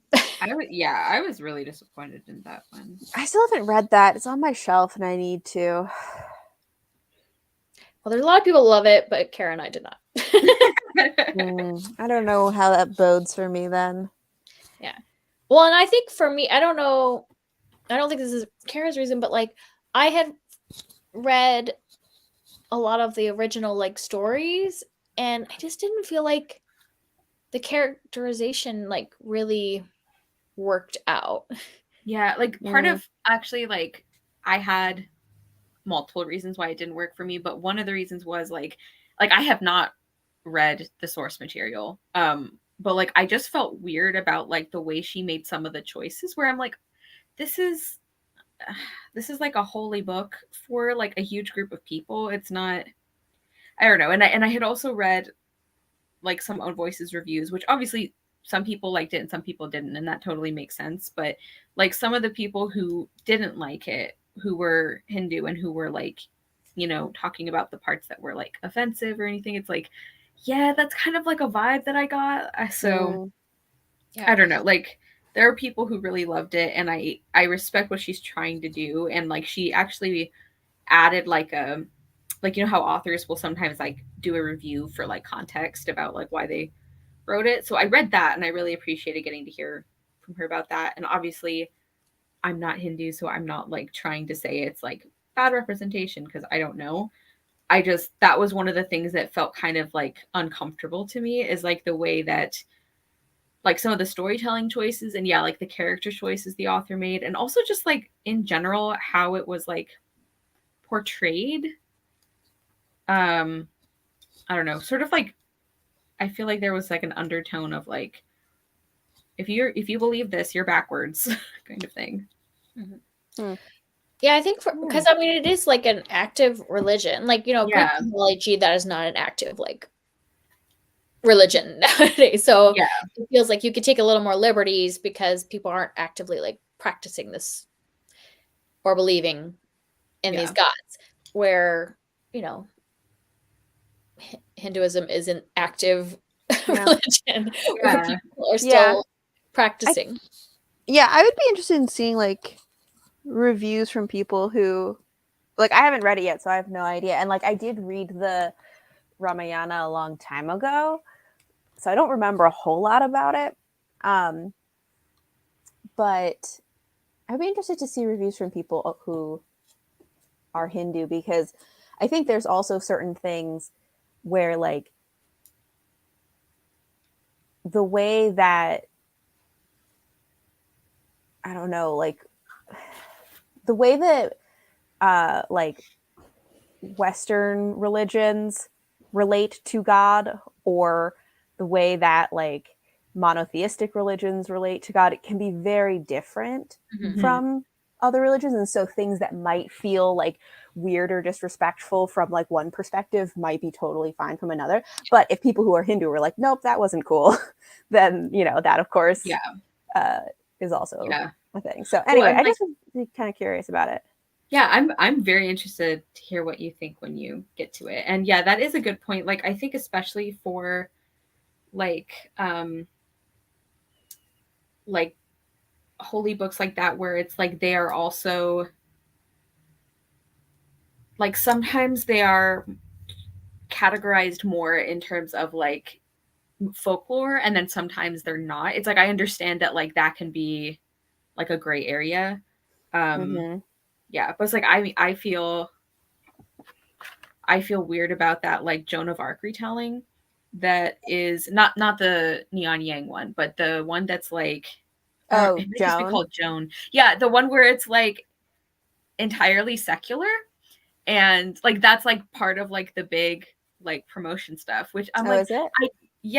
And so it's kind of one of those things where I'm like, why not just pick somebody else? Like, yeah, instead of an I actually was thinking I might read that because I was kind of interested in. I was recently like, you know what? Maybe I'll actually like. I know truly nothing about Joan of Arc, and so I was thinking of reading some nonfiction, and then maybe a couple of like fiction, like retellings to see, just to like learn more about it, and then try some. But I was thinking of reading Joan because it looked kind of interesting. But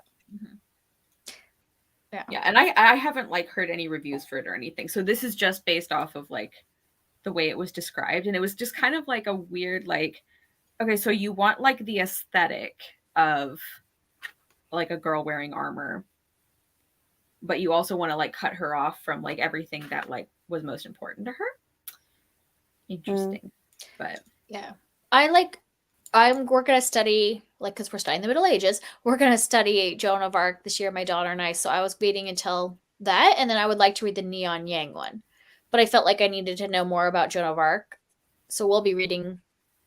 And I feel silly because I'm like, I'm gonna be reading about Joan of Arc, but I'm gonna be reading like children's books. But I feel like children's nonfiction can be so informative, and you actually can get more out of it sometimes, because sometimes when I read these large adult books, I'm like, I've forgotten everything I just read. But the children's book, it condenses it down to exactly like, these are like the things that you really want to know, and you get beautiful pictures. Yeah. But you get a lot of the main things. I really enjoyed, like, I've read, like, I know about Joan of Arc, and I've read various things about her over the years, and like I actually almost took her as my confirmation name. So like I know about her, but I haven't like read as many like books focused on her, like nonfiction. The only one that I've really read, I did actually enjoy, and I do feel like it's a good one if you're like wanting to learn more about her. I feel like the author does a really good job of like, I don't know, kind of like talking about kind of like the common beliefs about how her trial went and how like some of them aren't actually true. Like the fact that like, I find it so interesting that it was obviously supposed to look like a religious trial for heresy, but like it wasn't. It was political. They were mad that she was like giving the French people like so much confidence, and they're like, well, let's say that she's like disrespecting God and stuff. But I think it's just called like Joan, like by herself and her witnesses, because it's like all based on like actual testimony, which is really cool. That was one that actually, when I was like looking through, I think I got that one because that was the one that I was like, well, if I'm going to read a nonfiction, this is the one that kind of came up as like one that a lot of people seem to really like. So we'll see if I actually read it, because I'm not a big historical nonfiction person, but maybe I will. But I was like, I want to, because honestly, at one point, because I was looking up stuff about that one Joan, and also like the fiction one that came out recently that was called Joan, because I also was kind of like, before going into the Neon Yang one, I feel like I should know more about Joan of Arc, because I feel like that's going to be relevant, because I know literally nothing about her. When I was trying to look stuff up about her, I was like, oh, I didn't know she was French. Yeah. So I was like, that seems like very basic information. I do know that. I don't. Yeah. I did not. So yeah, so my knowledge of Joan of Arc is like essentially nothing, other than like she wore armor like that, like just from like the pictures that I've seen where she has like the like, not a bowl cut, but the like the bangs, which I'm like, is that even what her hair looked like? But everybody draws her that way, but okay. Yeah. Well, and even like the armor thing, like I found it very convincing, like the author of the nonfiction. And I think I had read this elsewhere before too, so it wasn't like new information to me, but like people make a big deal out of the fact that like Joan was burned because she was a woman who wore pants, and it's like, that's actually not at all what happened. Like they use that like as an excuse, and I feel like that's something that like modern retelling authors really run with. They're like, she's like too strong of a woman and they didn't like her. Dresses are stupid. It's like, okay, well, she wore armor because she was like on the battlefield. It's just more logical, like easier. Yeah, like I don't know. And I do understand too people who like look at parts of like history and they're like, well, especially like maybe if you're like gender nonconforming in some way, I can totally see how that would be something you can like see in Joan's story. But it was just even stuff where it's like, we literally have like her testimony in her own words where she's like, I will happily wear a dress again if you can stop the guards from assaulting me, like that kind of thing. So anyway, but yeah, I do recommend that nonfiction, and I don't feel like there's like some of the battle descriptions are like a little dry, but I feel like all of the stuff about Joan herself is really well done and really interesting. I do have it on my list. What's that? I do have it on my list that I'm not going to just read children's books, but no, I wasn't talking like I know the first things I learned about her were from children's books. Yeah, I was like, maybe I should add some children's books to my list, because I'm like starting from nothing, so maybe it'd be good to have like at least a little bit of knowledge before going into something that's like denser. Yeah. Kids nonfiction does not get enough credit. Like there's some really good ones out there. Well, and I don't know if she does a Joan one, but if you're looking for like historical nonfiction about people and children's, I found from reading with my daughter that I think her name is Diana Stanley. Does a lot of like, because she did like Cleopatra and some other ones that they're beautiful artwork, compellingly written, that I was like really enjoying reading it with my daughter. Okay. So I'm going to look up. I know we liked the Cleopatra one. I was going to see what else she wrote. Another one of my favorite historical women. We read a lot of Cleopatra. My daughter was like, my daughter could not get enough of reading Cleopatra books. So I was like, I okay. love it. She has taste. I never left my Cleopatra phase. Maybe that's not her name. Or maybe I should probably not look on Goodreads because not all children's books are on Goodreads. Yeah. I actually, when I was younger, not like really little, I think I was probably like in like early high school, but like I'm a big fan of Elizabeth Taylor, and I do really like the Cleopatra movie, even though it is very long and the sea battle part could have been way shorter. I don't like that part. But I really loved that movie, and I went through a phase where I would basically like watch it like at least once or twice a month, which like it's a long movie to watch that often. And like at one point my dad was actually like really concerned. He's like, are you okay? It's like the end of this movie is like really upsetting. Like, are you okay to be watching this so much? I was just very into Cleopatra. Well, I went to type in Diana Stanley in Amazon, and the first thing that came up was Diana Stanley, Joan of Arc. Because she did a Joan of Arc. All right. So I haven't read it yet, but I would recommend that her as like a writing for children, but learning about historical figures. Yeah, her Cleopatra was beautiful. I'm going to put that on my list because that sounds great. And there was other ones. I'll have to look up what we did last year, but there was a lot of like Cleopatra books that were really good children's books.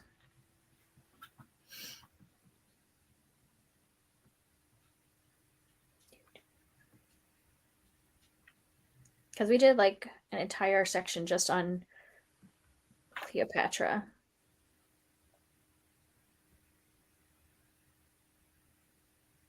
I know you love her, so let me see if I can find her. It would have been around when we learned about Roman, because we didn't do it during Egypt. We did it during ancient Rome.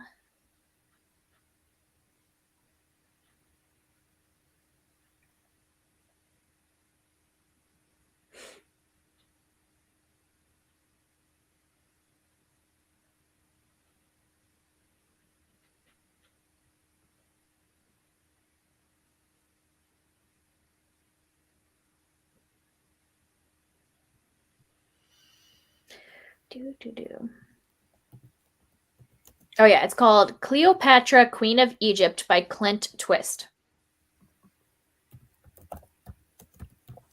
Okay, let's see. Yes, there we go. That one was good too. And I feel like that one was longer too. Like it had a lot of details from what I remember. Yeah. I'll look up Diane Stanley too.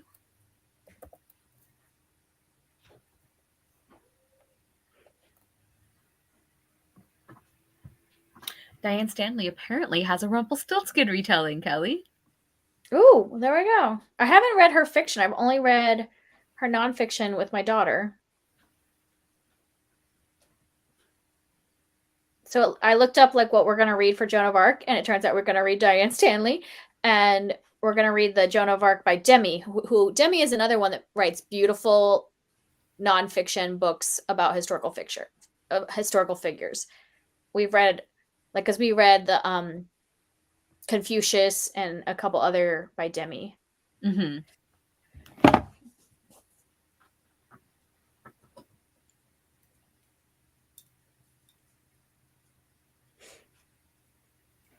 Well, when I get to our week that we do Joan of Arc, I should tell you, Huck, and then maybe we'll read one together.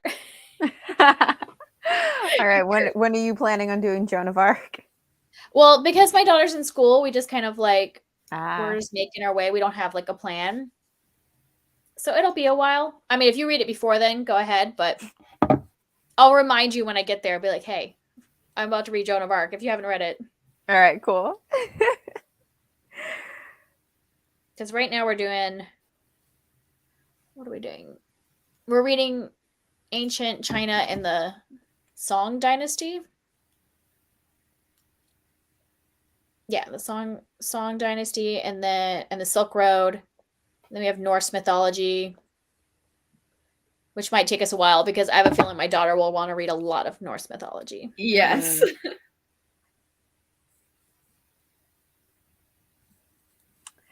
I am probably going to have to head out soon. Oh, it's only been like 5 hours? Yeah. Yeah, I mean, it's a long time.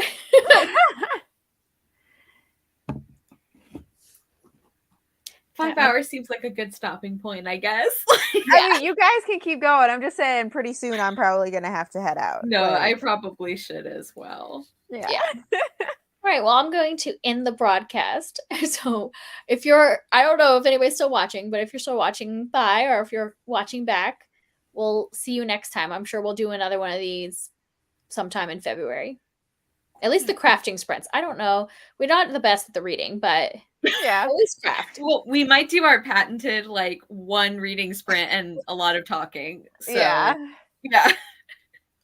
All right. So All right.